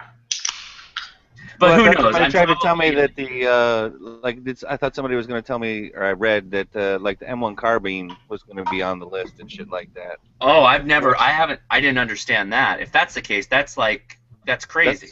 Exactly. No, that was my opinion when I thought I was reading it. Yes. What their goal is to get rid of box-fed guns. Just detachable magazine. That's what they want to get rid of. Yeah, but then they have to square their sights against the Mini 14, and that's like the Mini 14. So again, this all they this want shit goes back to to turn it into where you had to feed it with a stripper clip. So like the magazine would be permanently attached, and you'd have to feed it to the top. Well, but that's only in the case when it's a pistol grip. So a Mini 14 has a Monte Carlo style stock. Yeah. And so why is that okay to have a detachable magazine, but an AR-15 is not okay? Well, I think it shoots the same round. Well, I think that with the new what the goal of the new one is to have both of them not be okay. No, the law has nothing to do with AR Mini 14, from what I understand. They made a strong push. The M1A would be okay, correct? Correct. Well, I mean, that's what I understand. Yes, it doesn't classify as an assault weapon in California. Currently. Right, but I'm saying the laws that just got passed don't make that an assault weapon. It's a rifle. It's a semi-automatic rifle. Okay. In the eyes of California. In my eyes, all rifles that are center fire that are semi-automatic are semi-automatic. Are just freaking rifles. They're just rifles. It doesn't matter. It's stupid. I mean, it's stupid. There's no good reason. So But yeah, somewhere I was reading. Somewhere I was reading that their goal was that if the gun had a detachable magazine, it had to be permanently affixed. Yeah, so there's comments in the chat. There were many laws that were voted on, okay? Some of the laws would have created a situation with antiques, like the M1 carbine, and then there are other laws that would have changed the rule for the bullet button. Those are separate issues, so let's not conflate them. Regarding the bullet button, anything that has a pistol grip and a detachable magazine is considered an assault weapon, particularly if it has other features. So if you just don't play the pistol grip game, you're fine. You can have as many Mini 14s as you want, and Mini 30s, M1As, insert every other Monte Carlo stock or a featureless build that you want to do, and you're fine. Can they be select fire? No. Well, I don't think California's tax stamp okay at all. I don't think you can tax stamp anything in It'd be California. hilarious if they did allow machine guns, but only allowed Mini 14s and other like featureless guns. Right, yeah. You can have some kind of crazy auto sear for a Mini 14. Yeah, but an AR, semi-auto AR. No. We would need M14s all over the place then. Oh, right? Yeah, that would be amazing. Yeah, that would be awesome. I would totally be down for that. But you're talking to like the most like laissez-faire guy when it comes to guns. I don't care. Just own whatever you want. Just be prepared to pay somebody out if you mess up their day and you damage their property or their life. Be prepared to pay their family exorbitant amounts of money. That's it. That's my rule. So 2 years ago at that Oklahoma machine gun shoot, they were shooting off a 105 howitzer direct fire, and the round hit the hill and tumbled end over end into a farmhouse. I don't know what made me think of that, but your whole liability thing. Damn. Yeah. Damn, Daniel, back at it again with the bunker busters. The farmhouse was like 15 miles away, too. Holy. They could have built that farmhouse there. They were asking for it. Yeah, right? Why does that farmhouse got to be so sexy? Wanting howitzers to get all up in their barn doors. You can find the story if you search for it. There's pictures of like where it went through the house. There's like a 3-foot hole just tore straight through it. Now, being that they're from where they're from, were they, I hate to use the word, were they cool about it? Yeah, they paid the damages and there was no lawsuit or anything like that. I love that. That is, to me, that is being cool about it. Were they cool about it? Biggest thing about it, like you were just saying, like they could have lost their fucking mind, sued it so much that they'll never have another machine gun shoot there. Sure. I'm pretty sure they get free machine gun rentals though. Oh, see, yeah, that's the best possible outcome. It hit the house when no one was in it, so that's probably why it wasn't such a big deal. Right on. They came home and found like a 4-foot hole in the side of their house. Walked in and said, "What is this?" And I mean, let's, like, fuck it. Let's dive into this, right? So, the reality with duct tape. The reality is like shit like this is gonna happen. There are things that we like to use in an entertainment way that is dangerous. When we go to automatic shoots, it's dangerous. And we try and deploy safety mechanisms, but it's still dangerous. But those same implements that are useful for an entertainment purpose are useful for a self-defense purpose and a purpose of protecting us from a totalitarian state. They show us history. They show us the shit that was built to Right. kill, and how we've got through it by not killing each other. But I'd suggest they're not dangerous because there's a long history of them and a very short list of people that were ever hurt. Well, no. So those are two different things. I know where you're going with this, and I agree with you. But let's not pretend that they're not dangerous. Let's just give more credit to the human beings that are behind them. Well, let's say they Most people don't want to kill other people. Most people don't want to be negligent. Most people don't want to enter themselves in a situation where they're going to be financially responsible for the damage that they cause to other people. So Your point is dangerous, but it's not that they are inherently dangerous and somehow we avoid occurrence. I'm saying they're not dangerous because a racetrack isn't dangerous. It can be dangerous.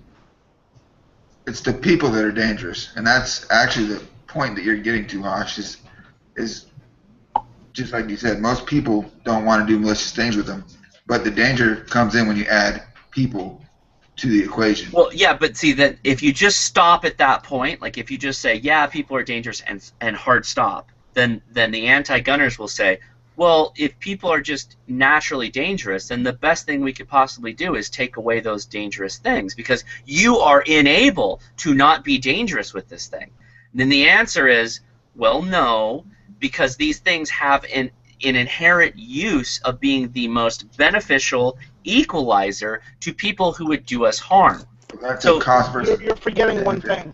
Most of these supposed anti-gunners have armed security guards. I would feel much safer if they didn't have them. No. Right. Most anti-gunners do not have armed security. Correct. I know Famous one. several hundred, and not one of them has armed guards or whatever. But also the response to that is where do you stop? If you say, oh, we can't have dangerous thing, where do we stop? Exactly. Do we make the speed limit Well, that's 15 miles an the- hour? that's the Do we Great take away Britain. kitchen knives? Oh, no, yeah. That's and I would- exactly the Great Britain thing. Like Hosh was just saying, what do they do? It's like, oh, well, you can't have guns. You can't have shotguns. Oh, now you can't have knives either because you are not responsible enough It's for any gotten of those better things. than that in England. You can't have pint glasses anymore. They have to be made out of Lexan. Right, because Yeah. they came up with a new term in the UK. It's called glassing.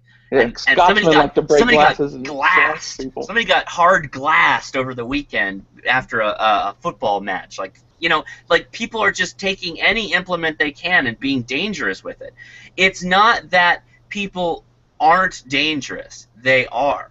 Getting rid of implements that cause people to be dangerous is not the solution, because then you ultimately just end up being beholden to somebody who has a monopoly on the dangerous things, right? And they're going to use those dangerous things to make you do what they want to do.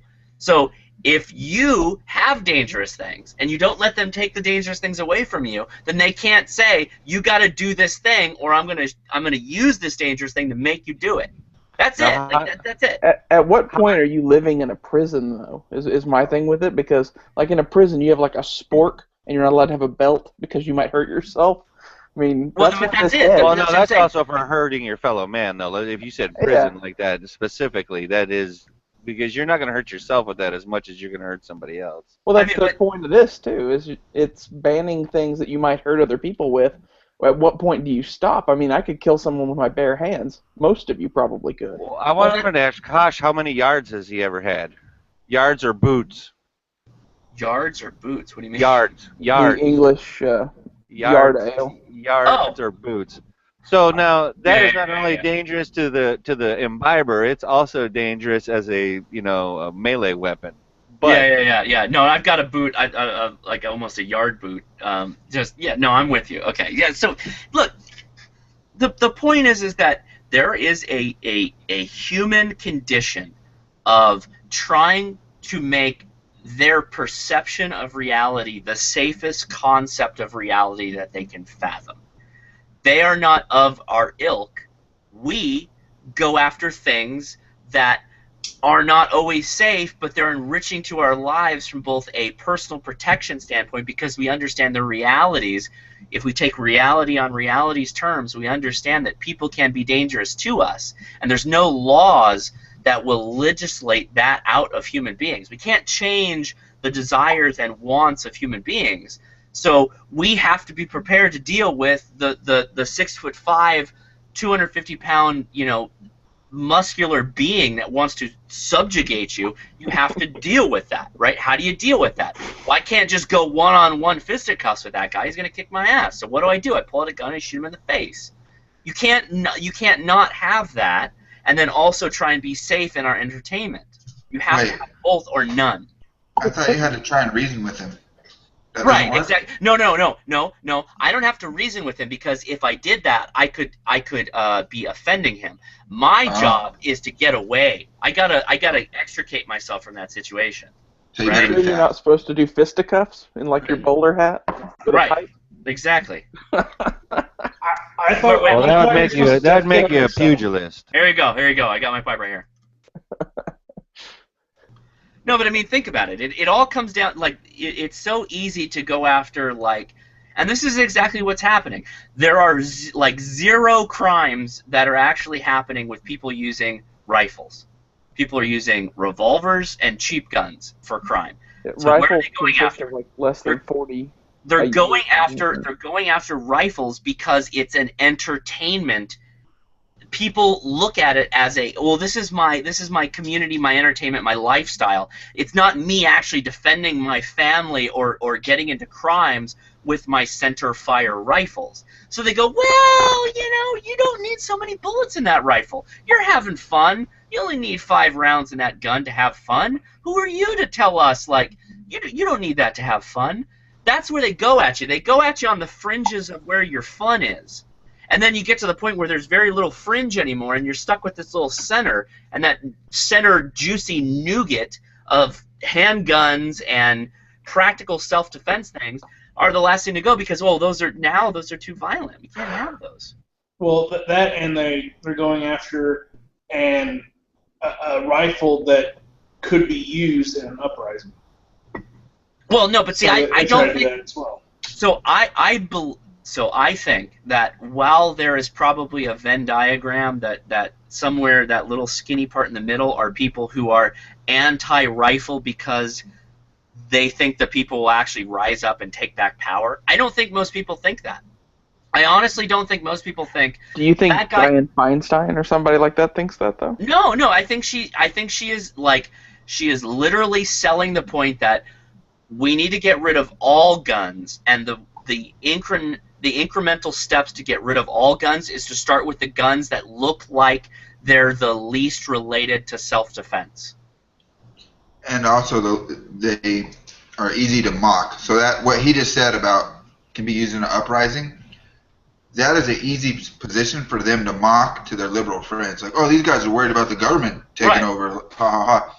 So it's actually probably the most important one for them to get. Right. And that's why they're going for it first. And I think it is a small group of people that actually think, like, we don't want these people having these in an uprising, if you will. What they really don't want is people at their gates when the checks stop coming with better guns than they have or equal guns than they have with their, you know what I mean, the super elite. Right. But that's, like you said, the smallest sliver of the pie. Right. I mean, that is the... Exactly. You got it. It's... The percentage of people that are either pushing for or governing against assault weapons, centerfire or semi-automatic rifles, the ones that actually think people are going to, like, all of a sudden go, wait a second, we've got a lot of people and a lot of these rifles, we're going to start telling you how to live. I think that's like a very small group of people. The majority of people just have the ability to look down on guns, and they hate the concept of all guns. And it just so happens that they look at, well, what's the easiest whack-a-mole to hit? And it's centerfire black rifles that look evil, because they go, well, you don't need that for sporting. Well, you don't need 30 rounds for entertainment purposes. Well, you think you're going to fight the government with your little gun? Like, they have all of these cards they can play. They think it's the hardest one for us to justify owning. Right, and at the same time, it is the most important one for us to justify. Exactly. And so then we get this smashing of faces and the gnashing of teeth, because we are in this situation where we're like, no, guys, you're being an idiot. This is the most important thing you can possibly have. because it does all of these goddamn things. Don't try and tell me that it's not good for the intended purposes that I want to own it, plus a myriad of other situations that I don't have to deal with yet, but I might have to, and it's really good at dealing with those too. So why would you get mad at me for having a multifunctional purpose tool? Like, why would you get mad about It's that? the most universal. Because Leatherman sucks. Right. Well, sure. But I would make a side note. Leatherman is not the best tool. It's not it's a multi-function tool, but it's not the best plier, right? I'd rather have real pliers. You're talking about a rifle that is capable of both defending your homeland, defending your property, being amazing for sporting situations, and also putting food on the table. And it's good at all of those things. So, like, why split hairs? Just say, look, it's good at all these things. If you don't like it, I'm sorry. This is what I'm about, and I want that versatility. And this is America. Shut up. Yeah, I think we also need to get to the point where we're shifting the conversation of actually having to justify it. Like, we don't need a justification for it. There, literally, no one in this chat has done anything to any of those people that makes us have to justify our position. We don't. Sorry, I don't. You don't have to justify your lifestyle to me. I don't have to justify my lifestyle to you. Right. The problem, and so, you know, this is the. Happy Friday night, everybody. It's tough, right? Because ultimately, when you say, I just want to enjoy my life, like, I'm about this, I have my gun, and I'm happy about my life, and I have my kids, and I'm probably going to try and instill some of these ideals in my kids and raise them that way, and then I'm going to be good. The reality is you're up against people, and I always say this when I come to these chats. I always end up mentioning this book. It's called The True Believer. I know people in the chat who listen to me all the time are probably like, I know, the fucking True Believer. It's the concept of there are people out there that they're not fighting for today. They're not fighting to put food on their table. They're not fighting to enjoy their life. They're not fighting to raise their kids. They're fighting for a highfalutin idea, a concept of what the future could be. And they believe that the future is best suited without guns. They will do anything to achieve that future. They'll lie, they'll cheat, they'll steal, they'll do anything they can to get to that future. It's the same thing the communists did. It's the same thing the Nazi fascists did. It's the same thing some religious zealots have done. They'll do anything possible to try and move the society to their future belief. And that's it. And it's a mental issue, a real mental issue. It's the belief in mass movements, as they call it.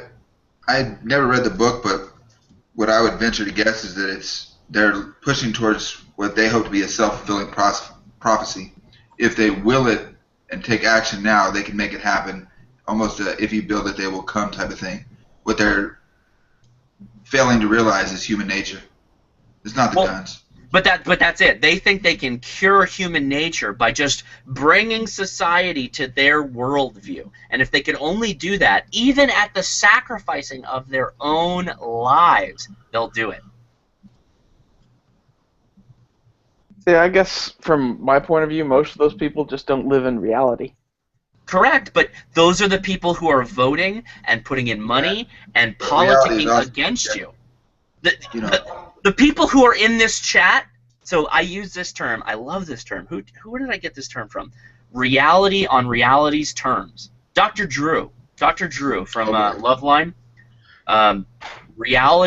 Take reality on reality's terms. You don't get to take reality on your terms or your mom's terms or your girlfriend or your wife's terms. You take reality on reality's terms. Everybody that's in this chat is taking reality on reality's terms. The people that you're talking to and fighting against about gun laws, gun rights, they're taking reality on their very small pessimistic view of the future that they're trying to get to. Reality is an ancillary concept to them. They're trying to push the boulder to what they want, and they'll do anything to get there.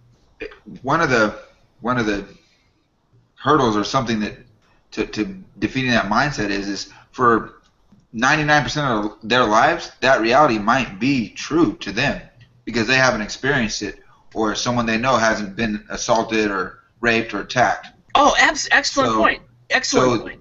Their reality may actually be that because they're going through the world with blinders on, or they haven't had the misfortune or the misstep to be attacked. Right. I think the logical place that line of thought leads then is if you want to change their minds, they need to experience something bad. Would you disagree with that? I mean, that is the quickest, like, cold shower in the morning shock treatment to get you out of that stupid mindset. Do you need a broken arm to know not to do something that's going to break your arm? Do you need Well, no, there's lots of us that have common sense that know that, but apparently these people don't.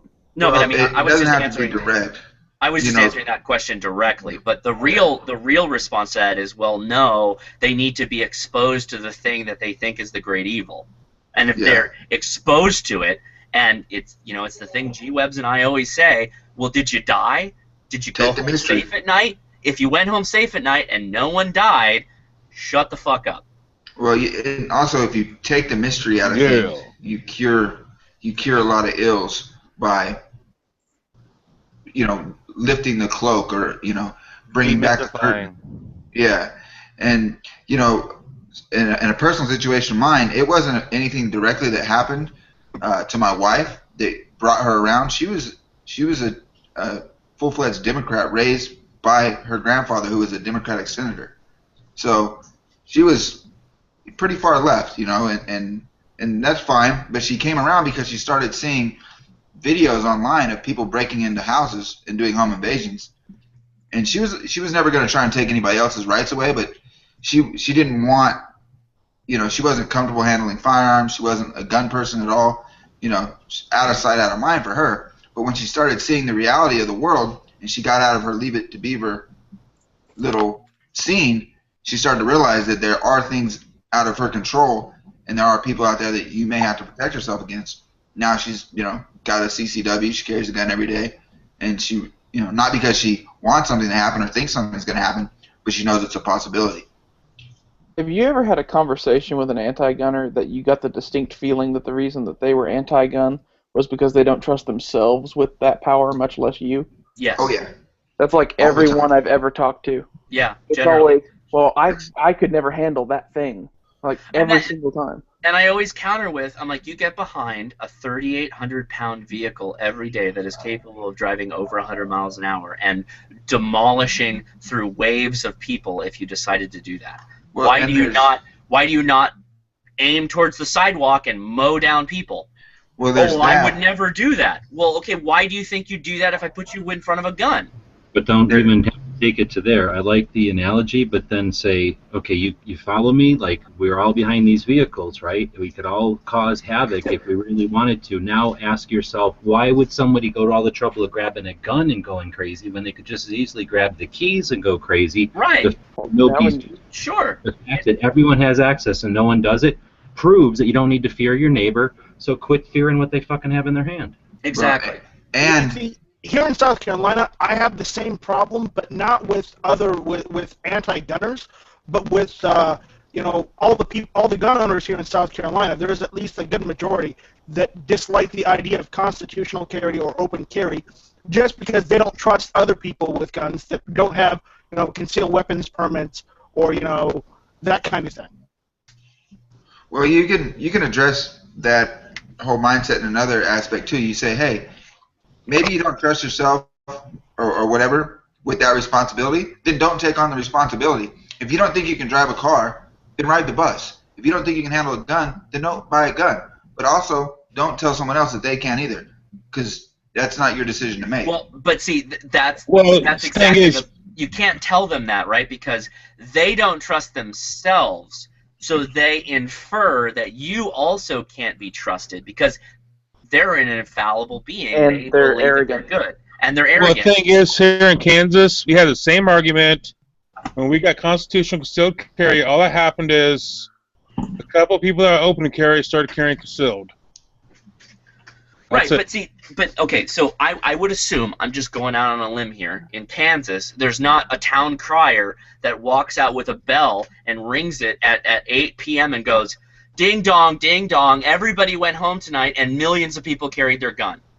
Nobody's doing that, so nobody consciously absorbs the idea that they are surrounded with guns at all times, and no one got hurt. You just gave me an idea. Here, we kind of know we're surrounded by guns at all times. No, but don't assume that, right? Because you're of the mindset of people that know that. But you're talking about anti-gunners who want guns abolished. They want a prohibition on firearms, which is ultimately what they all aim for. So if they have a prohibition, they don't want to acknowledge that guns are around them at all times, and they go safe at home. They're never victimized. Let's look at it in another way. They don't care to get rid. Their goal isn't to get rid of all guns. Their goal is world peace or harmony or something greater. Their perceived path to that goal, which is fine, and no one's going to challenge them on that goal, right? Their path to that goal, they see as taking away this implement because of their unawareness of it. But I think that the things we're talking about can create that awareness to the point where they go, okay, that isn't in conflict with my real goal.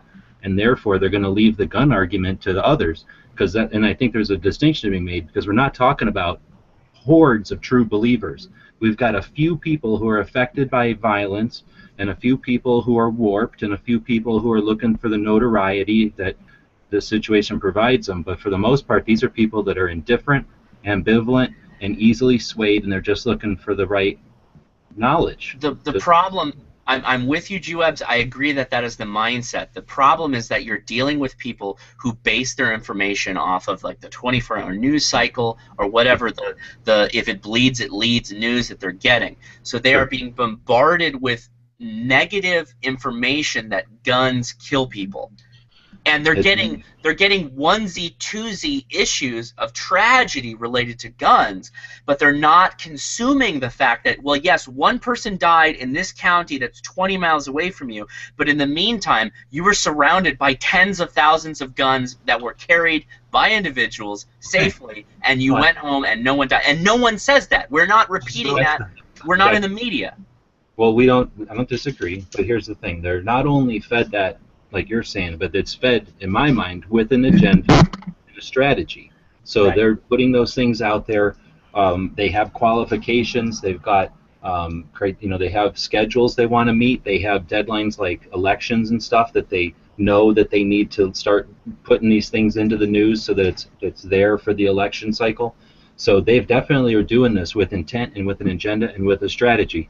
So I suggest that, again, what we're dealing with, we can blind ourselves by fighting the fight, but we can also consider it an ambush and take a step back and look for our strategic way to look at it. And with the resources we got and the time frames we got, I don't think that our playing field, which is these people in the middle who I consider being just uninterested, right, that really are just easily swayed, like you're saying. I think the key to all this is that they're not aware that they're being manipulated and led. So I think that we've got some things working for us. Just like the little guy fighting a big guy, we can use their disadvantages to our advantage. So the fact that they are the corporation and they're the media and they've got this agenda, and it's fucking blatant if you care to look at it, we can get all these people who are the criers, the people that are out there leading the efforts for the potheads and for the gay marriages and for any other social thing that has come up out of a small percentage of the population and had a widespread effect. We can go to those people and show them that we're being cut off of our civil rights. We're cool. We're good to go. Here's the reasons why. So maybe instead of trying to challenge the actual arguments that the fucking big-ass think tanks are sending out against us with intent, they're not accidentally picking these points. They're picking these points knowing how we react. So if we can, instead of taking them head-on the actual issue, think about who the audience actually is and think about who's also got the ears of that audience. Think about who we can win over so that somebody else can be helping us with this, and so that we're not trying to stop the whole force of their anti-gun bullshit, but instead just diverting it enough so that all their efforts are wasted and they become, hopefully like California, they learn that these are avenues that they can't continue to use, or strategies they can't keep using against us. I like it. I mean, I like it, but the problem is that you're always going to deal with the next tragedy. Yeah, well, I think We know that. We know their lame-ass, repetitive strategy at this point. It's But up to that us. works. Bitch It about does it. work. Well, it does work. But we can sit back and go, oh, it works. There's nothing we can do until we fucking get in the way. And if we put the right P in the right place, the train comes off the rails. my biggest flaw I see in our strategy is we are constantly playing defense, and we're waiting for the next tragedy to stand up and say, no, you guys have it wrong. They are, like you said a minute ago, G-Webs, they are constantly plotting and planning to take those rights away. We need to be more organized and more aggressive in securing the rights and pushing back towards regaining rights. We're more like a quick reactionary force. When something happens, we come out and we have all the data, and it's good data, but we need to be constantly building. And you dropped out there. Did I drop out? No, you're still there. Okay. So I know what you're saying. So understand. I'm going to make a parallel here to the LGBT movement, for example. Right. Those people are passionately entrenched in moving their position forward. They have what they believe is very little rights. So they have nothing but to gain. And so they'll do just about anything and be involved in any situation to gain rights that they feel that do not exist for them. Versus gun owners have rights that exist, and they are seeing their rights eroded. The way that you go on the offensive with those two different positions is vastly different. You are a freedom fighter if you are in the position of the LGBT because you see rights that you have no access to and you want to grab them. Versus as gun owners, we see rights that are being eroded from us, and we want to maintain the erosion and also try and be offensive. The problem is that we in the gun community have a situation where you have backbiting, largely caused by people saying, God, everybody dropped out. What happened? Sorry. Okay. I don't know if I'm being heard. Just keep going. So you have this backbiting situation where there is a large percentage of the gun community that says, look, guys, stop getting in the face of other people because we just want to maintain our rights. We're trying to maintain. And so stop looking like bad stewards of the gun community. Stop looking like a bad steward of gun ownership. And so you're fighting a duality with both internally our community and also our forward presence, because they can speak on their own behalf, and they do. There's no one collective voice, obviously, we know this. So it's very difficult for us to have like a unified front versus LGBT, which is all a unified front. They all want more rights, and they want more now. But is it our own fault that we're not unified?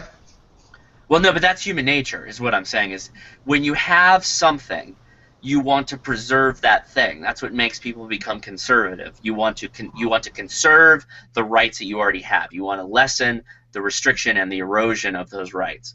And so you just entrench yourself and you say, like, hey, nothing to see here. I'm a good law-abiding citizen.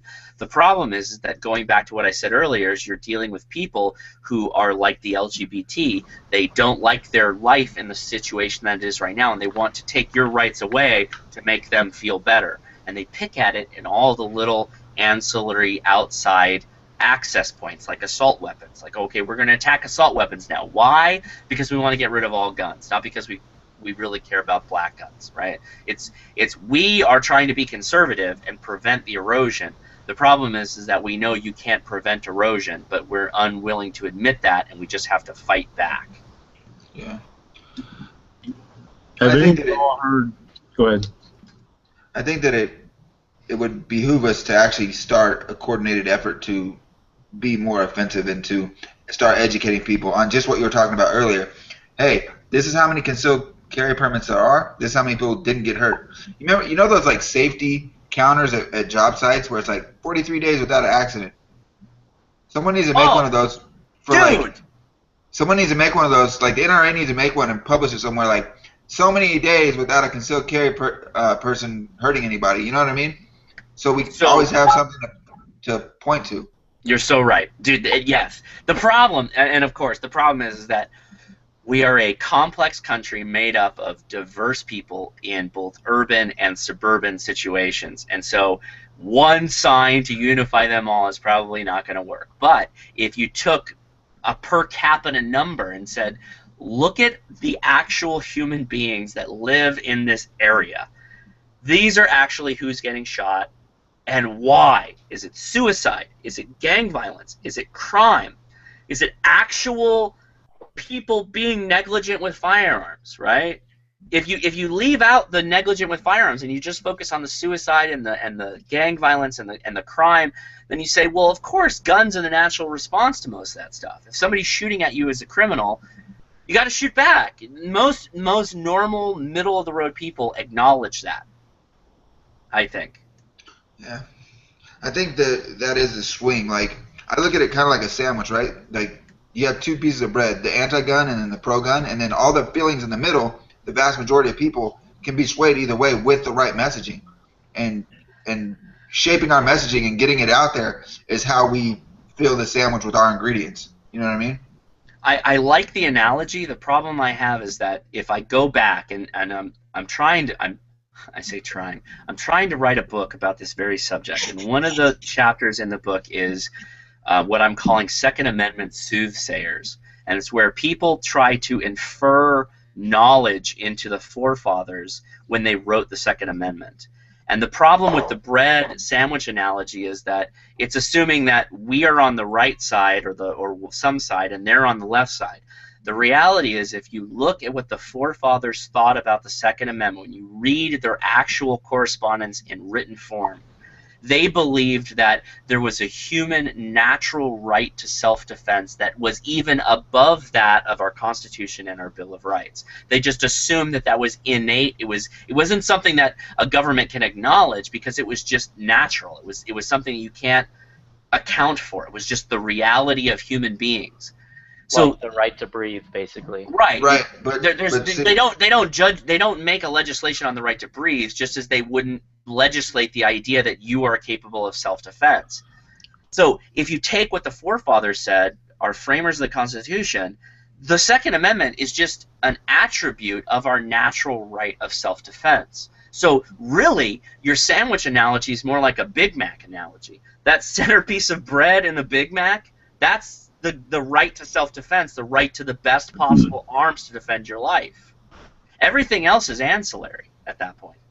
Well, I'm talking about more just of the two groups of people that make up the sides of the aisle, if you will.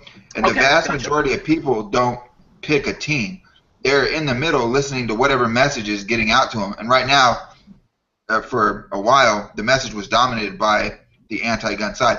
We've actually done a pretty good job at reshaping it and getting people more educated, and the internet is a huge part of that. Yes. But I think we could be more aggressive and actually start being more offensive with the message and start influencing more of that middle ground and that middle populace, which is the majority. Yeah, you're right. And I think and I think to take away from this, like, the sign that says there has been no accident since X is a way to go. Like, it's a smart way to go. Like, think about everybody has your social medias, right? Think about just every day or every once in a while just posting, made it home today, thousands of guns all around me, and I wasn't shot. Well, that's like Colion Noir's Still Waiting, his Still Waiting campaign, where he had the watch. He posts a picture of a watch and a gun every day, and the catch is still waiting for this gun to hurt somebody on its own. But I know where they're coming from, and I understand the argument that, a gun doesn't stand up and shoot people. But the liberals and the anti-gunners laugh at that as much as we also think that it's funny, because that's not the point. That's never been the point. So it's an aspect of it. It's probably not the most effective tool, but it is a branch of the tree you're trying to plant. Right. Saying, hey, made it home safe, good to go. You know, maybe you post a picture, you're putting your gun on the nightstand at the end of the day. Right. Beautiful. And that I think the Yankee Marshals carry everywhere concept is much more apropos, because the more people that are using that hashtag, the more people understand that guns are everywhere. They're constantly around them. Have you heard his latest idea? What? Have you heard his latest idea? No. It's like Tinder for guns. It's gonna like list out that you're in such an area and carrying like a Colt Python or whatever. So no, I did hear that because I was on that chat, I believe. And so I made the analogy to the Dark Knight Rises. Yeah, with the Batman phones. 2. So when The Dark Knight Rises was Bane. Right, the Dark Knight. So the second Batman, there's that computer that can look at everybody. It can tap into everything that it knows about those individuals. Well, what if you took every anti-gunner and you sat them down in that console, and that console could tell them how many guns were around them legally owned at any given moment, and that every day they went home safe and no one died?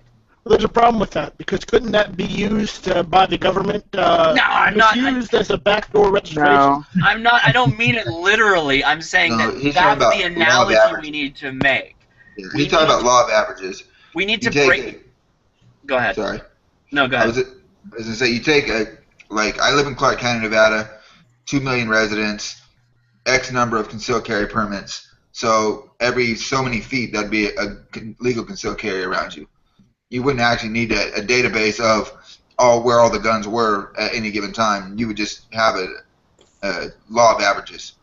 Right. So, see, the thing is it gets so muddied by the anti-gun crowd. They say, well, there's 300 million people in America and there's 299 million guns. But we know that those guns, majority are owned by a very small minority of people. See, I've just made the anti-gun argument. They've diminutized our group into a small number of people that have a lot of guns. So we got a lot of guns, we must be really evil. The reality is that those guns are spread out all over the place. They're legally held by many, many people that are scattered throughout the country. So the comment isn't that I want to make an app and a computer that says, well, I'm not recommending that. I know where I'm recommending that. I'm saying we need to make the argument that says guns are around you at all times. You walked in and talked to people throughout your entire day that were armed. You never noticed, and you didn't die. That app exists, Period. and it's called Facebook. Right. So perfect. Yes, perfect. So I love the analogy of I take a picture of me putting my gun on the nightstand and say hashtag nobody died today. Today was a good day. Today was a good day. Right? Like it becomes a self. You want to make, and I hate to say viral, but you want to create something that has a viral presence of I carried my gun and no one died. And how do I represent that? Facebook would be the perfect example to do that. So somebody think of a hashtag where everybody takes a picture of them putting their gun on the nightstand, hashtag blah, blah, blah, and we send it out to everybody. Today was a good day. Today was a good day. Hashtag. Didn't have to use my AK. There you Exactly. go. Why not steal lines from Ice Cube? I mean, seems appropriate. Yeah. Well, my question to you guys: do you think that is selling notion that guns are good? I think in general, most people have no problems with guns. I'm a gun owner. I have no problem with guns. You know what? I'm a gun owner, and I have problems with other gun owners. So let's give me an example. And I think you guys always beat me up when I say this. So I'm going to say it. Most people that are gun owners feel as if they can. All Democrats are idiots. Anybody that's a gun owner is a fool. And you see it on every post. Just go on any website that has gun owners, that is avid gun owners. They will say Hillary is an idiot. She's a cunt. She's this. You've just lost half of the United States and saying, hey, these people are radicals, or they're not smart. Why are they fighting against us? I mean, I think that nicer approach would be, hey guys, nothing wrong with owning a gun. You don't have to be disrespectful on the other side to make people want to have guns. You see what I'm saying? Well, to be fair to the Hillary statement, a lot of America doesn't like Hillary for good reason, and Somewhere around 80%. And it has nothing to do with. It has nothing really even to do with guns to say that Hillary's a cunt. Her gun policies don't by themselves do that. Just her entire political career basically amounts to that. And Okay. on the side of Maybe I use Hillary as a bad example, but if you guys are being really objective, and think about this on the other side of it. And I'm just trying to think of it on the other side. Yeah. You go to Google Plus and you go on to most of these sites, you will see people saying ill-will things of people that you're like, wow. Now, if I am not a gun owner, I'm going to say, wow, I don't want, this is not a right approach. Why would you're not attracting, not saying to me, hey, no, I'll take a crack at it. I understand what you're saying, Marvin. I'll take a quick crack at it. I think the reality is that the way we behave on the internet, on our socials, is much different than we behave face to face. Agreed. So people say like the most racist, hateful, bigoted shit on the internet. They would never say that to your face. And the reality is that we're talking about guns in these social communities, but in reality, people are carrying them. Lots of people. And people aren't generally harmed when the people are carrying the guns. So we just need to continually repeat that concept that regardless of you disliking someone's politics, whether I'm a Hillary fan or not, I am behooven to not harm you in your day-to-day life, because that's going to be detrimental to my life. Not to mention that you could be an ally of mine. I just don't know it yet. But that's not how we work face-to-face, right? And guns are a very face-to-face thing. They're a very visceral, real thing. Well, and I think, too, it goes back to we need to better control our message. And sitting there and you know, going internet commando on someone and calling them all kinds of names and going ad hominem doesn't help our cause, no. But that's also the fringe. You know, those are the loudest, smallest portions, too, of the community. That's not the majority of gun owners act. I don't think Haas calling them any names or anything, you know, because Haas is a pretty nice guy, and, you know, I don't think he was calling Marvin names, so. Yeah, I mean. And I agree. I am around gun owners a lot. And I would say a lot of these gun owners are, you know, the smartest people in the world. They are intelligent. They are not radicals. They are not, you know, anything that you would think that they even own the gun. But when you go on the internet and when you listen to these radio stations or you listen to anything that has involved with guns, you wonder to yourself, who is on that other side? You wonder, where are these people? Because I've owned guns for many years. Yeah. And I've never personally met one of these people. And what it does, I use my wife as an example all the time to people. My wife hates guns. I have more guns in my house than anything else. My wife hates guns. Why?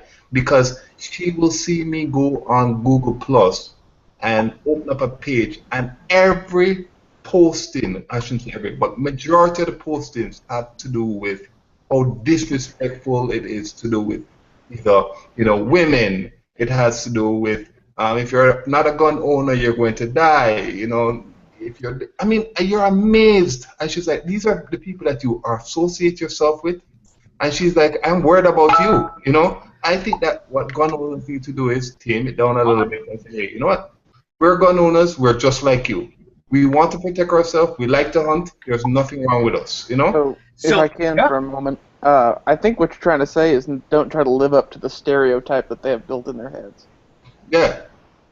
Yeah. Well, no, I mean, that's kind of what we've always talked about on gun channels too. Is that, you know, show your other hobbies, like, you know, guns aren't everything in your life, right? What else is part of your life? Because we're all ammo. Well, we're just interested in guns.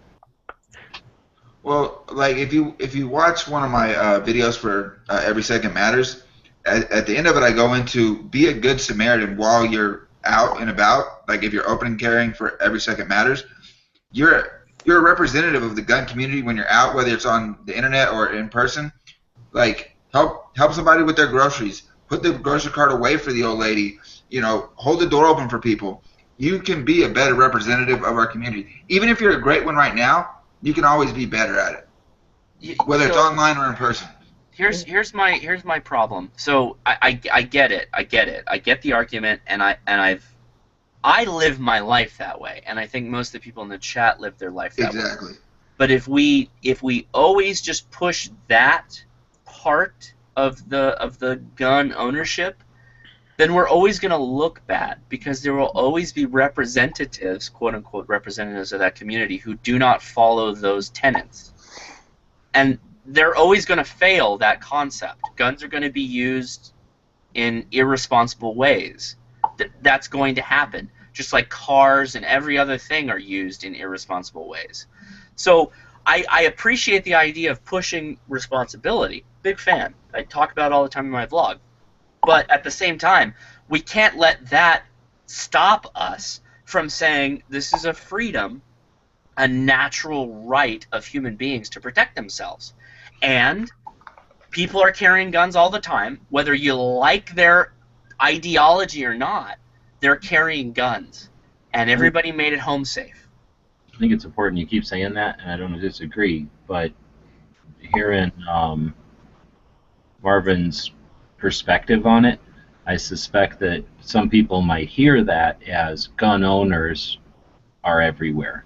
I would only add to your message to say of all shapes and sizes and races and oh yes, please. I want more women to carry guns. I think women are the most unrepresented group of gun owners that probably need guns more than anyone, and they're the most fearful of getting guns. They don't realize that their sisters are comfortable carrying, and they can also be. And I would add to that page that has a list of all the non-incidents or something, or incidents of people carrying without incident or whatever. I would add a counter to the top that's ever increasing of the amount of firearms in personal possession, and then a map below it with a little dot showing where those gun owners are, so that again it's not perceived as you quit fucking with us because there's a bunch of us, and then the perception is we're all holed up in a shack in Nevada. So right. And I give you a perfect example. Sorry to cut you, Jake Webbs. I give you a perfect example from my eyes. So when I go on the internet, and I use Google Plus a lot. I think one of them was Guns and something or another. It has 32,000 members. So I go on it a lot. And I've been watching the trend. And what I have noticed is that I said, okay, let's be honest, Marvin. Let's look at it from a direction that you're not a gun owner. You want to get a gun. You're interested in guns. Like anything else, you want to get a hobby. You want to see what it's about. Let me go on to one of these things and look at it. And I was looking at all of these posts. Yes, you have some good posts where people are talking about guns and things like that and gun rights. And I thought that was impressive. Then you have somebody showing a picture of two black girls burning the U.S. flag. And about 300 people made comments on it and said those bitches so and so. And I am saying to myself, all right, let me take 1 second, and I Googled people burning the American flag, and I could find 1,000 people doing it of all different colors and sizes, but you just picked two black women. So then I said, okay, I see where you're going with that one. Oh, okay. So yeah, no, that's not fair. That's not fair to. No. Hold on. No, I'm not being. I'm just giving you another example. So. No. I'm not calling out your point. I'm saying that if the millions of people were just looking at the two black women stamping on a flag, that's unfair to those two black women. I get it, because there are people who step on the flag all over the place. That's not. So it was my thought, and I had to suggest to them, it's unfair for you to pick out these two women. Well, here's the thing, Marvin. Everybody. I Googled and I found 1,000 people stepping on American flags or their own flags of their own country. So there are people that are just disrespectful of their country. And But that's a pervasive thing that's going to happen in all people in all countries, right? Just like you said, everybody steps on. Someone is always going to step on their own flag in certain situations, right? So yeah, at one point during the World Series about 10 years ago, when Canada was about to win the World Series, which we did twice in a row, the Marine Guard who carried out the Canadian flag hung it upside down from the pole he was carrying it from, as you know, the honor guard, because they were playing in the States for that game. Right. And a bunch of Canadians lost their shit, and I was just like, well, fuck it, he might not have known. I mean, it's a leaf. Right. So let's stick with the two ladies as an example. I would suggest you have any disrespecting flags happens all over. Right, but it's a parallel into human psychology. People are going to be assholes all the time, and we should stop giving air to assholes. No, but the reply, it wasn't that they picked out 2 women, because they could have picked out 2 Chinese women, they could have picked out 2 white women, they could have picked out 2 black men. That wasn't the issue. But the replies that I found interesting was that, what do you expect? They don't have a job, and then they showed 2 white women in the army or the military, U.S. military, going off to war. I mean, I think that was their comparison. And I'm saying, you're shutting off. Marvin, I think all you're doing is shutting away 15% of the American population. Then you do it to gays. Then you shut away another 30% of the population. You do it to a group. Okay, well, you're doing it right now by inferring racism on one instance that you saw. I can assure you. 3 pictures in a row of different ethnicities doing the same action and a lack of comments on those other pictures. So was there anything comparable to suggest that it was the fact that the women were black that gave us those comments, or that they chose to post it because of that? Because like you say, they could have picked a picture of 2 Chinese people doing it, or 2 anything, Irish people doing it, and then Irish people said that they... I can tell you that I see equal picture. Well, you can go look. Who posted the picture, though? Well, go look at. Let him answer, though. This is the point. It has nothing to do with black, Chinese, white, Indian, or cheap. What it had to do with is that just posting it out. What is your game? End game when you do something like that. It could be anything. Then I would ask. And what people should be in the community should be saying, hey guys, this does not help our cause. If it was 2 white women that were from, a bad neighborhood and they were standing up on the flag, it is wrong, unacceptable. But then don't talk about the color of their skin because they're white and they're white trash. Just say, hey, it's unacceptable. These women should not be doing it. But when you start picking at them and stereotyping these women, or suppose they were fat, you stereotype these fat women. I apologize by using the word. I mean, this is the internet, so it's a lot of random, anonymous stuff. Was this something that was posted by the original poster of the content, or was this a random addition to the comments by somebody who might have a position of being a racist or a sexist or a fattist or whatever? Or it could even be an anti-gun troll just agreeing with you. Exactly. An anti-gun anonymous person paid by Bloomberg who's got some political strategy could put things like that to seed to do exactly what it's doing, create debate amongst the original intent of whatever that post happened to be. Look at my new 1911 or something. Well, also look at the Jesus Christ. No, it's not. I'm not politically correct, and I don't care. I don't think we should have to be. It's words. Words don't hurt people. Well, the point for Marvin is look at the response to anybody that steps on American flag. I see people posting videos of college students standing on the flag and different people burning the flag all the time, and no matter what the color or race or their weight or whatever, the reaction to those people disrespecting the flag is often the same. They're met with vitriol for the act of burning the flag. It doesn't matter what race, color, or creed they're from. They get the reaction they get because they're disrespecting the flag. So it's not racially motivated. I don't know why that is in your cross so bad. No. Maybe I used the black women because that was the example that I had in front of me. It was just that I saw no one of 200 comments, no one saying, hey guys, the words that it wasn't who posted it. It was the comments behind it. It was just the terrorist. The comments became to the point where I said, if it were 2 fat women, they would have said, oh, you got to go eat at Burger King, and you stop eating at Burger King, and, you white trash. I could see those comments coming along, and I'm like, why are you guys fighting a battle? If these women are burning the flag...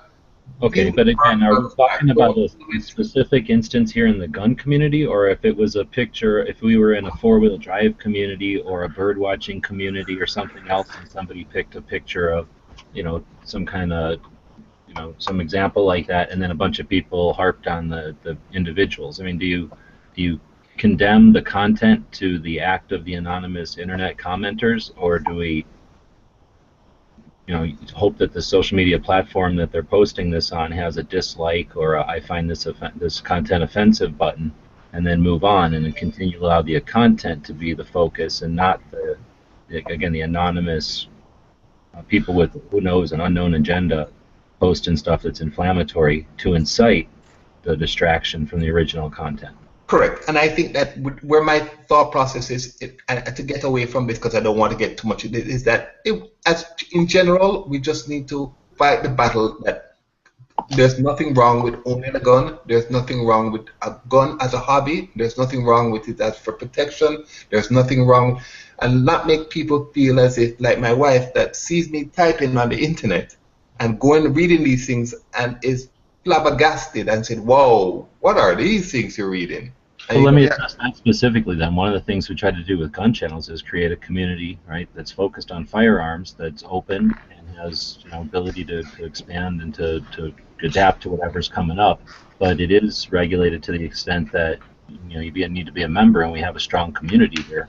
So if you're watching from the YouTube side, that's one of the problems I saw with YouTube, is having anonymous membership allows people to abuse it, especially people that are savvy and skillful with tech.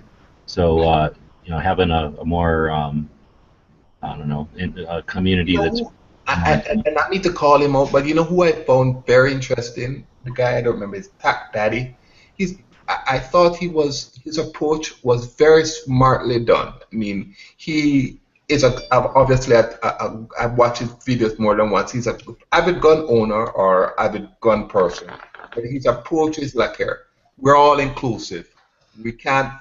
The guy that's sitting beside you, the trans vendor or the gay person beside you, could be a gun owner too. Let's explain to him. All the people that I've converted to be gun owners, I always say to them, get all of these crazy people, and everything else you will have crazy people. Look at me. Do I look crazy? No. I carry guns all the time. Come, let me teach you. Let me get involved. And they get involved. I said, don't worry about the crazy ones. But it's very difficult to get them into guns because all I hear is on TV this craziness, where if like, I mean, I hate to use this, but if somebody died from a shooting, just don't vitriol it. Just say, unfortunately somebody died from a gun. Move on. Don't say, oh, that person should have great to carrying a gun. And somebody died from a drunk in a Ford. We don't go after Ford, right? It's not the tool that's used. It's the person. Correct. I don't mind if you don't go after Ford, but let's limit the gas tanks down to 5 gallons. Exactly. That is load less. Like the quote today. Did you do the quote today on the? Because I never heard actually. Did you do the quote today on our gun chat? Yes. Yeah. So the quote today was like, gun regulations are like, because teenagers are driving cars 90 miles an hour in a 25-mile-an-hour zone. We're going to limit the speed limit to 25 or 20 miles an hour, right? How is that going to solve the problem? But that's the way their mind, right? We have a problem. Let's limit the people who are let's punish the people who are following the laws. It's insane. So did you mean to say 19 and a 25 then? You lost me somewhere in your analogy. No, okay. Who, Bob? Yeah. No, you're saying like limit because kids are driving 90 and a 25, they need to limit the speed. Oh, I thought you said 19. Like, no, maybe kids are going well within the speed limit. We're going to enforce further regulations. So we're going to make it go even fucking slower. We don't like the way these kids are obeying, damn it. That's why I was like, what the hell? That doesn't make any sense. I mean, that's the way it fucking works in Canada. They're like, these guys are obeying the law too good. We need to change the law, make it more hard. Drivers have nothing to do. Yeah, and that's exactly what they try to do, right? Think about it. California. Oh, we have a gang problem, and they're using machine guns and shit. Well, let's take all the magazine-fed rifles away from the legal gun owners, and that'll solve the problem. Meanwhile, the streets are still flooded with machine guns. I mean, look at Hawaii. Kauai is now trying to treat all of its gun owners on an equal level with sex offenders. Like, that's Well, crazy. Truthful, knowing Hawaii volcanoes go on, but you know, Yeah. some cases it might not be that bad. Might be safer for the neighborhood. Do you really want to have Hawaii Volcano Squad and Island Z to not be on that list? That's the question you should ask yourself. Yeah, there you go. Yeah, what kind of crazy person does not purchase a fucking python if they have the option to? The island. A high point? Why would you buy a high point? Python. Python. Python. I mean, we don't need to jump on Bob. It's not his fault he's old and his hearing's finally starting to go. Could have been worse. He could have thought they said high power. You mumble a lot, but I've always kind of excused that by the fact that you're talking through a panda head. But the problem is the copper wire that's connecting Bob's trailer to the internet isn't wrapped around that maple tree tight enough. Well, shut up, we can barely hear you. Don't let Knight give you any shit. He wanted to buy an IO today. Manhammer. I'm off the grid and wireless. I got nothing hooked up to any kind of infrastructure. It's coming from the sun. So you get all your power from the coil wrapped around the maple tree? Nah, Bob's into a camera is current just bush. plugged directly into the maple tree. I'm plugged into a current bush right now.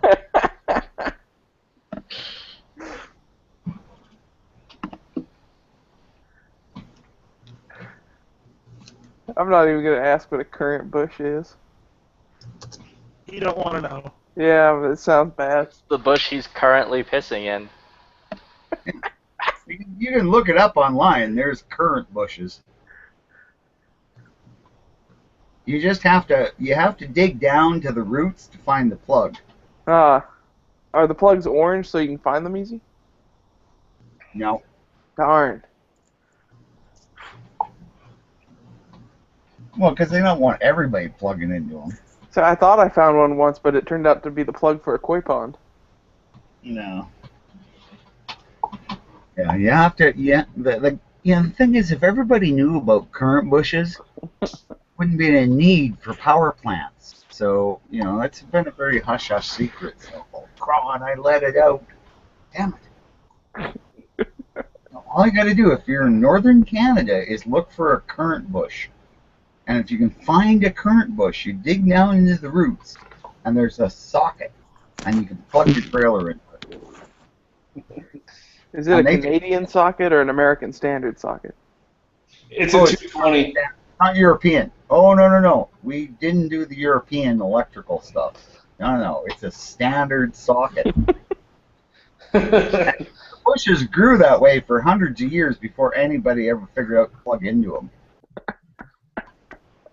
Although apparently the natives of the area used to actually, in a rainstorm, they would look for the bushes and grab them, and then they would have spirit walks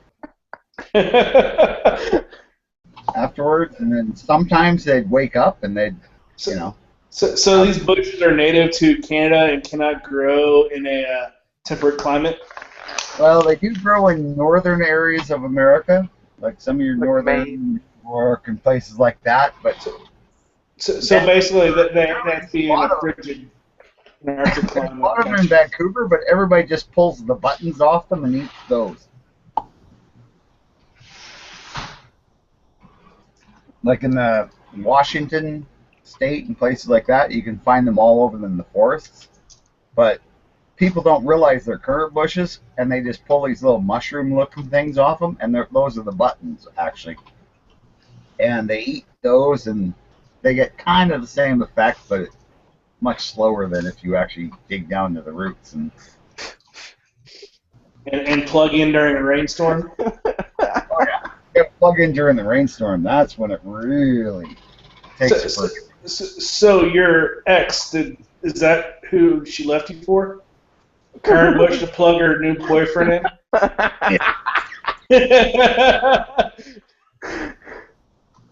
No.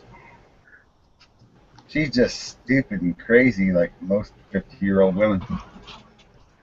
You could take that 50-year-old Yeah, off. that's what I was about to say. I think it's just all women. Yeah. Well, you know what happens is after 30 years of being happy and everything's wonderful, then they decide, I want something better. So, what are you going to do? I went, oh, fuck it. I'm going to go live in Arizona half the year. She wanted a different Bob. This one's battery operated. Never find a different Bob. Well, she never find a better Bob. She might find a different one.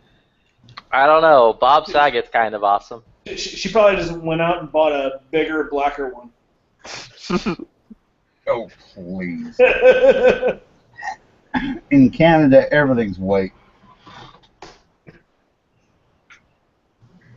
Unless you're an immigrant and they wouldn't have the money she wants. Yeah, because if they'd have any money, they'd come to the States. Yeah, not too many Nigerian princesses or princes move here. Well, maybe she might want a princess. I don't know. She might have decided to swing for the other side. At this point, I don't know. I don't care. I haven't talked to her in a fucking year.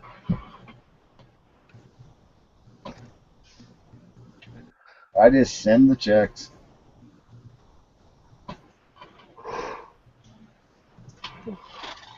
Live in my fucking trailer and fondle my guns.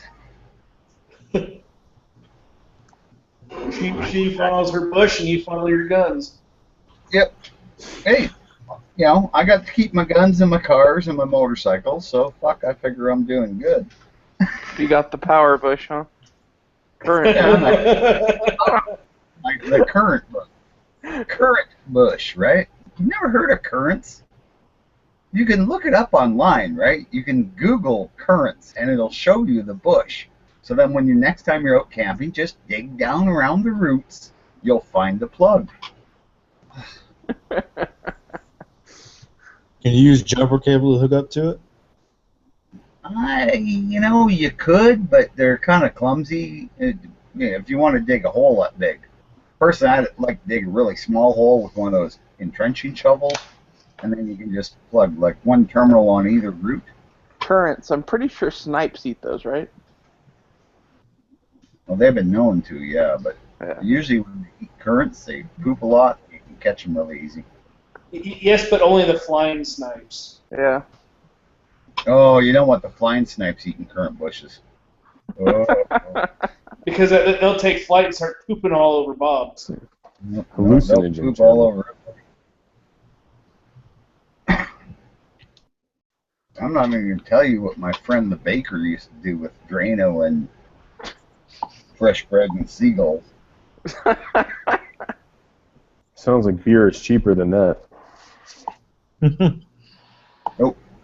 No, beer in Canada is terribly expensive. Can't wait to move back to the States. Why Drano? I'm delaying because I have to do shit. I have shit I got to do in the trailer, which I have my welders and everything here. So Wait, so can you still buy like tigers? What? So, like the Stuffed tigers? The Norinco 93s or whatever? Oh, those weren't Norinkos. The tigers were. Let's see if you're talking about. I think you're talking about they were Russian. They're Whichever about one. SVDs, right? Whichever one Norinco made, that's like the equivalent. That's the NDM-86.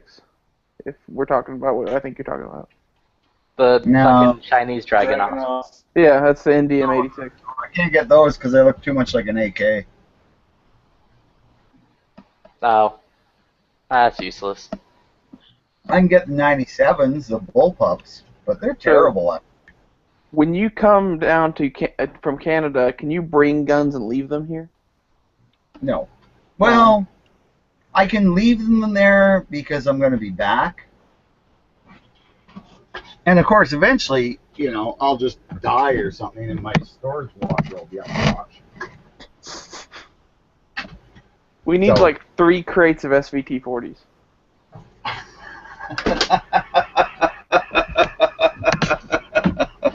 Well, you know what? I'm just kind of thinking about that, right? Think about it. It could be like When you move here, I assume you're allowed to bring your personal collection. could be like one of those insurance loans, right? Yeah. Where you're just, you put the stuff there, and then, when you die, these guys just know to go buy that locker. And if Don't they you get, have registration in Canada? not for long guns. Oh, okay. No, we got rid of that. Dumbasses are trying to bring it back, but And why stop at 3 cases? Well, it seems like a nice round number. That's enough for me personally. I don't know about what the rest of you guys are going to do. Right. How many is in a case?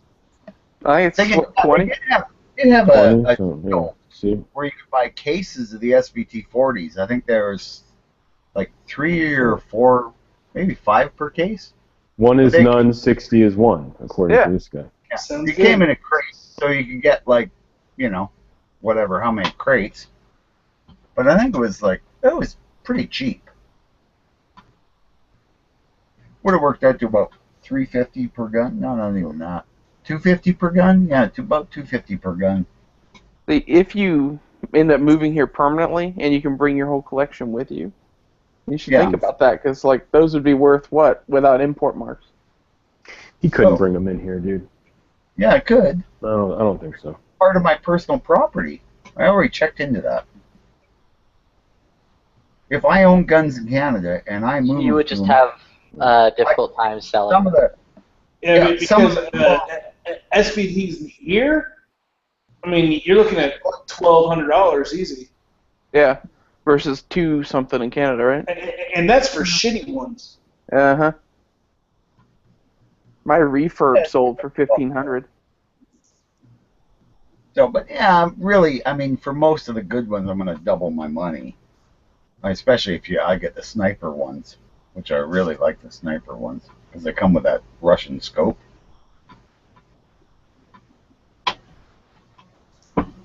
And they're really cool. And yeah, we can buy them too. But they're about $700 a piece. So. But yeah, it'd be something to think about. It's a way to move down there, but I really think that what the laws would work out to. Same with my Norenkos, right? I could bring them down as they're my personal property, but I'm pretty sure I wouldn't be allowed to sell them. Well, you wouldn't be allowed to move in and then 2 weeks later go, well, I'm going to sell all of these for 10 times what I paid for them. But if you moved in and were in America for 2 years and then decide that you need to sell some property and sold 1 or 2 of them. Yeah, maybe. Because really, I mean, like I say, they're not registered up here. They're not going to be registered down there. I mean, they're personal property crossing the border. No, wait, you're not allowed to sell them. But what about trading? He could sell them, just private sales, if he's in If he moved here and became a citizen, I think he Arizona, could where sell there them. is no whatever it is, and there's still private sales, he can private sell his fucking shit to anyone. Where do you live that they don't have private sales? Well, no, I don't mean Oh, okay. universal whatever the fuck it is, background check or whatever. Lives Where in you have his own world.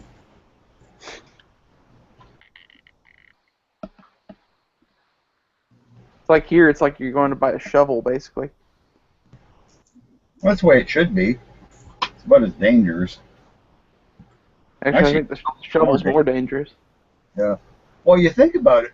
They tell you, when I was taking jiu-jitsu, it was a knife was more dangerous than a gun, right?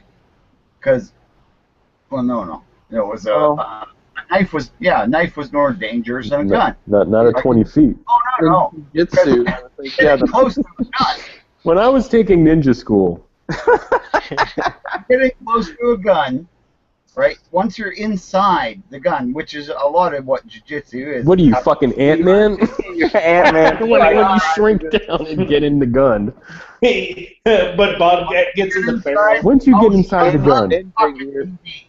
Jesus, shut up for a But, second. okay, my Bob bad. starts This is dancing science. around the barrel and go, hey, what's Stop! this? Stop it! Let him finish. This is very important and very educational. Once you get inside a gun's point, of fire, right, which is fairly easy to do if it's close. You're fucking they JFK then, fucking guy. You know jujitsu, you're going to break their arm or something like that. And that's going to alleviate the gun problem. Whereas a knife, it'll cut you like from the side, you know, and a knife only shoots right out the front, or a gun only shoots. He's talking about the Russian ballistic knife guy. Nah, I think he's talking about that weird Hornet or whatever the new like knife is that you put CO2. About another 8 scotches. I was in ninja school too, and they didn't teach me that. They told me at that point you disappear. Yeah, you don't try to get inside of a gun. You disappear. You throw the flash bomb on the floor. Yeah, you throw the flash bomb, you disappear, you come back, you throw a Hajikin, or whatever those things are called. The ninja shuriken. The shrinkins. God, you do a You gotta throw the shurinkens. Hey, I still want to know how you shrink down to get inside the gun. Oh, that's ninja. I really want to meet DB just to go, God, you're as big a doofus in real life as you are on the fucking computer. I want to meet you so I can show you a shovel is is very dangerous. Shovel, rope, bag of lime. Man, I dropped before you even knew what was I happening. want to see this ninja training in action, man. That's what I want to see. Yeah. Bob, gun channels would suck without you, man. I'll tell you that. Not thinking. It sucked without you, DB. Thank you. You know, You're welcome. You're welcome. Thank you. Most good points start out with, I learned this at ninja school. No, he did say when I was studying ninjutsu. On the internet. On YouTube. Ninja. I said jujitsu. I took jujitsu Oh, okay. years ago now, for a couple of years, and I learned a lot of interesting shit, and a lot of it works really well. Was this an at-home course? Just practice the shit that you're ever going to use. It makes a difference. Plus, it's good for you. It's healthy. Where'd you get the ninja sword, though? I mean, do you just buy those in Canada, or do you have to go to Japan? Or... What ninja sword? He made his own. I don't have a ninja sword. No, you can own them in samurai swords. Ninja swords. Yeah, I have one stupid, like, wall hanger, but I don't have a real ninja sword. Not yet, anyway. Not a very good ninja. No, I got a Cold Steel Kukri, though, that works pretty good. It's not bad. Oh, wait. SOE just emailed me something very important. Oh? Let's see here. What does it say? 25% off Memorial Day sale. Fuck. I just ordered a belt like a month ago. Yeah, really? You'd fucking spend money on 25% off your order, and the first 300. Lots of lives, not fucking look for a TV. Did Bob just say you're going to spend money on a minority? No. No. Okay. They're white people. Alright. I think pretty soon, though, white people will be the minority or something like that. I read about that. Not that I give a fuck. What are you going on about white people? You're so white. You're like a snowman. You're so white, I have to wear sunglasses talking to you. No, Soon the whole country is going to be... I don't think you would go outside, right? You're pale as hell. That is true. Wow, this is really cool you shit. look like a white rapper. That's true. If I was a white rapper, I would be Milkbone. I always thought he was good. Google Milkbone. He's really top notch. What's his name? Snowflake? Ice Cube? No, Milkbone is his name. Milkbone. He was the best white rapper ever. No one ever gave him his props. That's roughly like being the best, I don't know, unprofessional race car driver or something That's true. It's kind of like being the best white basketball player ever, which would exactly. still be Larry Bird. It's still Nash, Larry Bird. right? Steve Nash was awesome, yeah. Wouldn't that be Steve Nash, the best white basketball player? No way. Fucking Larry Bird killed him, dude. No way. Larry Bird was the shit.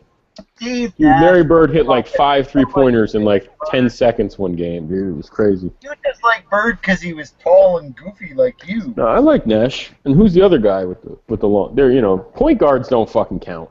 I'm sick of them. Nash. Yeah, Nash is the best, number one, because he's Canadian. You're a little fucking point guard. Oh, that's why you like him. All right, I get it.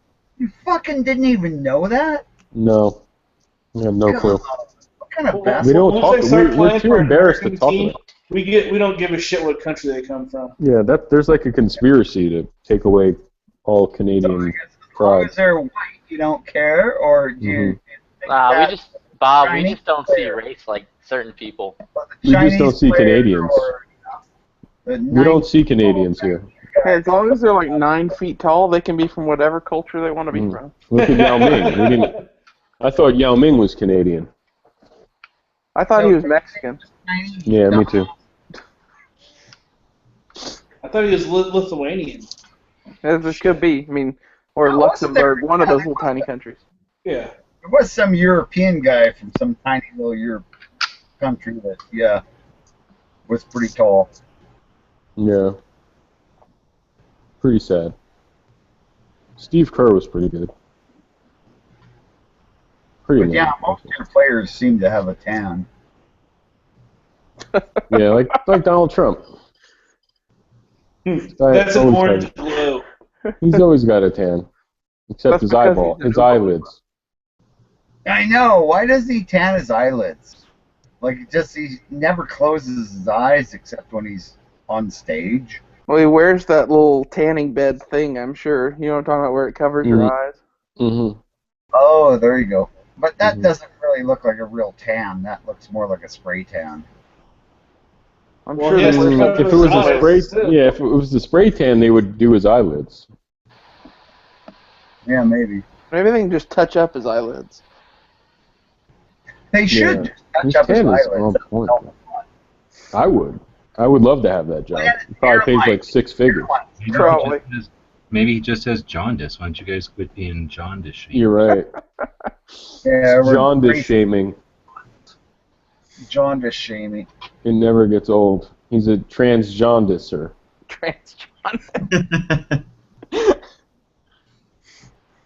He wants to use the jaundice bathroom. Yeah, I'm okay with him having jaundice as long as he doesn't use my bathroom. Yeah. Hey, I mean, this what's next? Zika virus bathrooms? now you guys would know this, right? Probably not. What's his name? That athlete that turned into a reality star and then Dennis turned Rodman? into- Bruce Jenner, DMX? right? Bruce Mhm. Jenner, right? Now he's Cat Jenner or something like that. No, he's gay Jenner. Now, we were talking on the chats one night, and I'm pretty sure it was you, DB, who said he didn't actually get his junk cut off. Not yet, and he's actually regretting. He's actually thinking about not doing it, according to the news. I was talking to somebody on the weekend, and they were like, no, he had the whole thing done. He had the whole thing done. And I was like, bullshit. No, not yet. Not yet. It's coming, though. No, The big snip. I heard he's gonna go back to being a guy. Well, the thing is, he's not homosexual. He actually still likes women, and yeah, it's not like he wants to be with a man. So he's thinking about keeping his schlong. Well, I'm thinking it's just his old lady told him, I think I want to break up because I think I'm a lesbian. I want to be with a woman, just to see if he loved her that much. No. And he went, oh, okay. Well, I'll become a woman, and then you can be in love with me as a woman. Nah, his ex is dating some like young black dude. No, evil bitches can do that kind of stuff. No, his ex is dating like some young black guy. He's on the show. I don't watch the show, but my mom does. Yeah, she's dating like a fucking. She's dating like a 30-year-old black dude, man. With that unique insight Bob has, it seems like he's complaining about something he has personal experience with. Remember, listen. You don't want to. You always want to keep your schlong at the end of the day. It's always a hard decision.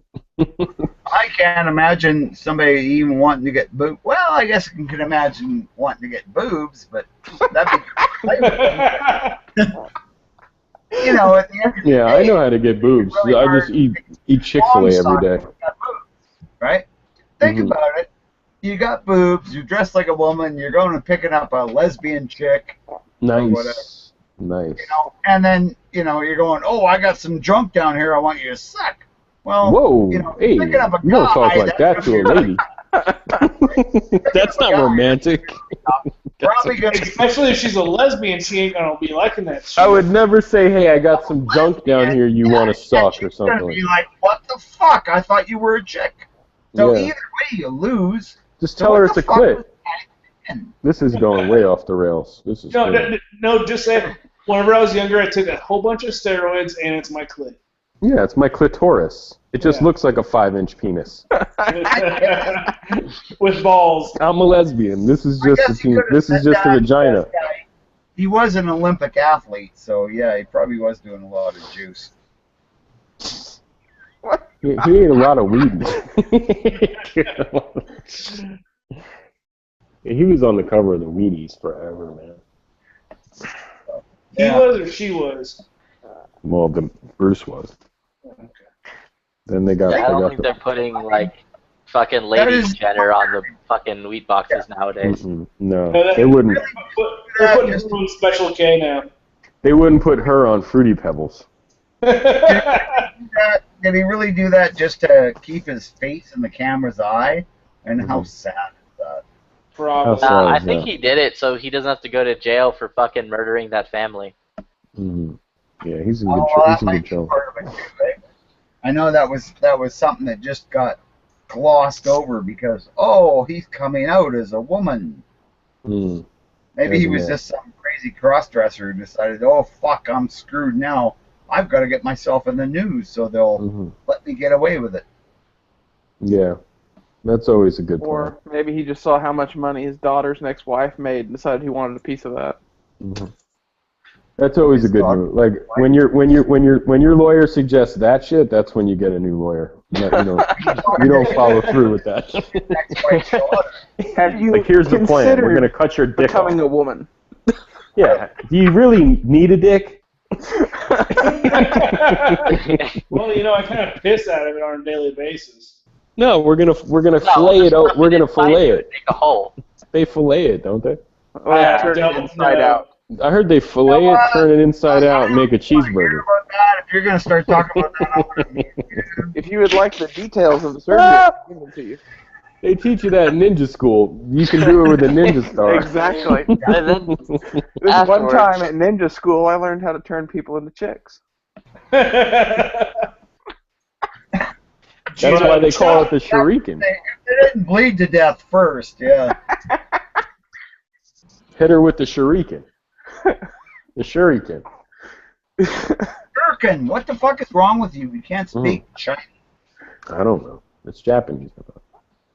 Well, Chinese. Change the topic to the November shoot. Is there a place in Tulsa? What kind of other things is there besides the Jam Davis? Well, okay, first off, as far as like staying there and traveling to there, Tulsa has an international airport. American Airlines is based here, so you can get flights to Tulsa. And hotels, there's a million hotels here, but it's going to be at Wanamaker, so you're going to want to make reservations ahead of time. Because every hotel in town is going to be booked. So. Well, actually, whenever I was driving over there, I swapped rooms as we were driving over there in April. Cool. So Well, there you are know- rooms available. I've You know only what? stayed in town once when I didn't live here for Wanamaker, so I would assume that you want to get your hotel stuff squared away, though. Yeah, well, G-Web is going to have his van. I've got my camper. I mean, I have my bed. Take over a trailer park? I've still got 2 other bunks, so somebody gets stuck. But the dog smells, and so do I probably. So No one's going to be jumping towards that offer, Bob. What did he just want? He offered his camp. yeah, that was the advantage of me offering is I'm pretty sure no one's going to take me up on it. Well, that's how you end up like roof eating in the back of Bob's trailer headed to Where's the range that we were talking about going? It's how familiar are you with Tulsa? Well, I got a map. Okay, it's like 66th Street North, so extreme north side of town, just above the airport. Like 66th Street North and Yale or Sheridan, something like that. I'm trying to look for the airport. Okay, so the airport, it's on the other side of the zoo? Let me pull up the map. 56th Street or 66th Street? Okay, 66th Street North. And Okay. the cross street is... Okay, if you follow 66th Street North headed east, there's a spot where it just turns straight north. That turn in the road is where the range is. Imagine how cool this is going to be. Our first Gun Channel's gun shoot is in Tulsa, Oklahoma. Okay, I see the range there. So then, if I type in JM Davis, So what part of Hopefully by then Tulsa I is can- the best, like, lowest crime? Because as we were going over there, the reason we swapped is because the guy I was riding Where- with is Where were you staying originally before you swapped? I got we were like downtown, and his buddy, my buddy's brother used to do a lot of welding. He's like, Yeah, move. the only people who are in downtown Tulsa after 6 o'clock at night either like to drink Drano and fuck people up on the streets or are just homeless and crazy. So I would avoid downtown. So basically, or we could do a Gun Channels get together and clean up Tulsa. Yeah, machine gun downtown.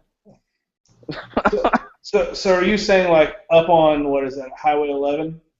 Highway That's 75 north. goes right by the range. Okay. Like Highway 75 and 66th Street North, and then it's just to the east of there.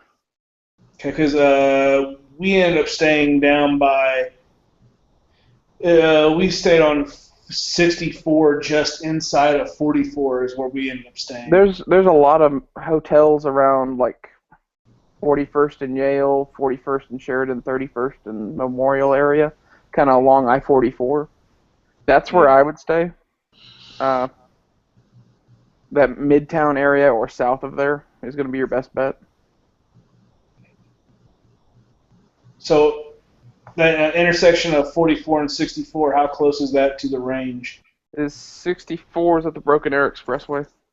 Or do you know? I think so, because 64 ended up turning into Toll Road. Yes, it is. It's that's the Broken Arrow Expressway. But anyone in Tulsa, they're not going to know 64. Okay, Broken Arrow. You're like probably the better part of 15, 20 miles away from the range. Oh, that's not far. Yeah. Well, depends. Like for someone out in the country, like you live in Arkansas, like where I used to live, so no, that's not that far. But around here, it's like all the way across town.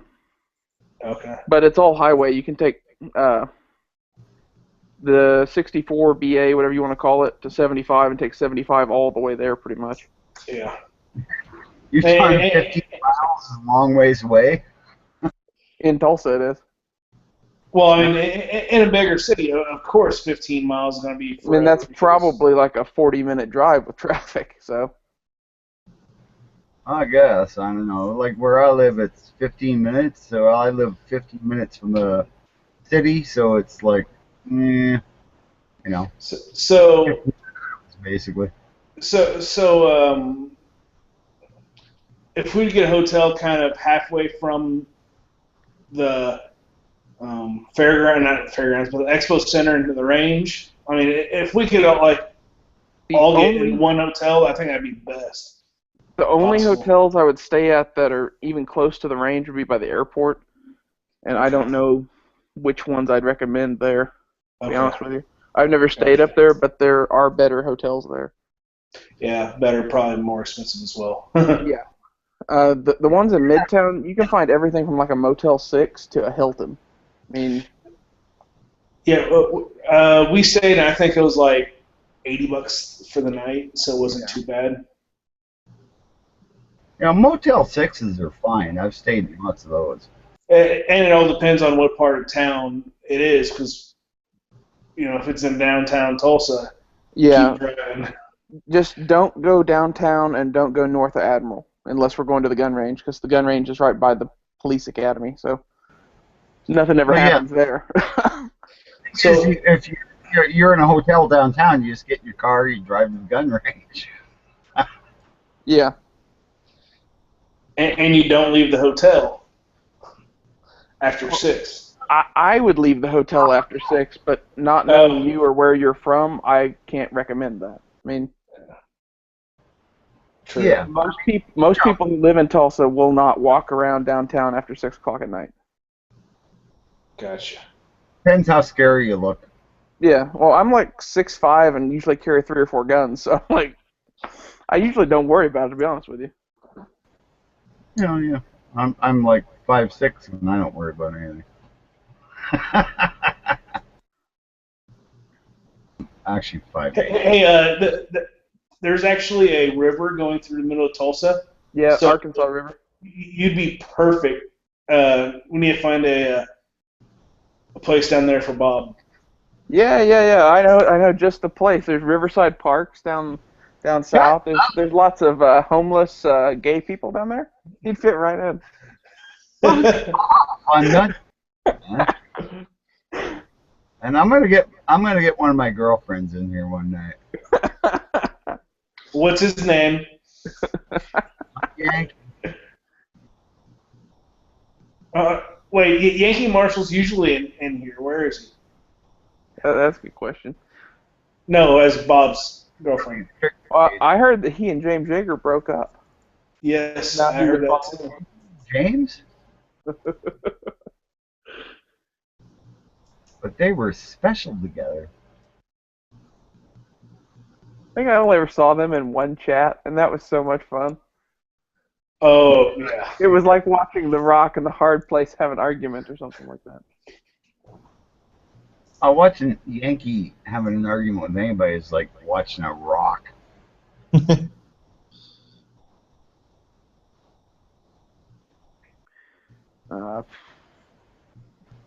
Thick, solid, and has no idea what's going on. So, G-Webs, do you want me to find some other gun-related things around here you guys might want to go do, or? Sure. I mean, Yeah. I'm not sure, like, if there's any other museums or anything like that. Well, we'll probably get down there a day or two early, right? If we're gonna Just do all the plan meetups, on probably feeding, entertaining, and housing maybe 15 people for the week. So if you could work on that, that'd be great. Thanks. well, Do you have a basement and a whole bunch of cots? I have a basement and one cot. You're just gonna have to share. Dibs.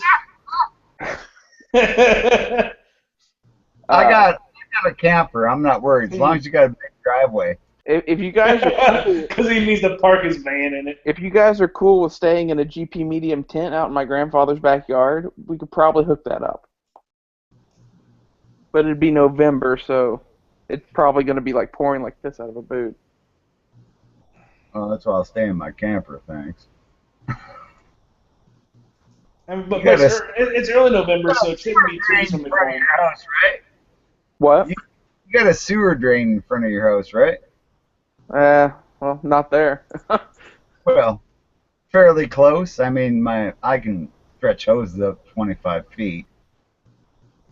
This is like semi-rural, so I don't know. What you should think about is getting like a big shower head, right? And then put that at the end of your hose, and then that way you could just set it out in the street, and then it would. Oh, the kids would love it. No, I'm just thinking, if it's rural, I can just dump it in the ditch.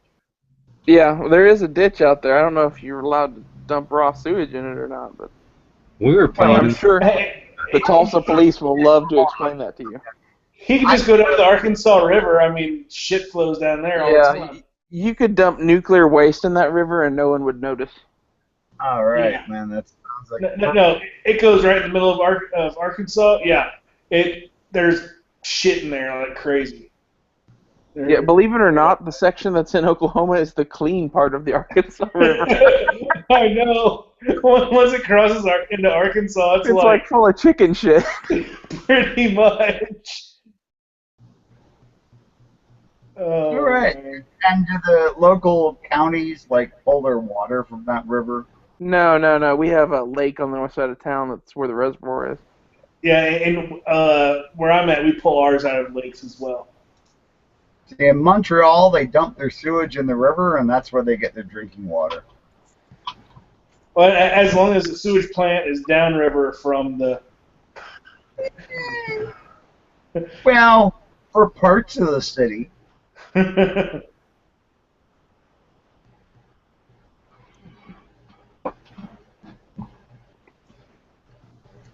But yeah, no, I mean, I think there's a hotel there on the expo grounds too. You guys could stay there. I wonder how expensive that'd be. That's the Super 8, isn't it? The inn at Expo Square, and I think it's fairly inexpensive, but it's not the nicest place in the world. Yeah. Yeah, who cares? It's just a bed. That one you're definitely going to have to book up ahead of time. Biggest gun show in the world will be there, so yeah, all the vendors and all the attendees will be. That's going to be prime location. That's why I'm thinking get a room somewhere between, or get a place somewhere between the range and the museum, perhaps, and then just take it down to each day. If you want, I could find you a hotel just to recommend. Well, I think we got plenty of time, so we could find out. Talking about that. If we were to book 10 rooms or something, if we, depending on how many people end up wanting group rate. Yeah, exactly. And then find out if we can have a vagrant Canadian hang out in back.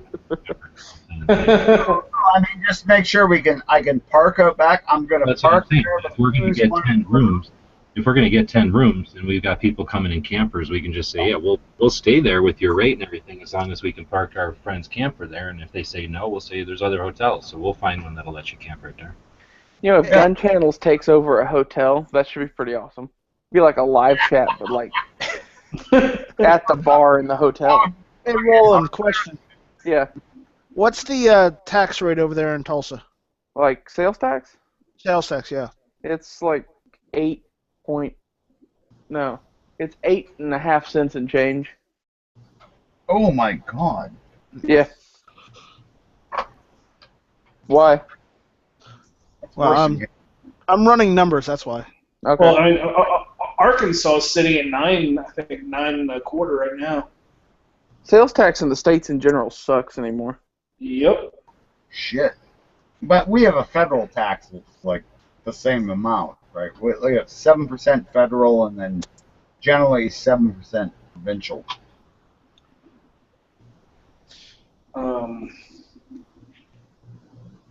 We had a total of 14, which, you know, kind of sucks.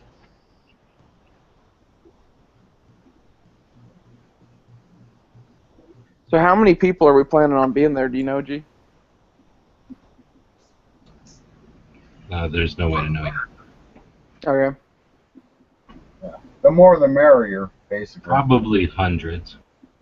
Well, you know, if all you need is a place to stay for the night, it's probably cheaper to do a private suite at one of our local strip clubs. I think that would be best. I like that idea. I knew Bob would like that idea. But it's Canadian free. So. It is Canadian free. We don't allow Canadians or people from California. Oh, there you go. No, that's fine. I'll actually prefer to stay in my camper because it's my home, and plus I got my dog, so. And he's a big giant goof. Most hotels won't take him because he's like the size of a small horse. Hopefully, we'll have moved the shop by the time all this happens, and you guys can come by and check that out. You just hang out there for a day, probably. Yeah, that'd be cool. Right now, we're in like a super tiny building, but we're looking at getting someplace bigger. Yeah. So how's business? We're going crazy. we're in that weird, we need to get tax info and other stuff done first before we can really start doing anything. And then we need to get moved into a place where we can have machinery. So it's like, we sold out of suppressors pretty fast. I mean, like, probably 50, 60 suppressors in like a week. Something like that.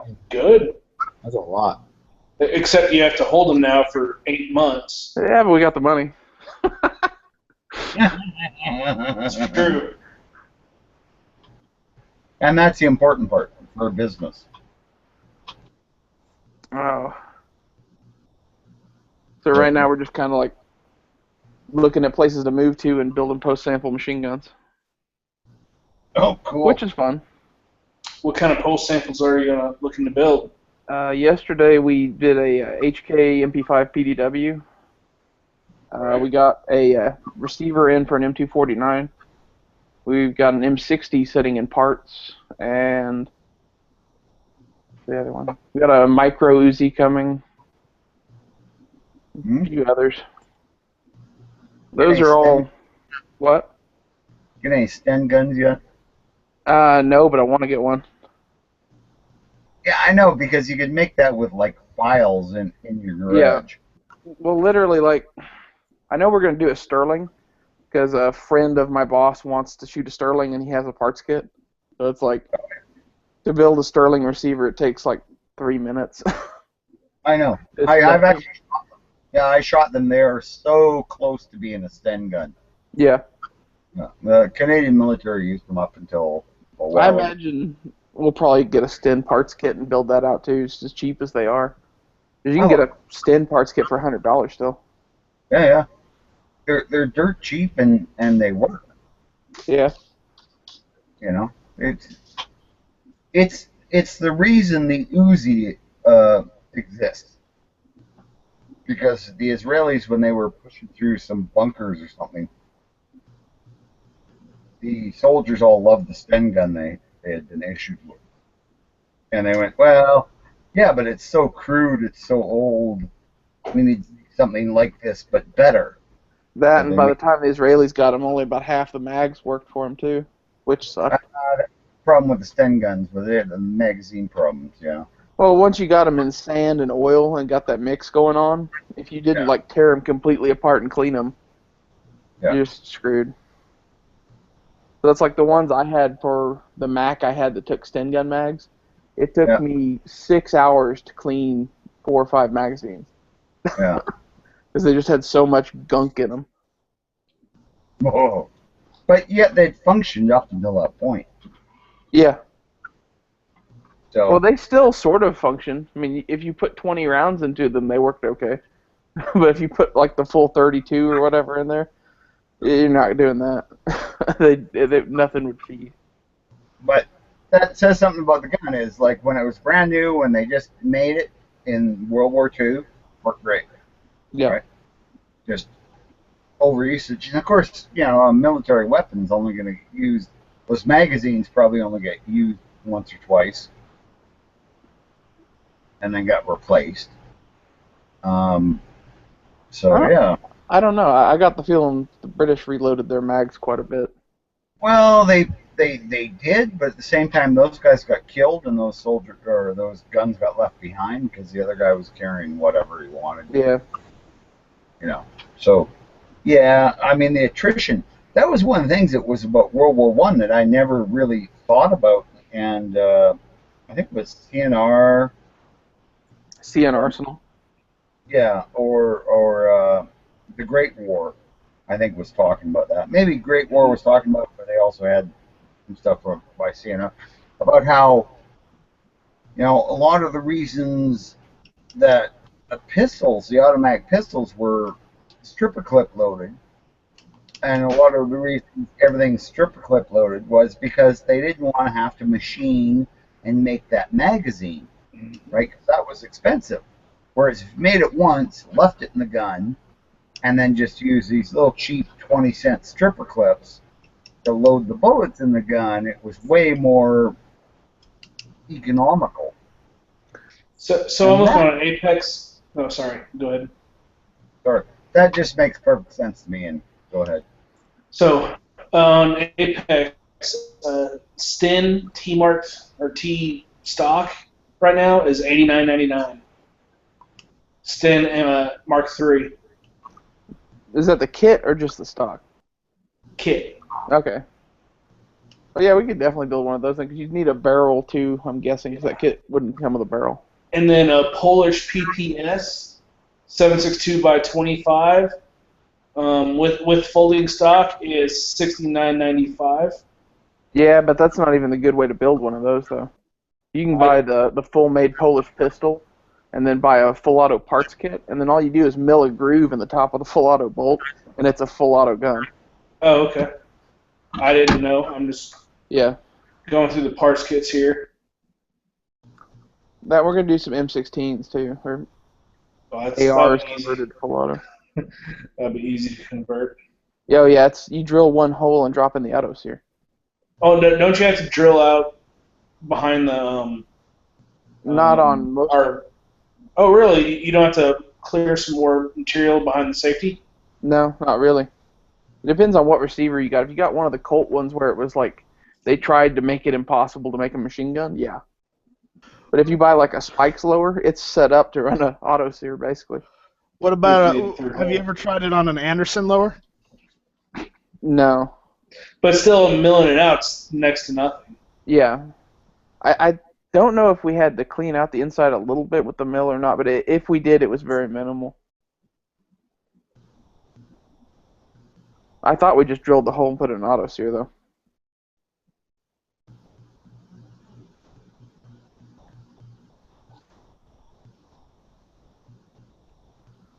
We need to do an AK, too.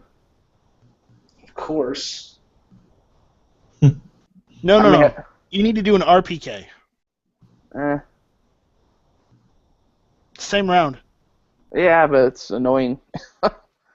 You can still get RPK kits off of Apex, so.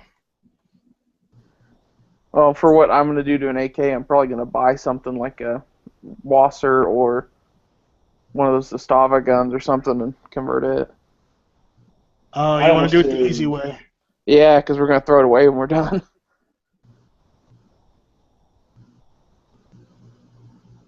Or you could sell it to law enforcement. Not really. Not an AK. I mean, yeah, good point. Shoot it till it's burned up and then pitch it, probably. We'll just rebarrel it. Yeah. Here, I know what you got to build. SG-43 parts kit with carriage mount. SG-43. Which one is that? Interner.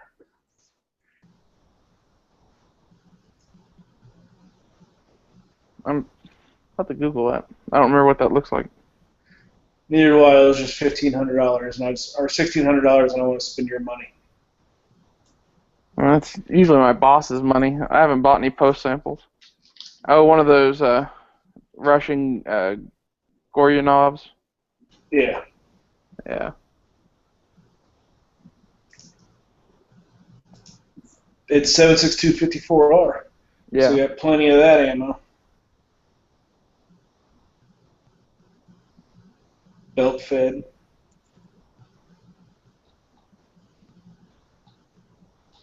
Hopefully that 380 will have transferred too by the time this happens. Then G-Webs can shoot his favorite gun or whatever. The little Mac 380.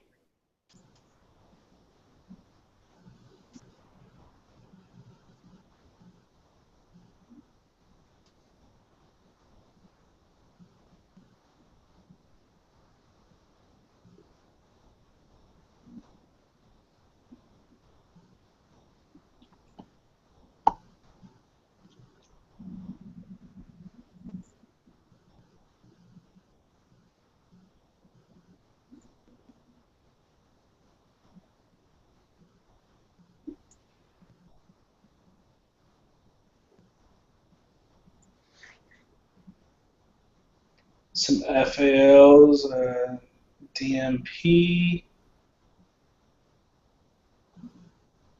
We had an HK 21 there for a minute. That was kind of fun to play with.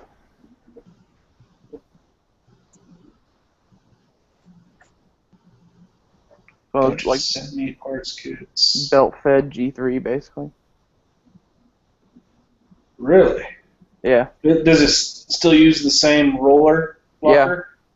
Huh. It's a G3 made belt-fed, just exactly how you would think that would look.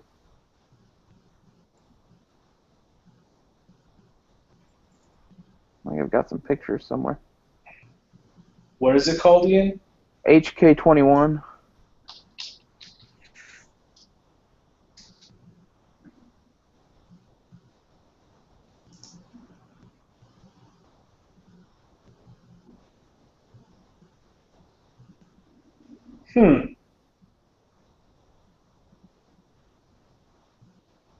I'm guessing disintegrating links. Yeah, I think so. Yeah, I'm pretty sure. No, I'm seeing a picture here, and it's a C-type clasp. Okay. It's not disintegrating. Maybe it does use the German style, it being a German gun. I don't remember. I could have sworn the one we fed with M249 links because it was in 223. Damn, man. How much do they want for that? What is it? How much did they want for that? That kit? HK21? Or which one? The one I was showing you? Yeah. Like 1,600? Ooh, that's not bad, actually. For $5,000, I can get an MG34 that's been converted to semi-auto. And that's legal in Canada, by the way, as a rifle. It's legal down here, too. That's legal in Canada. But it's your, legal. Belts It's not even only help. registered. Right? What? It's not even fucking registered, and there's no 5-round magazine limitation. You can have up to whatever, as long as it's a cloth belt. Here's the HK we had, the 21 or 23, whatever. Oh, that's nice. Yeah. Has a quick change barrel, kind of like an MG42. Yeah. That'd be fun to shoot. Oh, I wish we still had that one, though. No kidding. Oh, you should. The stuff I saw at Big Sandy, I mean, Vickers World War I machine guns, those things just look. And most of those were converted to 54R, correct? Yeah. Just well, because, all of those 303. It's October 22nd. Is anybody going to be in Phoenix or Vegas around then? I'll be coming down for that. What is that? This Big Sandy shoot. The difference this year is that now you can shoot there. So for like $25, you can have a spot on the line and shoot with it. Really? If you're going to shoot machine guns and have a whole like section, it's more, but you can get up there and shoot for like $25. So I'm doing that this year if I'm here. Do you still go to SAR show? Of course. I think I may actually make that this year. If we go, if we don't go, I don't know if I'm going to or not. But now, when you say shoot at the line, do you mean shoot the guns that they bring, or shoot your own guns? Bring your own guns, shoot. Are you allowed to bump fire? At Big Sandy with the biggest accumulated privately owned machine gun shoot. If you bring your own guns, they restrict you to one round every 3 seconds. Yeah, they don't like Fire. They're not rapid fire there. So if you could slow down, sir. Yeah.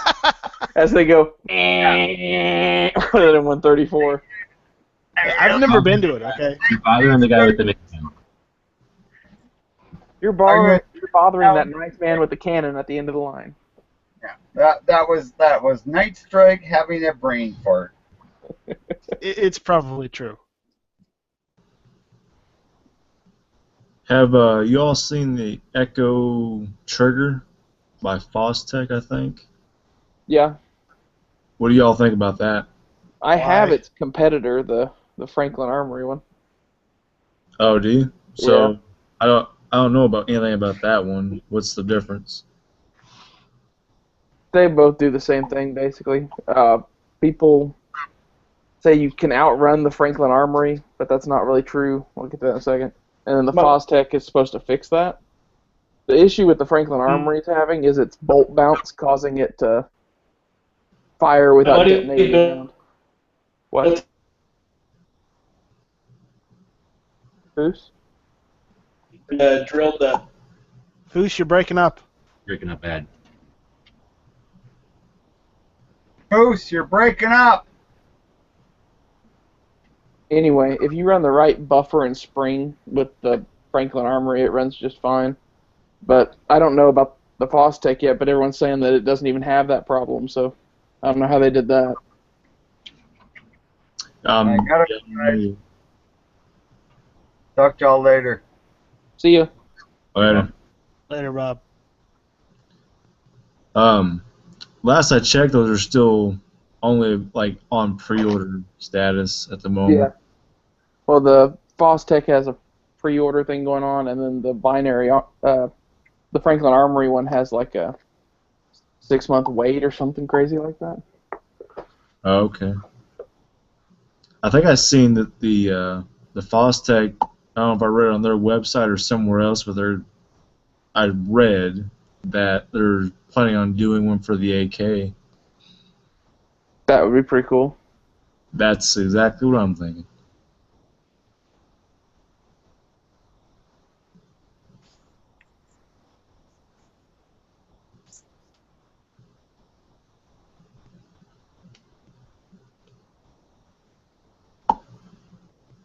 I don't know, if I was going to buy one now, I think I would go with the Fostech over the Franklin Armory. Just for the claim that it's supposed to eliminate that issue if it's even an issue. Yeah, kind of like the peace of mind thing. Yeah. Yeah, I seen Mac from Military Arms. He had one. It was testing it, I think. Yeah, it was the Franklin Armory. Oh, was it? It's the same one I have. Iraq Veteran had the Fostech. Oh yeah. You're right. The Franklin Armory one didn't work at all at first. I had to shove about half a tube of frog lube down in the trigger to get it to work.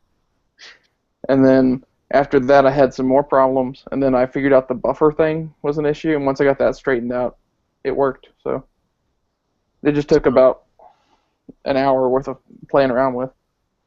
So what was the problem with the buffer? Is the spring too much or too little, or? Okay, in an AR-15, when you shoot at a high cyclic rate, the bolt, when it closes, doesn't close fully. It kind of goes shut and then bounces back open. Oh. And it causes the hammer to be released prematurely, basically, and then the gun doesn't go off. This happens to machine guns all the time, and it was what was happening to the Franklin Armory trigger. I don't think it's a flaw with the trigger necessarily. I think it's you need to have a really high-powered spring and a really light buffer to eliminate the bolt bounce and make it run a little faster. So it doesn't actually like follow the bolt home, but no, ends up being the same way where it doesn't fire. Basically. Okay. Who is it? It's, Mike Bell, I think is his name. Has a video on YouTube all about this, and he goes into some extreme details. See if I can find his video.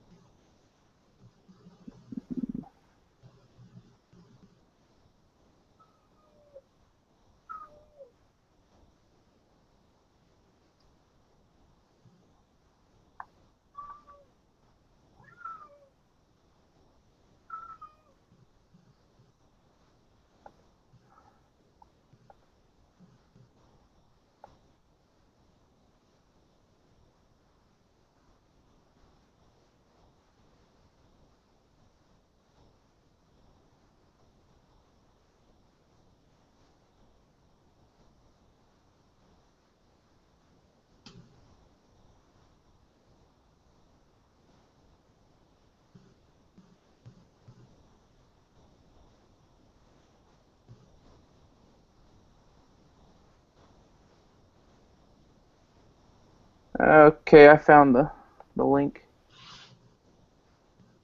I can get it to go now.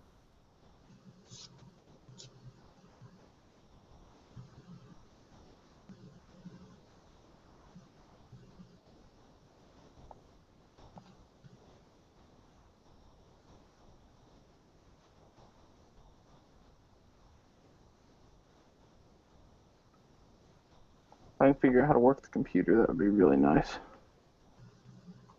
But there you go. If you watch that, I just sent it on the internal. Okay. It explains the whole buffer thing pretty well. At least I think that was it. He had a video he did before that where he was just saying what a piece of junk the thing was. Because it was like his first trip to the range with it, and he hadn't figured it all out yet. And that one's like 35 minutes long, and then the second one where he gets it right is like 13 minutes, so I would just skip the 35-minute one, but that's just me. So how did he fix it? Did he do the same thing you did? Yeah, heavy buffer spring, light buffer. I think the light buffer, as opposed to the heavy one's important because it makes the bolt track faster and makes it even less likely for it to follow the bolt home or do something like that.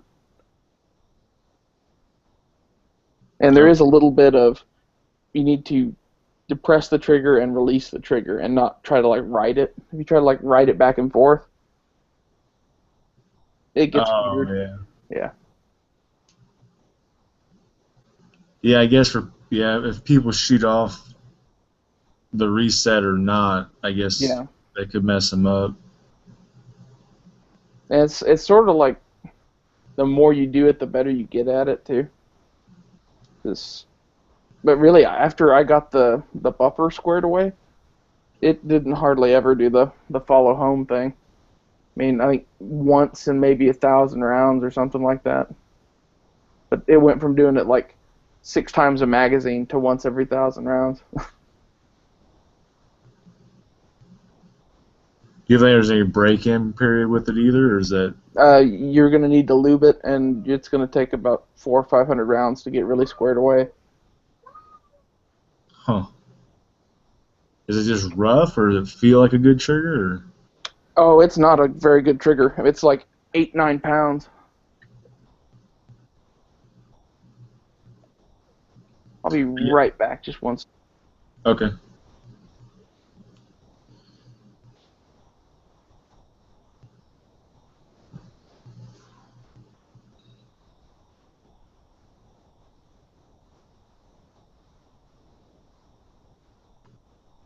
So this is one of them triggers that let you bump fire? Kinda. So you pull the trigger and it goes off, and then when you release the trigger, it goes off. So kind of like a double tap, but you I'm back. Pull it fast enough to simulate full auto, but you don't have to screw around with the stock or try and hold it weird or anything like that. Oh, okay. So what's the appeal of that for you? You can shoot about 900 rounds a minute without a bump fire stock. Yeah. That I'm guessing. I'm asking. I mean, I don't have unlimited bullets. Even if I had full auto, I wouldn't be able to pull the triggers on them. It's owning a machine gun without owning a machine gun. That's really the only appeal to it. Right. And how much? They're like $500 for the trigger pack? I scored mine used. I got it for like $350. But like buying one new, it's going to be $400 or $500. Yeah. It's worth it? I would buy one over a bump fire stock. And they're about the same amount of money. For the good ones, anyway. If you couldn't mess around with fully automatic guns, then would you buy one? Like if the fully automatic wasn't an option for you at all. Like, does it have more appeal? Sounds like it would, no? In the fact that you don't have to deal with the ATF and register it, I would buy this any day over a transferable M16. That's my view of it. Unless you just need to have full auto for whatever reason you think you need it. But that's, kind of comparing apples and oranges, because a transferable M16 is like $18,000 to $25,000, 6 months worth of paperwork and waiting and BS with the ATF, compared to $300 to $500. So If you Yeah. just want to go burn some ammo and have some fun, this or a bump fire stock would be pretty good. I mean, I would say the bump fire stock's probably closer to full auto. Well, that's the thing. I've shot the bump fires. We took a bump fire out along with the full NM16, and then a bump fire, and then one of the triggers, whatever the trigger is, mean Phoenix. The TACCON thing, that thing doesn't work. Yeah, and I was gonna say it's not that. None of them are that appealing. You have to fiddle with them too much. This isn't like the TACCON. This is literally like you remember back in the 90s, there's a trigger for I think Ruger Mini 14s that would fire one shot when you pulled the trigger and one shot when you released the trigger. No. Okay, well this thing existed, and the ATF said it was illegal. They said it wasn't. They went to court over it. Court finally declared that it was not a machine gun because it was two independent trigger actions. By this time, the guy who'd wanted to do that was no longer interested in being in the gun business because it was like 1992 or something when the lawsuit started, and it just ended last year or something. So, Well, that's more appealing. So then you don't have to do anything except let go of the trigger. It's automatically in the yeah, second. it fires two shots every time you pull the trigger, basically. So it's two-round burst. And so there's no way to pull the trigger back and get the trigger forward without it shooting another round. If you safety. if you pull it back and then put the safety on, it will not fire the second round. Okay. But that's still kind of kitschy. I mean, I just put a link to Iraq Veterans video on the Fostech, not the other one, not the Franklin Armory, if anyone's interested. But I don't know about the Fostech yet, so if it That's has what I a watched better it. trigger and is more reliable, I would say buy that one over the Franklin Armory. Franklin Well- Armory is not a very good company to begin with, in my opinion. the appeal to it for me was the fact that it's cool option, right? And Yeah. not to mention it gives you more capability to do something without paying a $200 tax stamp plus however much money. No, it And gives you it's capability. safe. My thing is not even so much the money. I mean, the money's great, don't get me wrong. It's $20-some-odd thousand you're saving by not buying a transferable M16. But the fact that the ATF has that registered and all of that means it's just headaches. Like every time you want to do anything with it, if you need to like have it worked on, it's a headache. If you need, I don't know, to leave it in someone else's possession, it's a headache. You need to do anything other than have that at home in your safe. If you need to cross state lines, you have to file paperwork. It becomes problematic in my mind. Yeah, that's a good point. So go ahead. over and above money, it's just you're saving a lot of time and effort with the ATF. And really, shooting an M16 versus the BFS or whatever it's called, the binary firing system, they're both pretty similar. I mean, they sound the same, if that counts for anything. But when you shoot a full auto M16, you just pull the trigger back and it empties, which is what a machine gun's supposed to do. Versus the Franklin Armory, you kind of have to work at it a bit. Well, it makes it pointless. There's no way you can sell me on the fact that this makes a gun useful. It makes it impractical and pointless. It's just a range toy. Exactly. There's nothing you can do with this gun in Well, real life. If you wanted like a suppressive fire gun, like you had a semi-auto M249, Not a chance. Where are you going to use a suppressive fire gun in real life? not in real life, but like, say the world ended or whatever. Ended, real life, I'm saying. Where are you going to use a suppressive fire gun? Where are you going to have enough ammo with an endless supply that you're going to throw down suppressive fire? That's throwing reality into things, though, G-Webs. I mean, Right, reality, real life. So if you really need to, if you're planning on the end of the world, you want something like an RPK on the roof or a 308 on the roof in semi-auto, but semi-auto, not full auto, because you don't have unlimited supply ammo. And suppressive fire, you want deliberate suppressive fire, not just stupidly pulling the trigger because of the joy of shooting a trigger. That's recreational shooting. yeah. But no, I'm talking about this stupid-ass trigger makes it so that gun's unsafe. There's no way you can deploy that gun and be able to have the wherewithal to know if you pulled the trigger back. And You pretty much just summed up why it's sitting in the box instead of being in my rifle right now. So Now, if you had a separate lower, just go out to the range and. That's kind of what I'm thinking I'm going to do eventually. But honestly, I learned if you just like playing, then why would you cripple one of your guns? Just learn how to bump fire, dude. It's super simple to bump fire. Yeah, on an AR-15, it kind of sucks. What are you talking about? I can bump fire any AR-15 I pick up. It's like riding a bike. Start learning it, and you can bump fire any gun, except for a black powder. I don't know. I've seen people bump fire 1911s and Berettas and everything. You just have to be able to hold the trigger guard, and you can bump fire it. But ARs are fairly simple to bump fire. I guess my thing with this and the bump fire stock, or bump firing in general, is they're all kind of just a way to waste time, money, and ammo. Sure, and I don't have a problem with wasting time, money, or ammo, but I'm just saying why which is all a machine gun is also.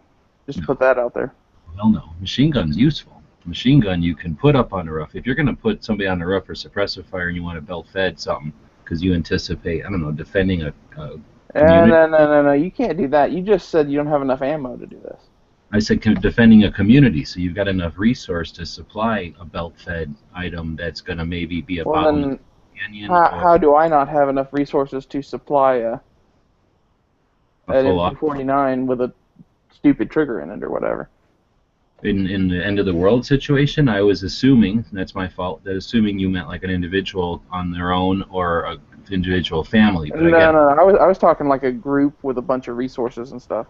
Well, all right. Well, then in that specific situation, great. But most people are talking about themselves and what they perceive, defending the homestead. And all I'm saying is we don't have unlimited like, at our homestead.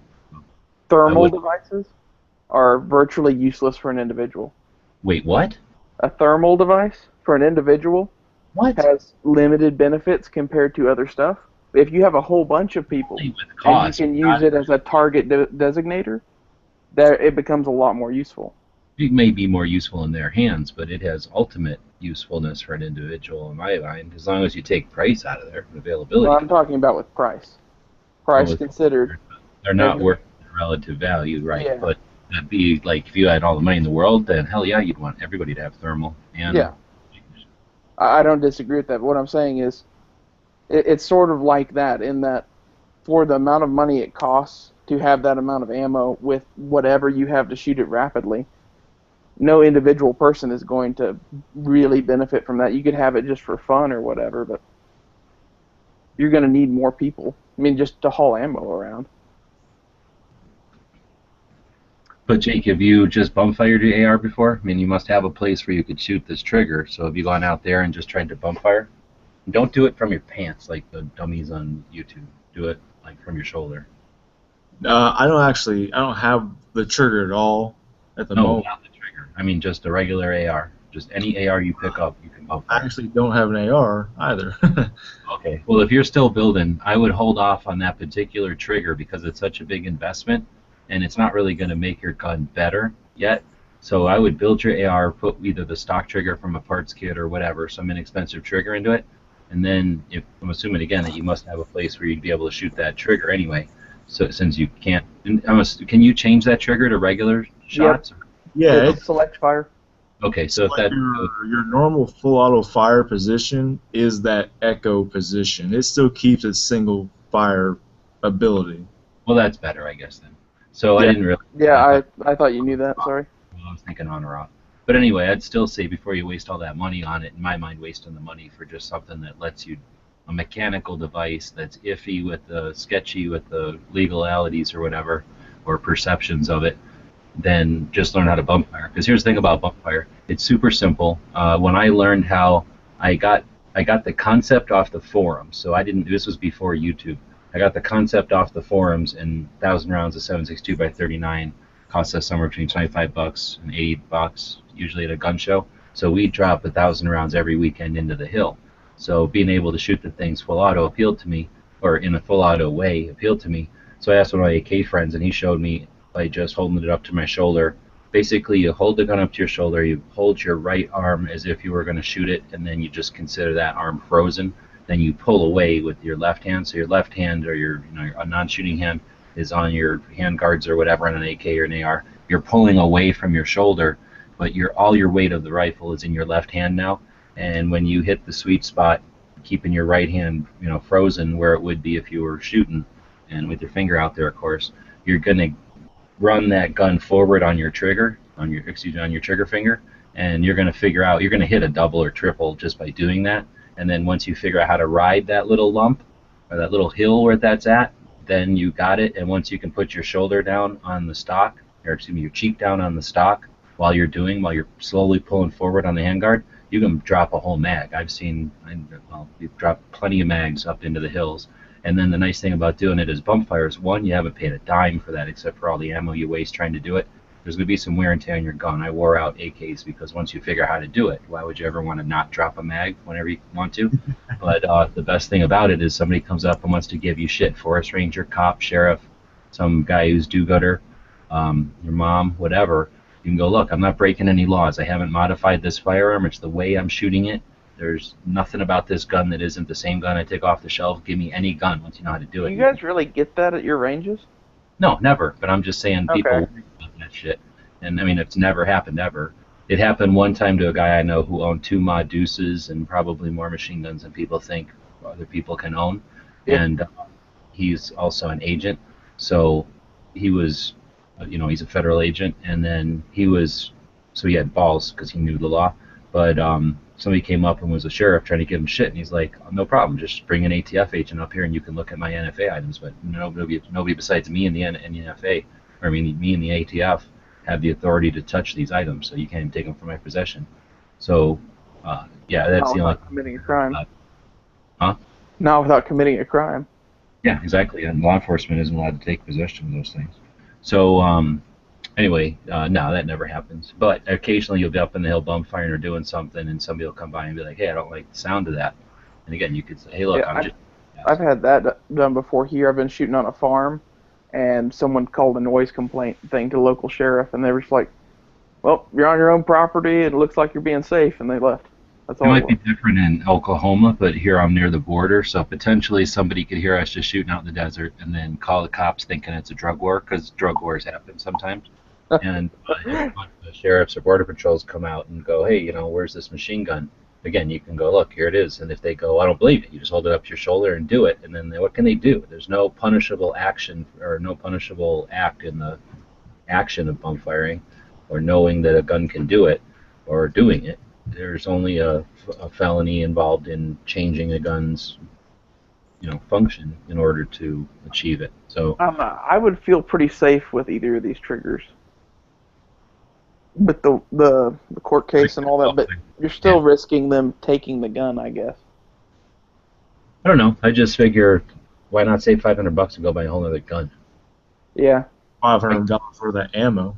Like I said, I got this without the 8-week wait or whatever it is, and it was cheaper, so I just got it to try because of that. It's interesting, but it's not in a gun right now simply because it's kind of a waste. At Well, least this version of it. $500 and it's consumed. You pay $500, you don't like it, you can probably sell it for $400, $300. Yeah. But it's a good skill to have. And if you want to talk about suppressive fire, you only need it occasionally. Like, oh, my friend's from that bush to that tree over there, so I'm going to lay down some suppressive fire. So if you can drop, bump fire a mag or a half a mag at somebody, they're shutting up. Because then you got that perception, oh shit, they got a machine gun over there. Yeah.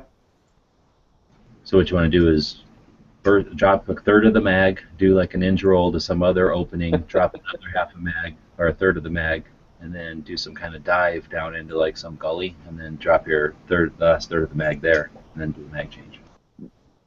That and I was going to suggest too is if you're new to ARs and whatever and you want to shoot faster and better and whatever, get like a Geisley like 3-gun trigger or the Super Dynamic 3-gun. Either one of those will increase your rate of fire pretty darn close to these. I mean, maybe not as much as like bump firing, but like You almost bump fire if you're doing whatever that straight one is. Is that the SS or whatever? Super Dynamic 3-gun is what that one is. That one is like you touch it funny and you drop 3 rounds. Yeah. So I would be careful with that, but at the same time, if you're looking to have fun and whatever, that's only like $200 and is a darn good trigger for anything else. The main thing that killed the Franklin Armory for me was light primer strikes. If you didn't use brass cased ammo, like good quality ammo, use cheap stuff, it would have light primer strikes like crazy. I don't know if the Fostech's going to be like that or not. Right. And you don't have to worry about that with like the Geisley. I don't actually have any plans on getting it at the moment, especially because it's on pre-order, and I don't really want to pre-order something that I don't know when it's going to be released. You know? Yeah. So it's cool, and maybe at one point I'll maybe look at it a little harder, but I think it's just neat for the fact that it's mechanically something that simulates what a lot of people want, and it's almost like, you know, it's come up to that line without crossing it, kind of thing. I just think it's cool. It's a legal 2-round burst auto pack, basically. Yeah, that's pretty much what it comes down to. Is there any reason to have that? There's where the question really lies. Yeah, exactly. But do you need it? It's still fun. Does it matter? No. I don't. Especially if the Fostech has a good trigger in the semi-auto, and then you can flip it over and do that. Cool. The Franklin Armory, it's like it has an okay trigger in the binary mode, and then you flip it to semi-auto, and it's like a 9.5-pound creepy gritty trigger pull that like. I have never felt an HK trigger as bad as this is, which is saying a lot. Much less an AR-15 trigger. So I think I've only fired 2 ARs before. One was a Rock River hunting setup that my buddy got, and then my dad has a Core 15. They're out of Florida. He's got one of their rifles. And they're both pretty good. I like them. But I don't think they have bad triggers at all. See, all my guns have mil-spec triggers in them right now. And I think they vary from, like, the lowest one's probably 5.5 pounds, and the highest one's, like, 7. And I can shoot all of those plenty fast for me, so... Yeah. The Mac 90 that I have has a pretty decent trigger in it. Smooth, I should say. Yeah.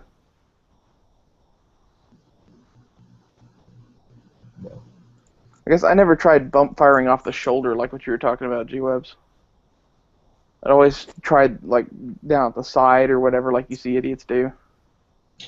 That's mostly what I've seen is people firing from the hip, trying to bump fire, not from the shoulder. Which, with a semi-auto Mac pistol, that works really, really well, but I've never gotten anything else to do it. I'm just not good enough at it, probably.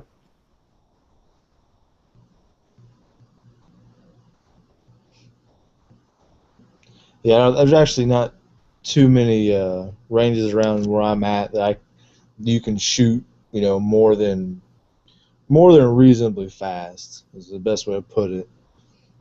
This is your private property. But. If you want to bump fire off the shoulder, just get a vertical grip on your AR, and that'll really, really help. With a vertical grip, it's easy to bump fire any semi-auto gun. It becomes instantly. You don't need you don't need a bump fire stock or anything. And like G-Webs was saying when he was saying, like if you're right-handed, so like or left-handed, but whatever hand's holding the grip of your AR or whatever gun, you freeze that arm, kind of chicken wing it, lock it against your side, I've found. So when you have your elbow kind of locked right against your side, so you're not kind of in a proper stance with your elbow out or anything, and you push it right against into your ribs, and that helps lock your arm and keep your right arm just perfectly still, and then you just push forward with your left arm against that vertical grip, and yeah, you can bump fire any I bump fire 22s. So that'd be pretty cool. Yeah, a vertical grip makes it instantly easy. There's me bump fire in my 74. Shows it pretty good. What? That video there I just linked is me bump firing my 74.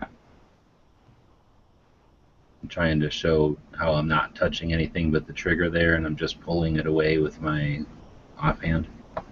Yeah. And push your offhand right into the target, like right towards your target, and that's what you're really aiming with. Is just kind You're of point holding and shoot type of thing. Yeah. You're holding the stream. It's like holding a hose that's bumpy. Yep. You know, it's jerky.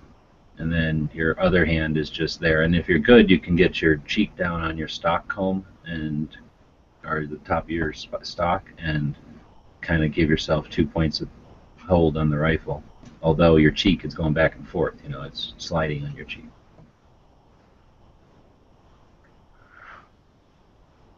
I always just used to rapid fire AKs, and I was good enough at that. I never tried bump firing them.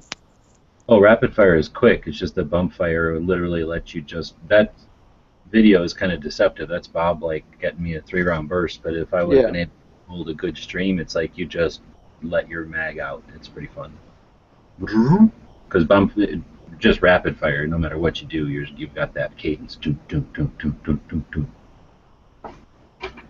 I think I've got a video somewhere around here. It's that binary thing. I can find So that. I guess the next step would be go and get a legal semi-auto M60 with a foregrip and bump fire that. Well, the only problem is that's going to be $12,000 just to get the semi-auto 60. Oh, I know. Those are still expensive. It's crazy. Yeah.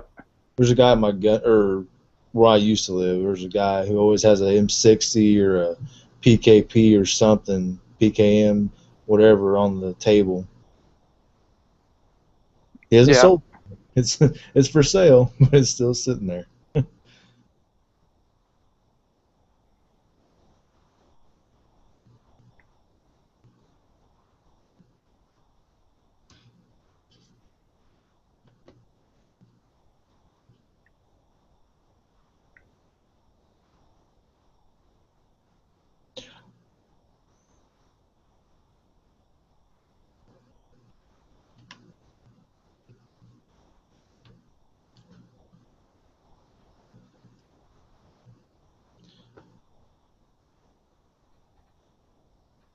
Hey, by the way, G-Webs, today's, I guess, you and Bob in your live chat. I didn't see it live, but I watched it after. I'm glad you all talked about the flag and the flag code, because I knew some of those things, but I forgot that was a thing. And it was just cool to go back. I actually went and looked at all the different ins and outs, you know, who can do what, and, you know, the president declares this, and how you're supposed to hang it, and so on. Well, I know they don't teach that shit in school ever, so most people probably never even think about that there's like just an agreed upon tradition for it. Yeah, I don't know. I don't think they told us anything in school about it.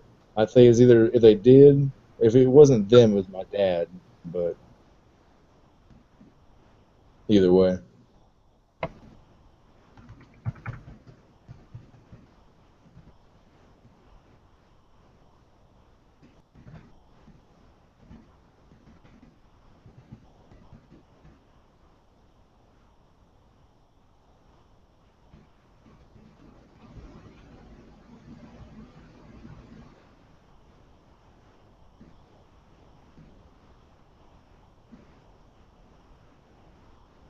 I'm glad they lowered the flag when Whitney Houston died. It was important. With who? Whitney Houston. Oh. What? You're saying he didn't do it for Prince? What the hell? No, can you imagine? And who What had a better the- catalog? Yeah. Prince did.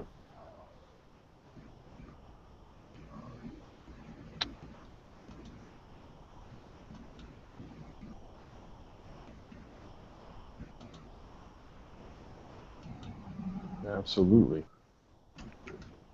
How come we're not out there protesting and burning cars down over that? Over Prince? Yeah. Because he's dead. Oh. So he's not gonna really care either way.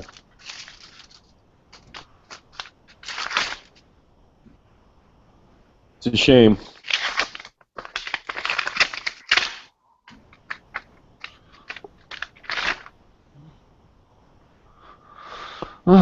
What's a good 1 to 4 power scope that's cheap, but not like good guy with a gun cheap, but like cheap. Give $1 range cheap, dude. Everyone has a different. Like under 3. Oh shit! I just dropped something. Under $300, 1 to 4 power optic thing. The Bushnell with that PCL throw lever and all that, it goes for I think around like 200 with the throw lever, and without the throw lever, I think it's like 129. Bushnell? Yeah. Needs an optic that just barely gets down to street level. No, I'm just trying to bump fire at 4 power. I need to learn about optics. That's a good idea. So you need one that can hold up to that kind of recoil. Yeah, I'm looking for like something in between. What's the Chinese shit from the gun shop? I mean, from the gun show. NC Stars. Something in between NC Star and like Leupold, I guess.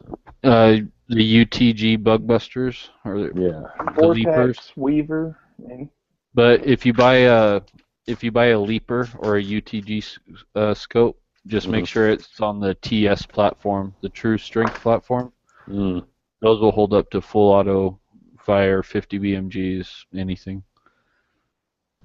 Springer rifles. Yeah. California, man, it's looking good over there, man. Keep up the fight, man. Keep up the good fight. Yeah, what they scored a victory, right? Because only 4 out of the 5 laws passed. Yeah, I sent $50 to the California Gun Rights Policy they got Organization. some laws to pass. No, they got them moved to where the government can look at them or whatever. Okay. The governor said he's going to sign them. But they also have to do something. No, it's like they pass the one side of the Congress, they have to go to the other side of the state Congress. So then, if they don't, I thought today was it. Like they already passed one side. Today they passed the second side. No, that's what I thought. That's not what I understood. Maybe I missed something, but the way I understood it is they went from one side to they now have 5 days before the other side has to act or just do nothing. Maybe I'm wrong. I thought that was 5 days starting today. I thought it was going straight to the governor's desk to either be signed or vetoed. It passed like one side, and then today it passed the other side. It passed the other side like a few days ago, and only 4 out of the 5 passed. Or maybe I was looking at something that was dated then. Yeah, probably. So either way, you guys keep up the fight, man. Do you guys agree that telling people to leave California because of their gun laws? Oh, that's like outrageous. Telling someone telling a soldier on the line to get off the fight or something like That's that. like telling a Nazi soldier to like disobey orders. Everyone in California needs to stay right where they're at. Oh yeah, that's what I would do. Yep. Because it's only going to get better from here. No sarcasm in there, D. No, seriously. How could you leave now? This is when the fight needs you the most.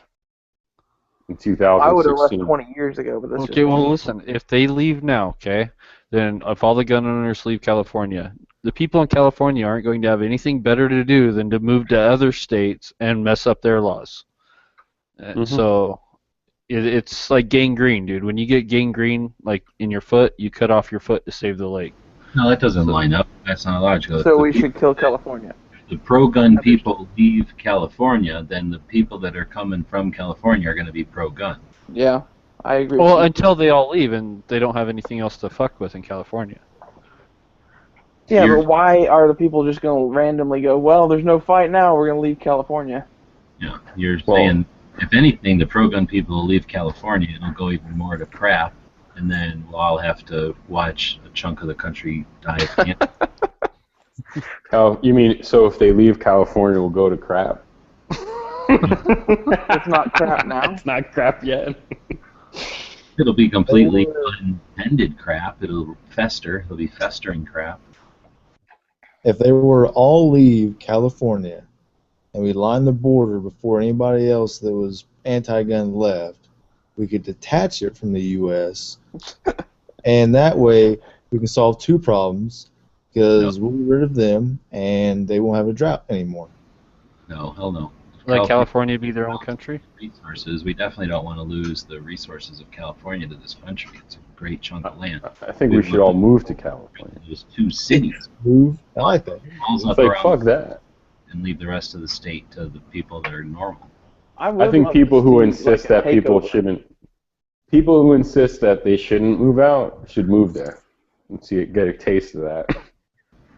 Whatever. Everybody should do whatever they feel like. The people that stay should be supported, though, not ridiculed and mocked. Absolutely. I know. I'm not mocking them, dude. I can't. You can't just pick up and move. I'm not. If I could donate some money to them or something, but.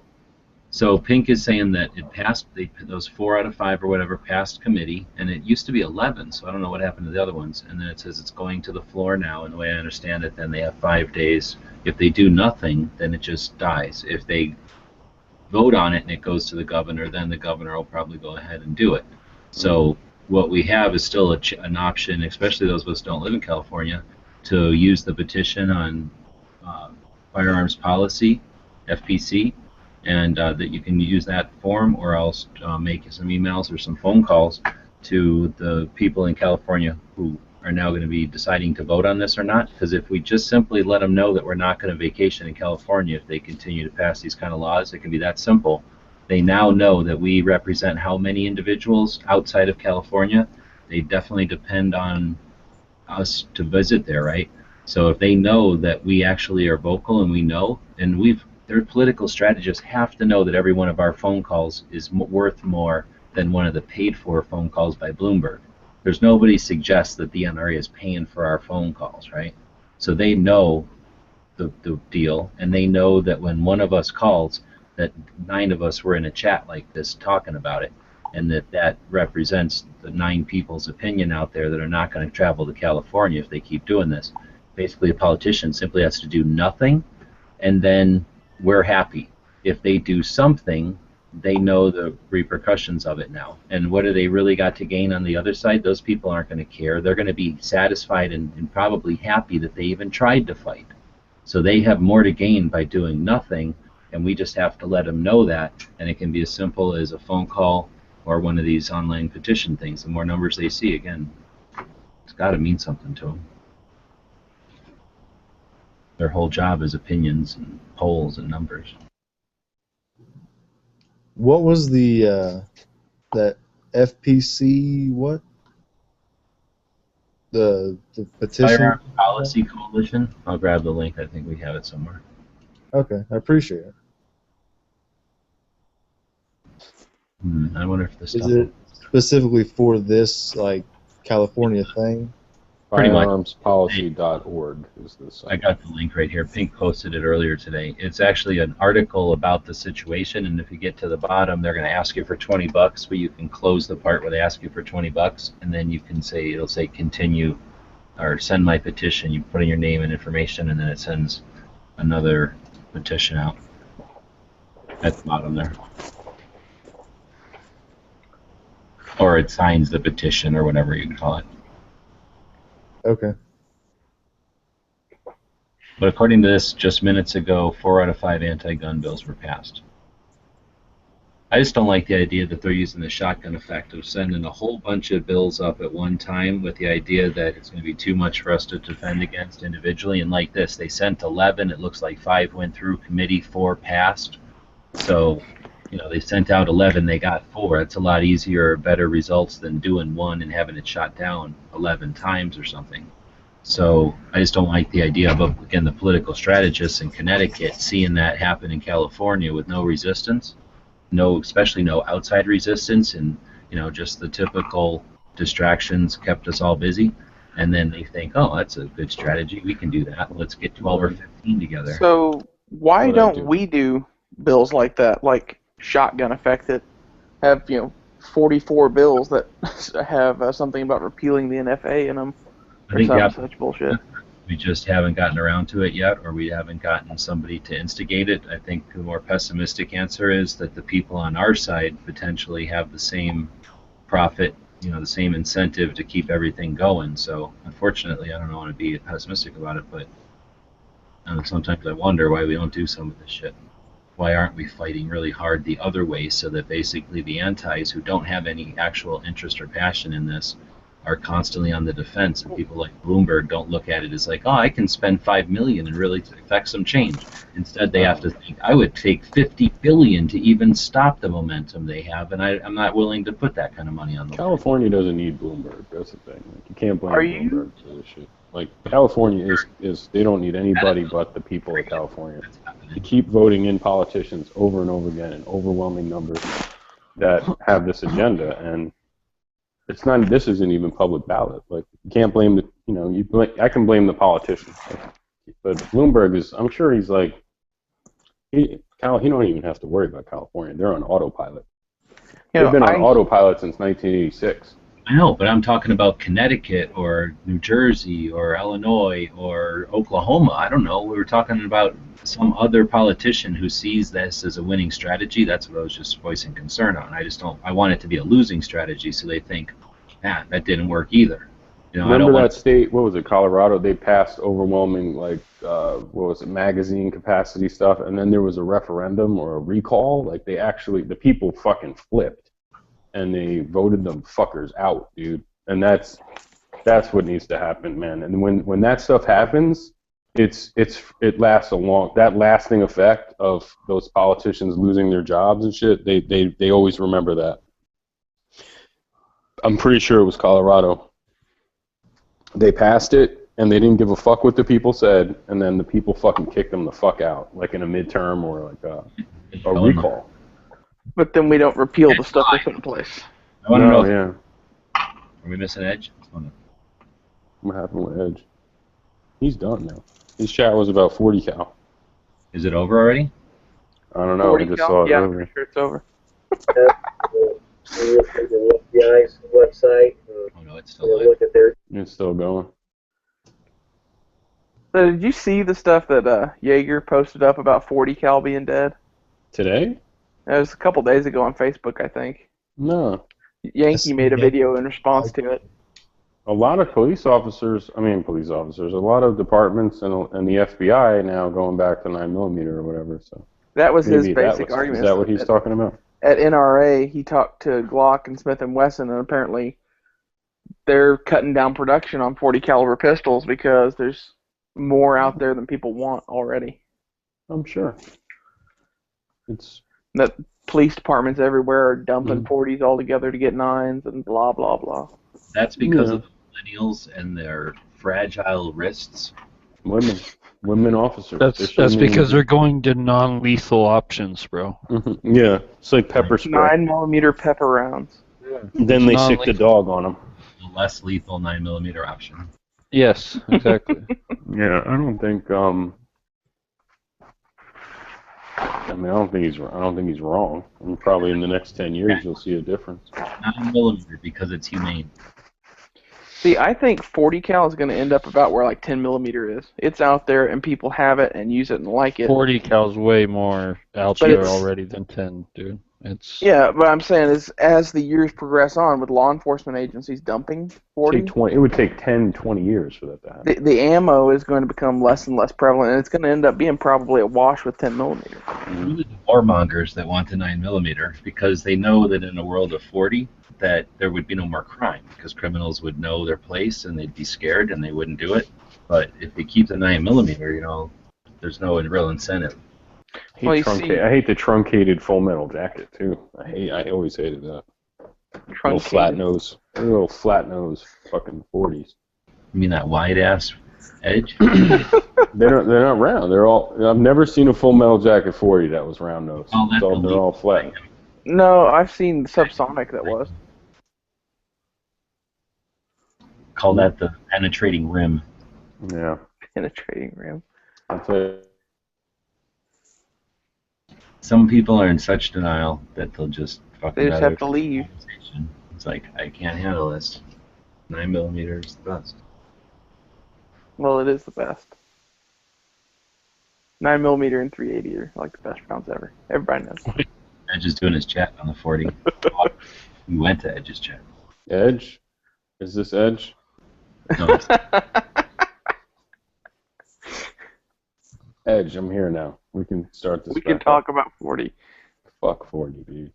Now I was gonna say, 9mm is awesome because it doesn't go through Carhartt jackets. I mean, everyone wants that now. Well, everybody knows that the 380 is the best because the Punisher said so. Takes a lot of thought. Exactly. What the fuck? That was so fucked up. Fuck out of here. It took so much thought to walk into that gun shop and go, what should In I get as a Manhattan. woman? And then have some old crony behind the counter go, you need a 380. That's full of shit. She probably brought that from wherever the fuck she moved to New York from. That's because true. That's what people do. Remember there was a comedy a long time ago, like 10 years ago. It's probably less, but How I Met Your Mother. Yeah. And one of the chicks in the show was like, hey, I got a gun in my apartment or whatever. And like, and she pulled it out, or she had it in her purse. He's like, what the fuck? And she's like, yeah, I bought it in Florida. Like, it was like the funny, they were making a big fucking joke out of it. But what wouldn't be a joke is that bitch That's a felony. getting 2 years in prison and being Federal a felon pound me in the forever. ass prison. Yeah, you'd be in Rikers fucking Island prison. You wish you were in the Fed. That's probably true. Yeah, Fed Fed's would be nicer than cleaner. I state think. usually. Yeah, county. It's really fucking county. Not that we would know. They'll leave you there. Anyway, people fucking, like, in that show, she just had a 380 out of nowhere. Like, you know she just brought that shit with her from wherever. I had a guy walk into the shop the other day with a, was the pistol that killed the Archduke of Hungary at the start of World War One. Forget what it was. Some FN 1900, I think it was. And he was looking for a holster and defensive ammo for it. I don't know. That seems messed up to me. That's an anti-democratic gun. Yeah. I had this pistol since '08, and I'm gonna use it to carry. Thing weighed like 11 pounds and was like a 32 ACP. Probably more effective than a Taurus Judge. Probably. That weight will make it more effective for long range shots. Well, heavy is more No, reliable. I was thinking just to club the guy with it. You just turn around and use it as a club and beat him to death. That's what they used to do back in the day, right? Well, that's why your 32 ACP needed to be that heavy. Back when guns were made to actually club someone. I was just cracking up at that, though. It's like, are you serious? It's like an old, like, collectible pistol, too. I mean, the cheapest one of these is probably $600 or $700. You could sell it and buy a Glock or whatever. Name a modern handgun.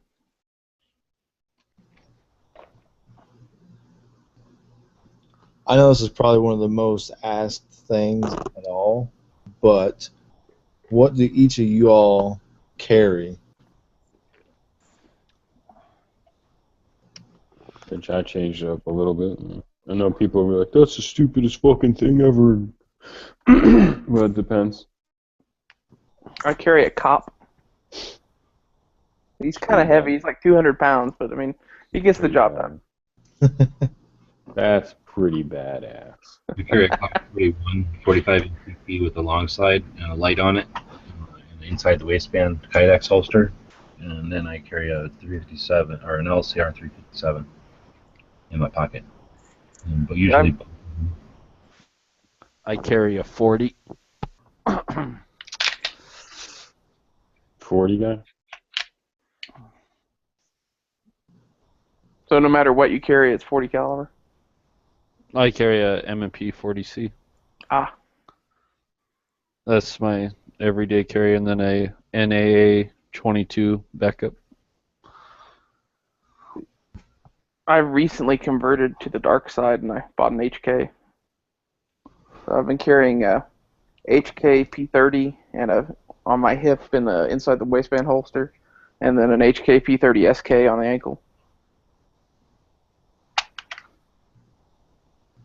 So most of y'all actually do carry two? I always carry two, but that's just me.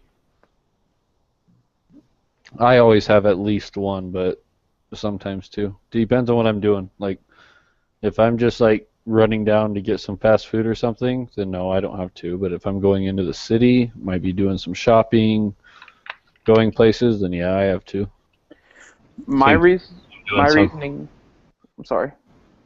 Well, just if I'm going somewhere where I perceive that I'm going to be in greater need, or maybe if I'm out somewhere where I got a bit more range or something, I don't know. Then I'll carry the both. Otherwise, like he says, if I'm just doing something like going to get gas, maybe just the one. My reasoning on the 2 is everyone around me doesn't carry guns except for the people I work with. So, like That's a- family members and whatever, I like to have 2 guns. Point. If I had more people around, for like they weren't armed, then that would be an issue. But when everybody I know is armed and usually has 2, if we're doing something like that, then it's easier to everybody have one is plenty.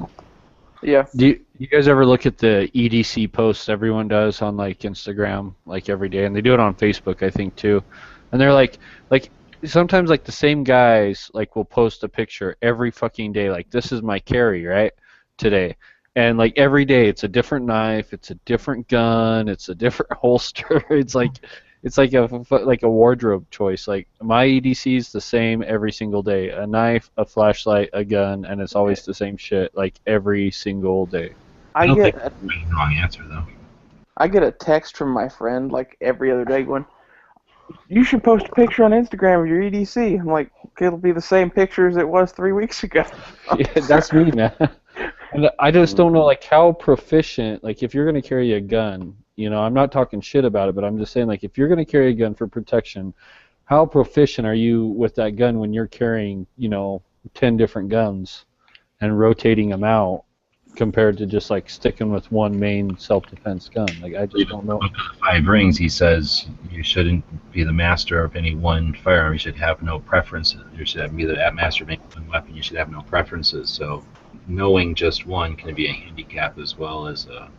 Okay, I can understand that. I think that's the difference between knowing how to shoot a bunch of guns and then having like a consistent weapon that you know works and that you know how to use that you carry every day. And it's kind of apples and oranges. Put it this way then, if you use the same thing every day, it gets constant abuse. If you use 3 or 4 things or even 2 things that you cycle through, they always get a rest. There's a reason that we're issued multiple pairs of pants and multiple boots in the military. It'd be cheaper to give us one and change it when it wears out, but the item lasts, you know, exponentially longer when you alternate your boots every day or you alternate your pants so that they have a chance to not be abused every day.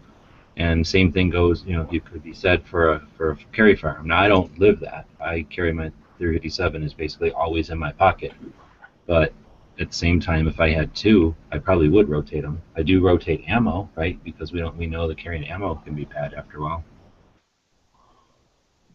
I don't think there's a right answer to this. Masada Ayub, who I highly respect, he'll carry whatever gun he feels like and whatever he thinks fits the situation best.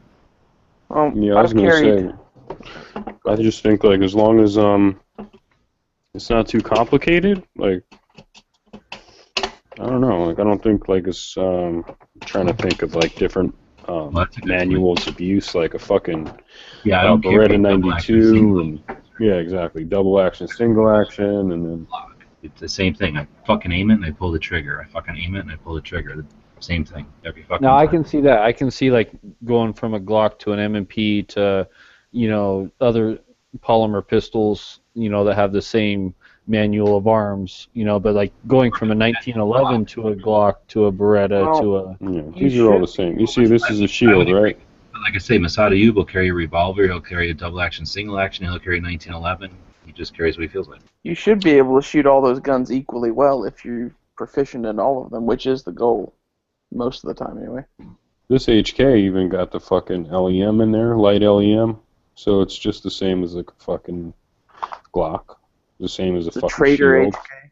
This fucking thing's the same. Like, what's so different between? What is that, an LCP? Yeah, that and a fucking shield. You know, like you pull it out of your fucking holster and you get on target and you fucking let it go. You know. I'm sitting Start here right pressing. now with single action guns, striker fired guns, double action, single action guns, and revolvers. And all I those hate are pretty that. different. I hate that. I can't, because I can't do it with the double action. Like everyone will say, you won't know the difference between a 15-pound double action pull and a 4-pound striker pirate. But you know the difference. You know what's gonna know the difference? That round. That round ain't gonna. That round's gonna go crazy left, man. That's what happens. Like it's too much. Unless you're like super slick with if your double action is the slickest ever double action. Not even that. You just have to be practiced at it. I mean, if you're not used to shooting double action first shot, second shot, single action, you're gonna mess up both. I mean, you're be on the third or fourth shot. Takes a nice little bit of concentration there, though. Front sight, focus. Front sight focus. You're pulling a fucking 15-pound double action pull. Front sight focus. If you haven't had a double action, single action gun in your hand since you were 7, I would say no. It's probably not a good idea for you to carry that gun. And then the second shot's gonna be like a fucking hair trigger. Yeah. So you gotta get used to that shit too. Are yours? What? And somebody's trying to kill you right now, and you're trying to. Right, exactly. It's completely different. There's another stress level there.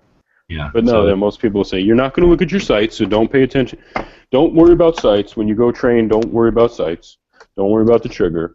With your someone's tiny trying to little kill you, and just start pressing that fucking trigger. Start slapping that fucking trigger around, and practice that. Because that's what you should be practicing, like full-on nothingness. I guess from my point of view, if you're using double action, the target is really, really close, like within 10 yards probably. If it's further away than that and the dude is even shooting at you, you're probably throwing a hammer back on the gun.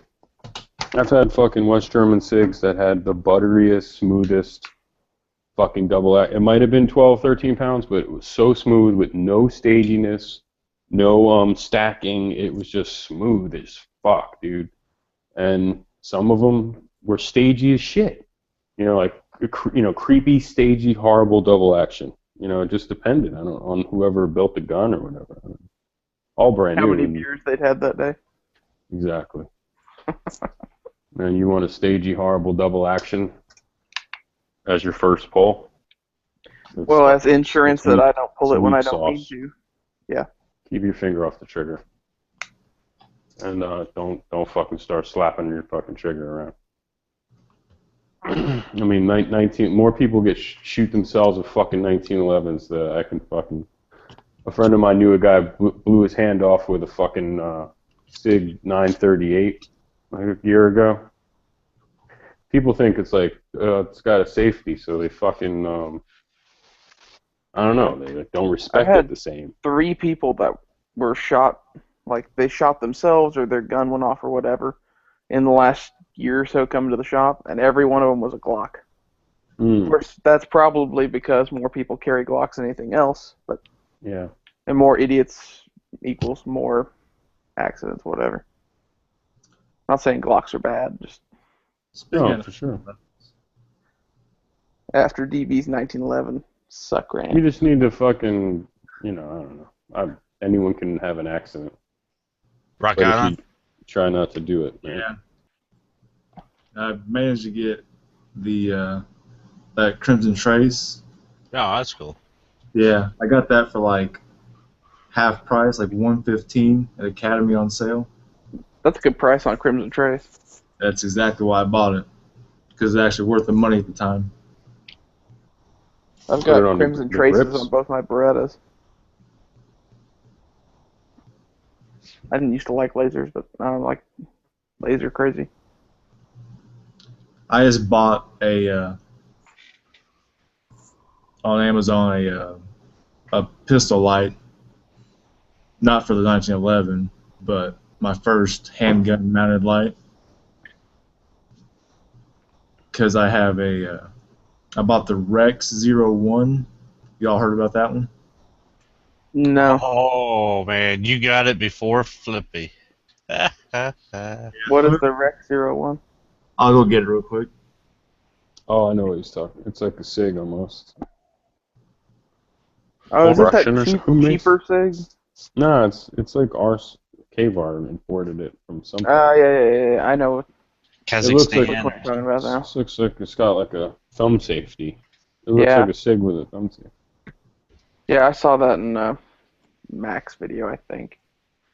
When he did the video with them at SHOT Show.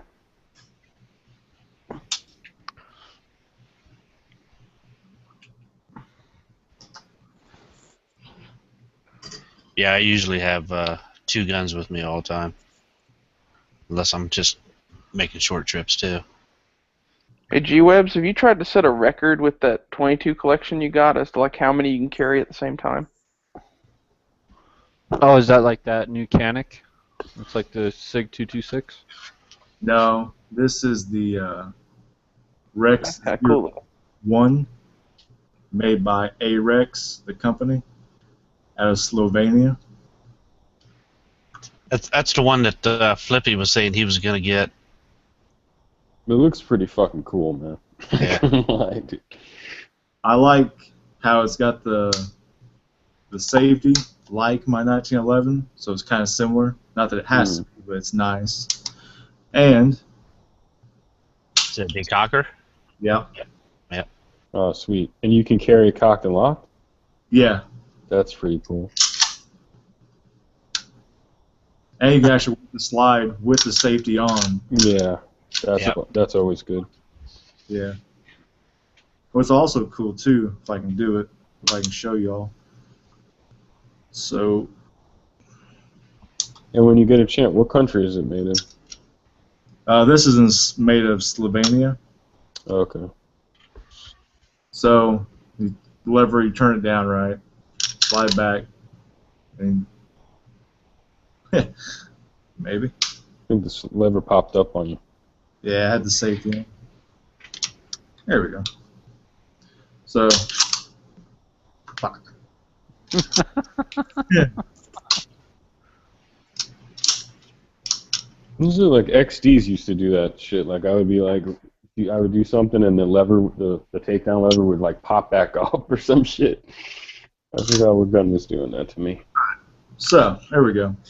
Take it apart, right? Not a big deal. Then, you get it back together.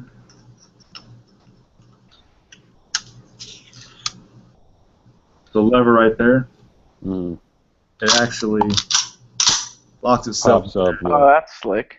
Yeah, that's what I thought. It doesn't need to be that way, but it's cool. I didn't know it did that until I wish after. SIGs did that. Do SIGs do that? No. Okay, I didn't think they did. I hadn't seen it before. Do M&Ps do that? They might. Somebody does that shit. Yeah, I know. I've seen that before, but it wasn't on a XDs, SIG. I know that much. Fuck that. But I am looking forward to getting that light to go on here because it's the Surefire XC1. Yeah. Yeah, I want to get one. Like right there, about. It shouldn't be like way out here. Yeah. So my boss has one of encourage those, me and to carry it. it matches up perfectly with the end of a Glock 19. So that thing, it ought to be either right at the end or a little behind it. Yeah. I would do it. I would get one. They're $199, right? Hopefully you can get one for like $180 soon. 200 lumens, I think. Yeah. Is that lumens for you? A little Surefire. Not that it matters, but since I have friends I tell about my gun stuff, but they don't quite get it. This here is it's under the 800th handgun. So the last 3 digits are under 800. It's not. It's kind of, huh? I was gonna say, we got one of the founding fathers in the chat. He said the fucking XC1 is garbage. Says it's doo doo. Yeah, well, what the fuck? I wanted one, man. 200 lumens. I mean, I'm not carrying a fucking X300, man. I just can't do it. It's too much. It's heavy. It's so bulky. You got to be a badass fucking, ninja to carry a fucking X300. So I haven't, the XC1.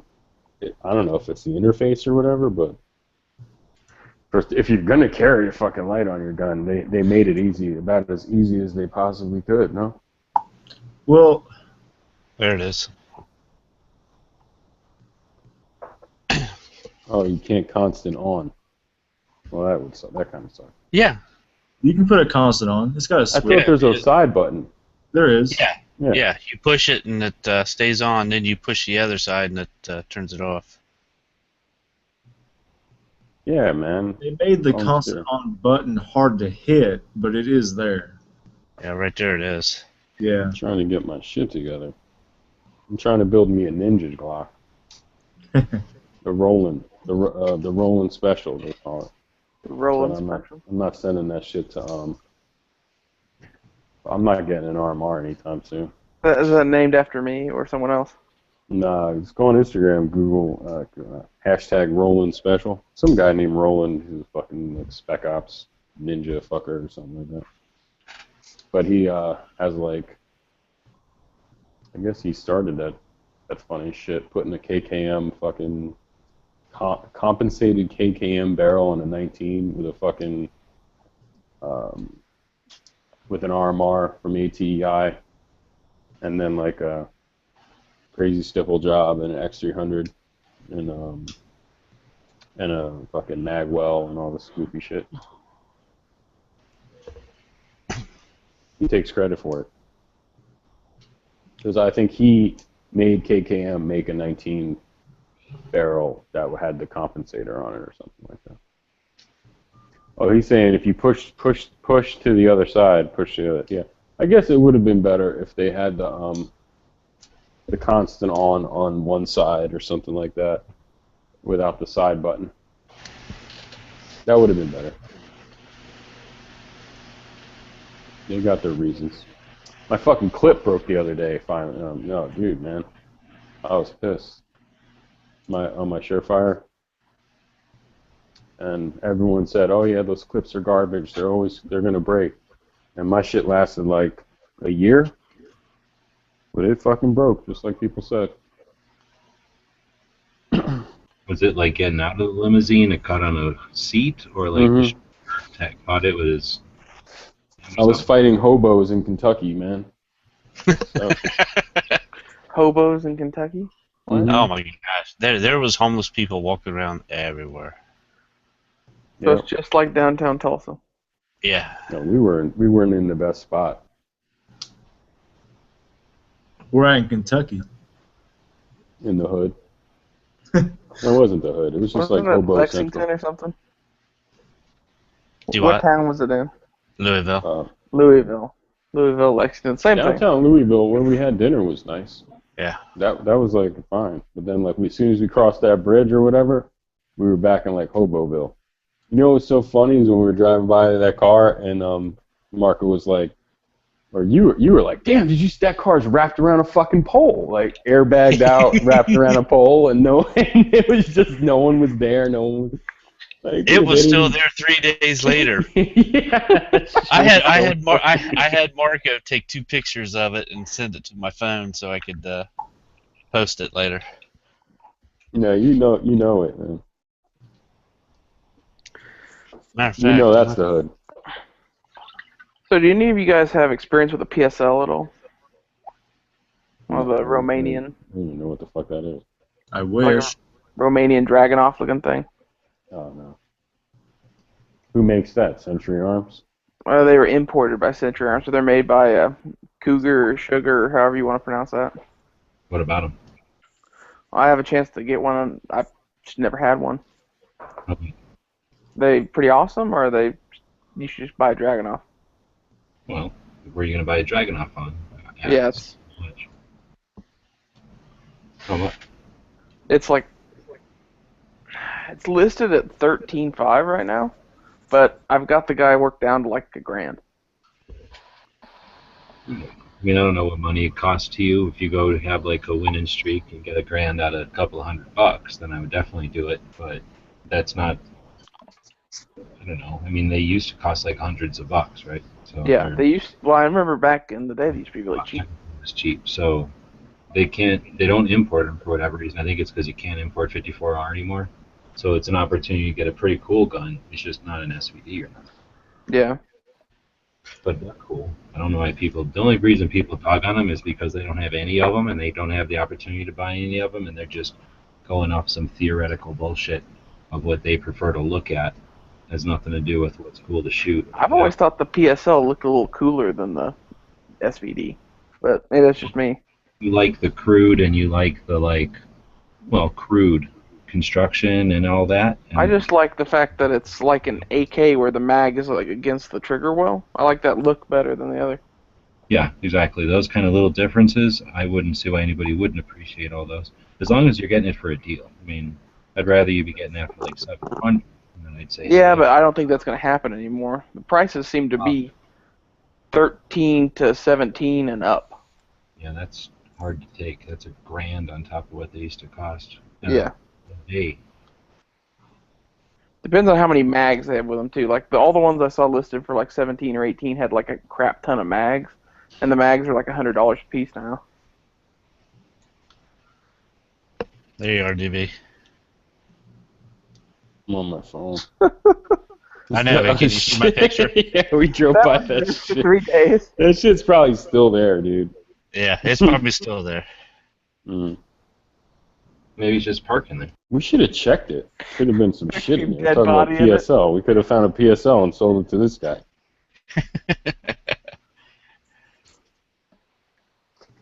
Dude, Oh, it's Jesus finally Christ. starting to fucking happen. Like, I just spent an hour scraping all the fucking brown shit off of it. With Why don't you sandpaper? just use wet wipes, What? motherfucker? The fuck's What's wrong with your P30? What's wrong with your colon? Nothing's wrong with my P30 considering it used to fucking look like this. Like what? What the fuck are you talking about? His picture. Oh, your P30. Oh, wait. You fixed it? What the fuck is that? Yeah, remember when it was fucking this? Oh, you scraped it. You scraped all that Cerakote off? Yeah, I scraped Oh all my the god, fucking that's stuff ugly. off. Nice. It's back to its original finish. How many fucking tabs you got open? That shit Really? is the craziest shit I've ever seen. It goes It to looks this like What every the fucking fuck time. is that, dude? Holy shit. You got the fucking laptop from War Games or some shit, man. We go through this. Do you want to play a game, man? We go through this every fucking time. Dude, you You got are four. a fucking nerd. You got 4 browsers open. I have more than that. Nerd. Weak. Nerd because your computer capabilities are better than DV's. I mean, I'm not going to argue with that. I am a fucking nerd. I spent You're way like, I too must much on have this all the computer. tabs open at once. Testing Yeah. my water-cooled CPU. My CPU actually is water cooled. That's Wow. It's gotta be with that shit. it's not even oil. Anything. Oil. You better get that oil. Yeah. That Nah, I frog didn't lube. submerge my entire computer in oil. Submerge your that you need to submerge that P30 in fucking black queso. I'm being overflown by the ghetto bird. I did. The fucking guys not sign hear that flush shit? again. Hallelujah. Kids here. Sounded like I was in Vietnam for a minute. And Flippy, you dropped the ball. Jake Oh. over here got the Rex before you. Yeah. I had an opportunity to. I just said fuck it. You said fuck it. I'll just stir coat my P30. I'll just fucking buy this ugly as sin fucking thing. Did it have those Did sights you on buy it? it that way, or? Yeah. Okay. Oh, did you show him the stipple job? Yeah? The stipple job? Oh yeah. It was glorious. I need to see that. I like your sights, though. Yeah. Where the fuck are you? There's the tab. We're gonna be Yeah. like Century Arms. That's the Century Arms HK. It's a one of a kind. Century Arms HK. Mm-hmm. Imported by Canik. Yeah, there's the stipple job on it. That stipple job looked like you did it with a fucking ballpoint pen or something. I mean, it does. It Oh, also yeah. just, like, it feels more fucking aggressive than, like, my Vickers Glock with the, like, RTF2 frame. Do you want someone to fix that? Yeah, send this shit to Bowie, dude. David I Bowie, mean, or I send this already- shit to Robar. I or something. have the RMA number, so I'm shipping it out tomorrow to fucking We do Okay. stipple shit at my shop, we could probably fix that for you. I don't know what he would want for it. I don't do the stipple work, so it'd be somebody else. But She's getting a new frame from HK. Yeah, I'm getting a new frame from H&K. okay, For like is it $120. is the P30 an internal frame or is it? No, he just sends it back and they replace it, just like if he had ruined it in a fire or something. Oh, okay, that's cool. I didn't even know they do that. How much are they charging you to replace it? $120. It went up. The first dude I talked to told me it was going to be like $100. The lady I talked to today, she's like, yeah, it's $120. How much did you pay? While it's there, you should get light. You should get light LEM. I'm not kidding. It's really the fucking shit. I mean, I don't know how this fucking trigger pull can get any lighter. So how much did the gun? The light LEM eliminates the double action. Yeah, light LEM is a fucking a gift from God. No, because double action, single action rock. An HK double action is horrible. That's what I'm carrying right now. You know, right? The double action on an HK is one of the worst. This isn't a double action, single action. This was an LEM one that. Oh, but they'll put the light. Yeah, but they'll put light. You can get it lighter, but you don't want to do that. Trust me, it's a crazy. My HK is scary. It's super awesome, and they didn't even charge me to do it, which was nice of them. They said they were going to charge me $100, and they sent it back for free with mad stickers and shit. I hope they pull that shit with me. That'd be great. Yeah, and they're like VP of customer service put his card in there. I guess they're trying to change their image and shit. Did you tell them that you're on the internet or something? Nah, hell no. I'm not on the internet. Well, fuck. I tell them at 4 o'clock in the morning I scream at people who want to support fucking John McAfee for president. I yell about Gary Coleman and fucking get drunk. I get drunk and scream at Flippy.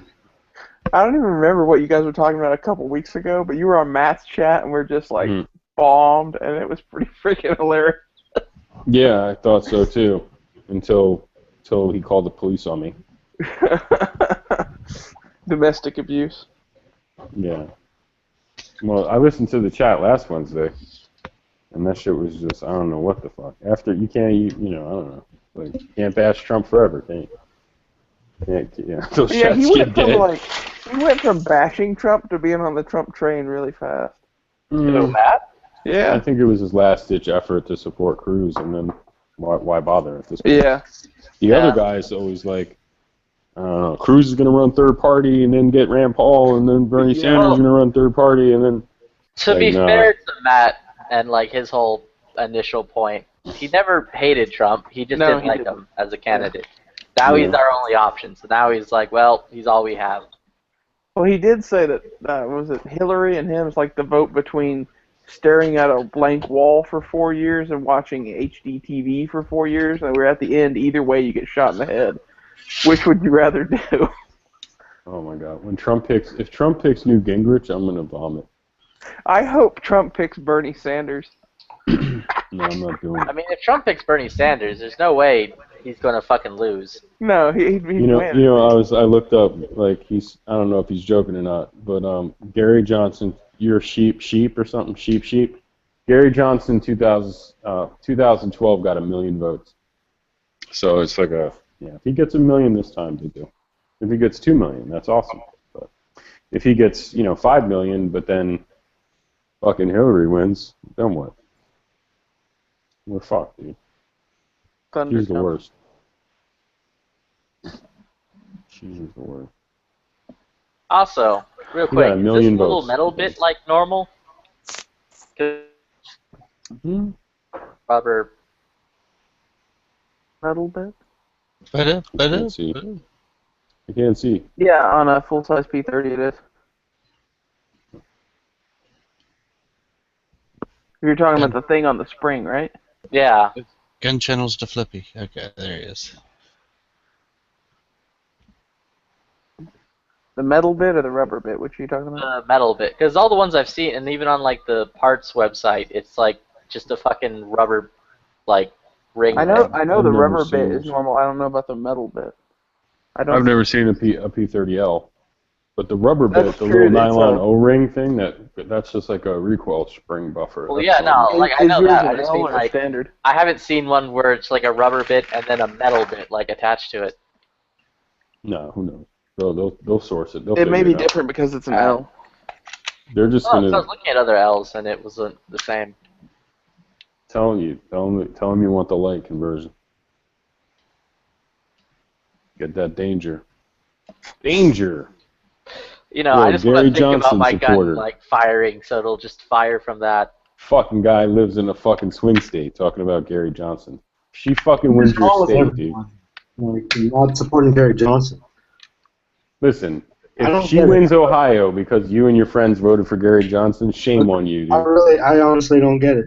Everyone is Gary Johnson never was anti assault weapon ban or pro assault weapon ban. That's so cool looking. No, you're right. Yeah, this is a perfect time to introduce a third candidate. No, it isn't. Not in Ohio, it's not. You've never had a more divisive country about. Most people don't want either one of those people. Honestly, They like Bernie. People like Bernie a lot. A lot of the Dems love Bernie. Yeah. You're picking the lesser of two evils, which is bullshit. And this is the perfect time for a third-party candidate to at least get in the presidential debates. Oh no, that's a wrap. That's done already. Great. But what's his face had a debate tonight? Did you watch it? Gary Johnson. I was out earlier. Yeah, he had, but no one watched it. That's the thing. Well, I don't even know. I don't even know if it was on television. That's never going to change if our attitude never changes. Of it's never going to happen. I'm just going to throw away my vote. Well, maybe should I Bernie vote for Sanders Gary has this thing about campaign reform, finance reform and stuff. That maybe that'll change it. I'm not throwing away my vote. I'm voting for Trump. You live in Florida. If you live in Florida, Ohio, Pennsylvania, these swing I'm voting states, for Trump because he's going to make it huge. it's a big deal, man. It's a big Yeah. deal. 3 years ago, Donald Trump, did you look at that guy and think, man, that guy should be president? No. Nope. But No, after no listening to his NRA speech, I'm like, fuck it, that dude's president. No. Have you After seeing that dude shit his pants with a guy trying to take his power away from him, I'm like, fuck it, that dude's president. ever even looked at Gary Johnson's position? That's what I I was really asking a second ago. Was what are his positions? I've never even heard him. Libertarian. They're everything that this chat room always espouses to be. And then you guys back this fucking mob-connected fucking reality star and act like it's the greatest thing ever. It's I voted for Marco Rubio. He's the mob candidate for president. That's got to be better than Hillary. I mean, I voted for Ted Cruz, but at least you know it's I a mob. should have voted for Rand, but I think he dropped out. Yeah, he dropped out. Rand Paul dropped out. It was my turn to vote. You're all doing yourself a disservice by not looking at what else is out there. By just taking what the media gives you. You complain that the media only, they pick and choose, and you're taking it, right? So No, I'm just trying to fight against Hillary at this point. that's pretty much where I stand. Yeah, I mean, really honestly, Hillary. if I lived in a swing state and right, because you can look. that's a short game, right? No, let's look at history. Look at And you look at lose by not 2012. playing the short game. Okay, Look well, at 2012 and look how many votes Romney lost by, right? He didn't lose by a lot. And then we can find out how many votes Romney lost Ohio by, and I'm pretty sure it wouldn't even fucking matter. So you can vote for whoever, you know what I mean? Like, because I think it was 2012. He got 1 million votes total. you guys are thinking about the 1 year, okay? You got to think beyond that. Like, if you have kids, do you want your kids to have an even worse choice than this, or do you want them to have 4 or 5 choices? No, Like, it's not I'm with about you. this election. Oh, I think it is. No. She's the worst thing that's ever come your way ever. Like, No, it's not. I don't think there's anything worse than her. I mean, I would want my kids to be able to own firearms and be like, Seriously, you Oh, think okay. Caucus was worse than her, or like, You what's guys- his face, Al Gore? Kill me. Al Gore would have been better than this. You're going to put all your eggs in Donald Trump's basket then? Who has it's better than throwing him against the wall. He has a conflicted record. You can't tell me that he has a clean record on guns. Donald Trump's basket is cushioned with his toupee. Exactly. You guys. I mean, his record may not be like the most fucking best thing ever, but it's still better than the option. Yeah, okay. I'd rather take the dude I'm not completely sure about than the fucking cunt who's like screaming that she wants to take away all my fun things. Because you're only thinking in the short term. You're only looking 3 feet in front of you. Wow. You know what's fucking crazy? So just looking at Romney lost Ohio by 200,000 votes. It's crazy, man. The difference between the U.S. and China businesses is the U.S. plans about 10 years ahead, and China plans 50 years ahead, because they believe that they can tailor the future. Okay, that's the difference between the U.S. and China, and that's why they're ahead of us. So in the election cycle, you guys are thinking to November. Okay, think 2-3 election cycles down from now. Do you want your kids to have the option of the same or worse, or do you want them to have 4 or 5 options? Do you want your kids to have 8 years of fucking Hillary, or like Yeah, 4 years of that's Trump? my You know what I mean? point. Yeah. Because 8 years of fucking Hillary is going to What do be you guys crazy. think is going to fucking happen after Hillary? Do you want to have any chance after Hillary? What'll happen after Hillary? Another fucking Democrat.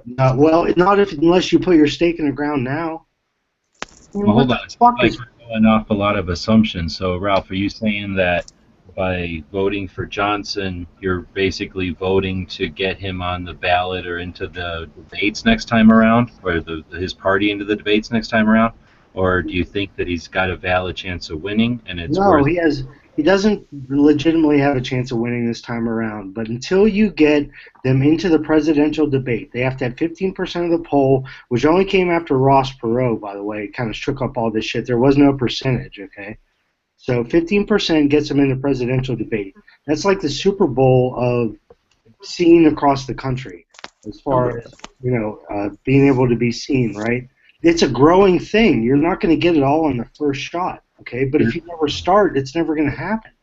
The thing is, like you're saying, it's like the Super Bowl. Most people don't study our political system. They don't recall shit like this because they're not into it. So whatever's thrust upon them is what they're going to deal with. So if there's all of a sudden a debate with 3 parties, no one's going to go, oh, we have 3 parties.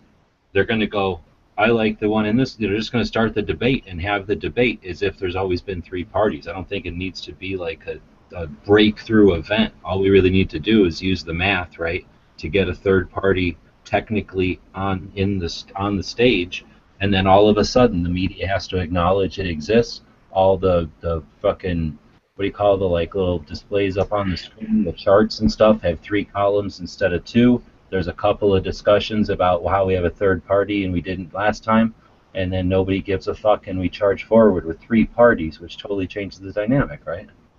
Well, could I interject for a second? Sure. I hear you guys talk on here a lot about 3 parties and how that's what we need to have and all of that, but let's face facts. Even if we did manage to create a third or a fourth party, how long is it until those parties are as corrupt as the Democrats and Republicans? Dude, it doesn't matter because you don't have the back and forth ping pong. Our current political system breeds corruption. It is fundamentally flawed. Why is that a reason to do nothing? Why is that a reason to not to try to get change? Why is that a reason not to have 2 people that can constantly bounce off each other? If you're going to say that everything's doomed, then we do nothing, right? But if you're saying that the 2 options that we're presented with are not what we want, then the only... What I'm saying is, if you're presented with 2 options, and you consider this third option, which may in some distant future be on a ballot that you could actually end up winning president with, why are you focusing on that when it is going to be just as bad as any other option? Because how do you know that's going to be better? Because you're thinking 3 feet in front of you. That's the problem. Right now what we have is somebody who says yes and somebody who says no, and we all have this assumption that we only have the choice of yes and no. But nothing happens with yes and no. They decide where they're going to have a battle, they choose sides, they stand there, and they make us decide which one of the 2 evils we're going to want, right? So you all get pessimistic and you forget how the system works. When we have 3 or more, we start to have 3 different ideas of how to approach a thing. We have 3 different agendas telling us what our battles are.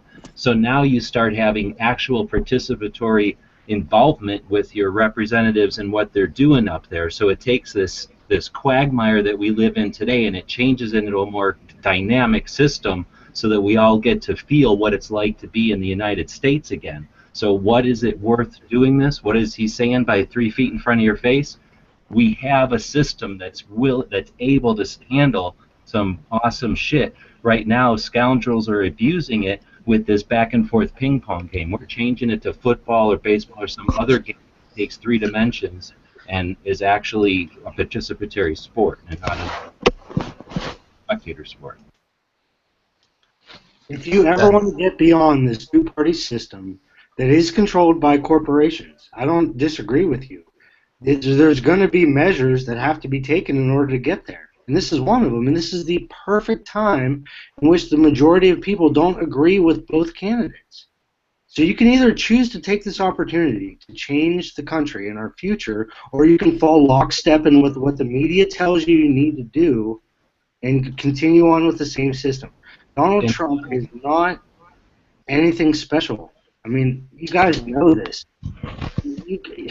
Seriously, he was given money. He was average at best at real estate. If you really look at his numbers, okay. Well, so I don't have anything against him, but it's not like he was like some bootstrap immigrant or anything. Okay, so I wouldn't make him better, and you can't. We're not going to judge him just because he was given some money. He did stuff. that article I posted has Johnson pulling 10%. Right. He certainly did more than others, but Gary Johnson did as well. He also had a business, employed people, and has a track record as a politician, which Donald Trump doesn't. He actually employed some things in Nevada that everyone in here would back. And if they actually looked into it beyond what Fox News tells you, you would probably agree with him more than Trump. I had a point the other night. I thought I had a really good point. When he ran as governor, what did he run as? And he got elected with a higher percentage. And what party did he run as? A Republican. And why did he do that? To get elected. Exactly. So why didn't he do it this time? He doesn't have Trump's money. Gary Johnson, because of his person or his position, we're advocating a vote for him because he's a libertarian for the party he represents and the ability of that party to be represented in the next debates so that it's presented to the population as a viable option. I agree. Yeah, I'm not necessarily putting him as much of a person, but as an opportunity and a position to really make a difference in the next few generations. That's what we want, right, guys? You guys got to quit thinking about the next 10 years. No, I'm just thinking about, like, why should I cut off my nose to spite my face? Yeah, why should I throw out, like, a fucking important-ass thing that's coming along to someone who her entire time campaigning has been screaming about gun control? Why are you assuming that Hillary is going to win if a vote for Gary Johnson to represent that party? Because it's happened before with Bill. A throwaway vote is only if you vote for someone you don't believe in. Well, I don't believe in the Libertarian Party or its candidate, so I guess that would be throwing away my vote. So what is it about the Libertarian Party you don't like? They don't represent what I really want. Then expand on that.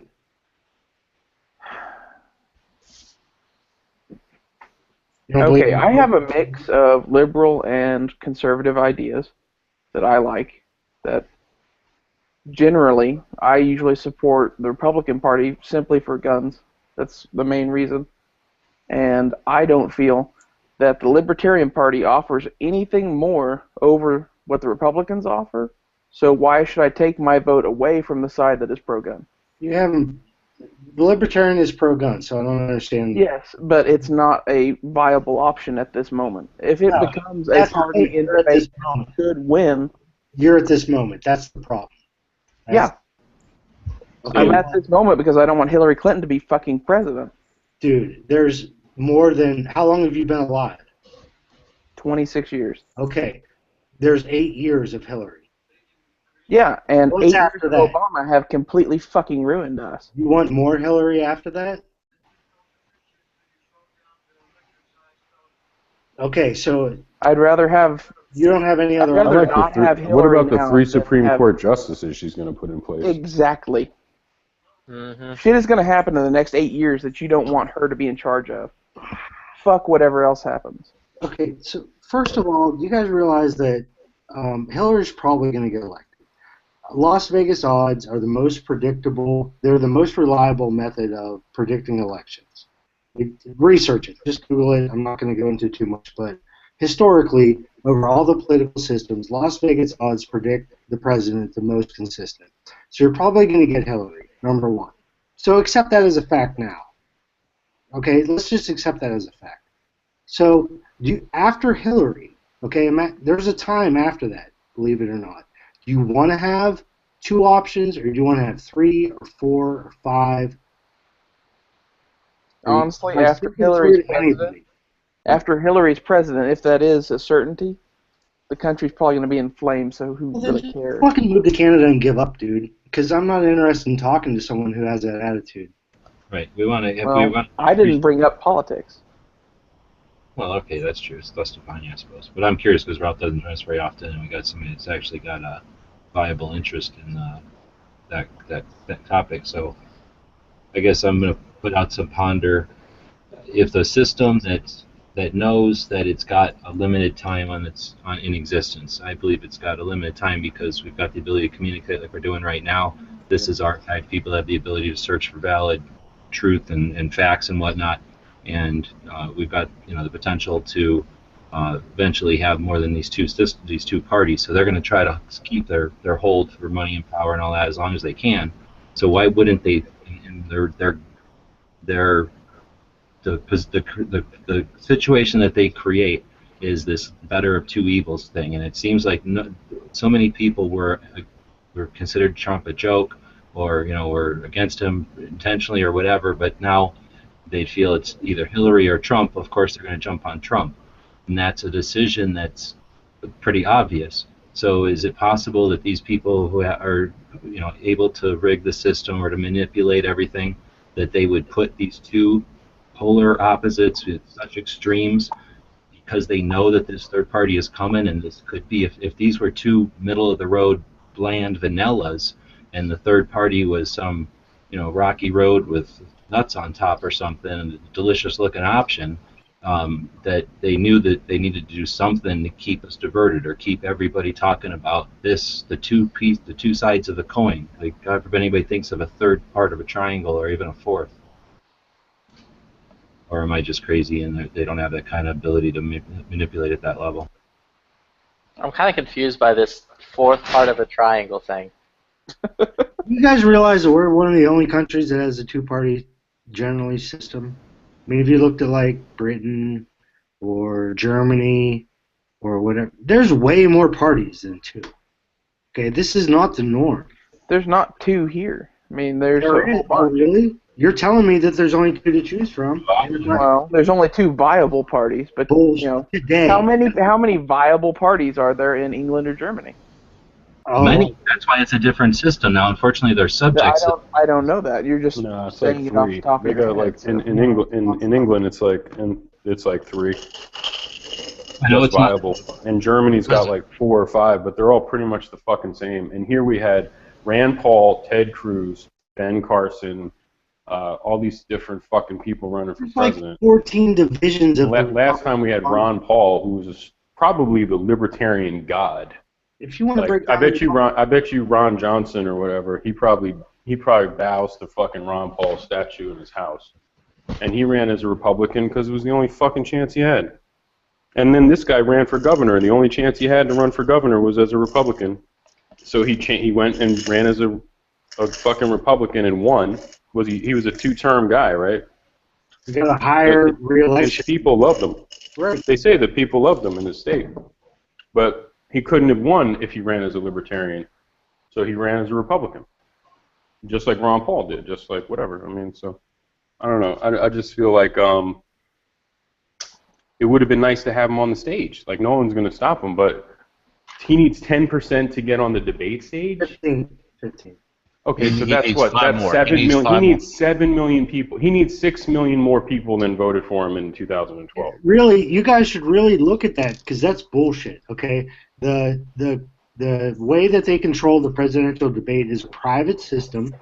The 15% rule only came after Ross Perot tried to get a third party in there. So if you guys want to look at how hard they're trying to keep the third party out, look at that system there. And It's a process, okay? We're not going to get it on the first try, okay? There's a system in which we have to get in there and open the door, get our foot in the door, and work the parties in there. It's never going to happen if we all have this attitude of, oh, it's the worst, better of two evils. It's depressing. I guess I don't view it as the lesser of two evils. I view this whole discussion as two people are playing chess, and there's someone out in the audience shouting, you guys should play checkers or Monopoly Okay, or something but like listen, you're listening to someone who's telling you who is playing chess. Okay, the media is telling you who the that. primary. I haven't turned on media in like 10 years, so no one's telling me anything. Oh, really? So you've looked at Gary Johnson's positions and compared them? I don't give a crap about Gary Johnson. I'm pretty much outside the loop on everything. I could care less about the whole I thing. don't know why you're having this discussion with us. Because I was in here talking about guns, and you guys brought up politics. You guys want to talk about politics? This is my view. It's a waste of time. Well, then just keep quiet. I don't understand why you're even bringing it up. The people I like Noah's thing where he's like, I don't really care. He's just not going to vote. And then he's like, well, if Hillary wins, I don't really give a fuck. And if Trump really wins, it doesn't really fucking matter. Because if Hillary does something too crazy, he feels like there'll be there's checks and balances in place or something, no matter what. So he's just not going to partake in the process. Because he says it's all a joke.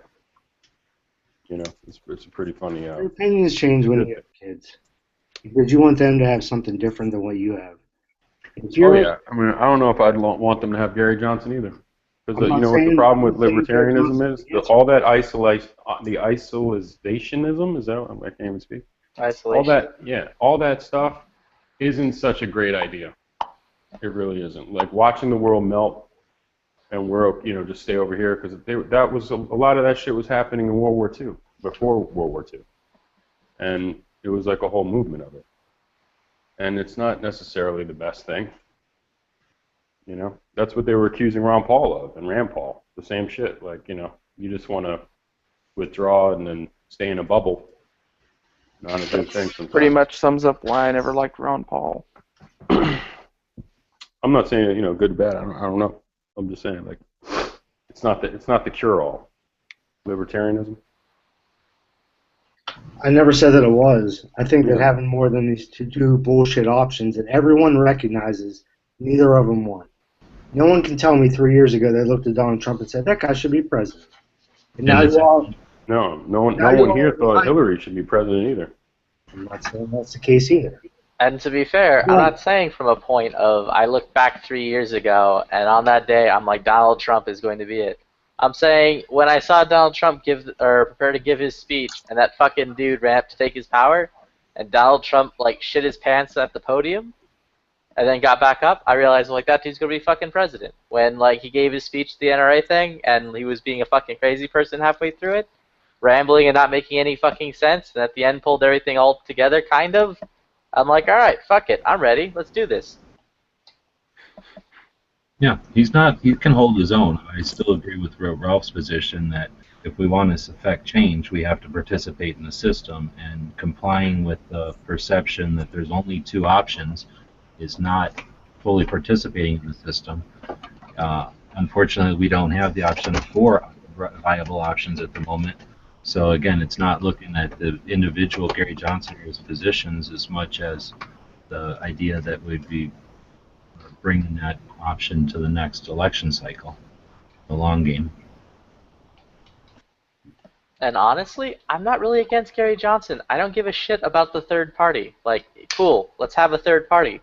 I just don't want to throw this particular, god damn it, I can't talk. I don't want to throw this election away to just be like, now, yay, now in the future, we can have 3 candidates. That's super cool, but like now I'm handing over all of my shit. All right. Look at it this way: do you want 8 years of Hillary and a choice, or do you want 8 years of Hillary and no choice?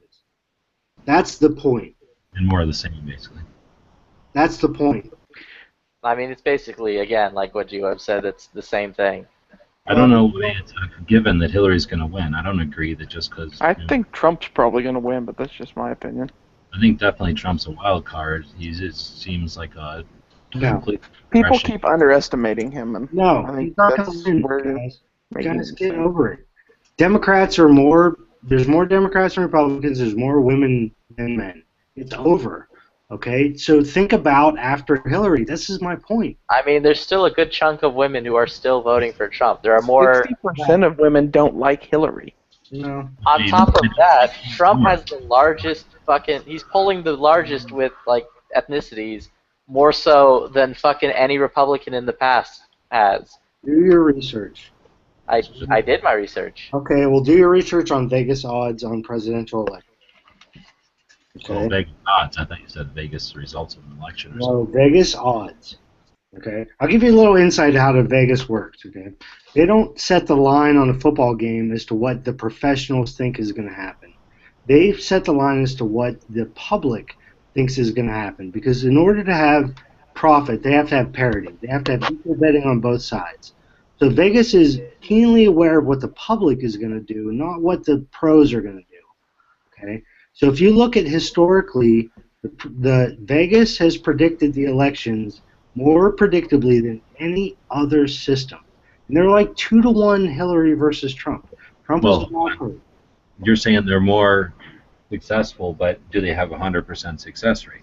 They're the most successful over any political company or anything together. Just look at it. But if they can be wrong, if they're not 100% accurate, 100%, then it's not a given. It could be their perception of error this time. Yeah, no, I agree. They could be wrong. But back to my point of either way, I want a third option in 8 years. No, I totally agree. I want 4 or 5 options. I want gridlock at the federal level. Right. So do I make that decision in 8 years?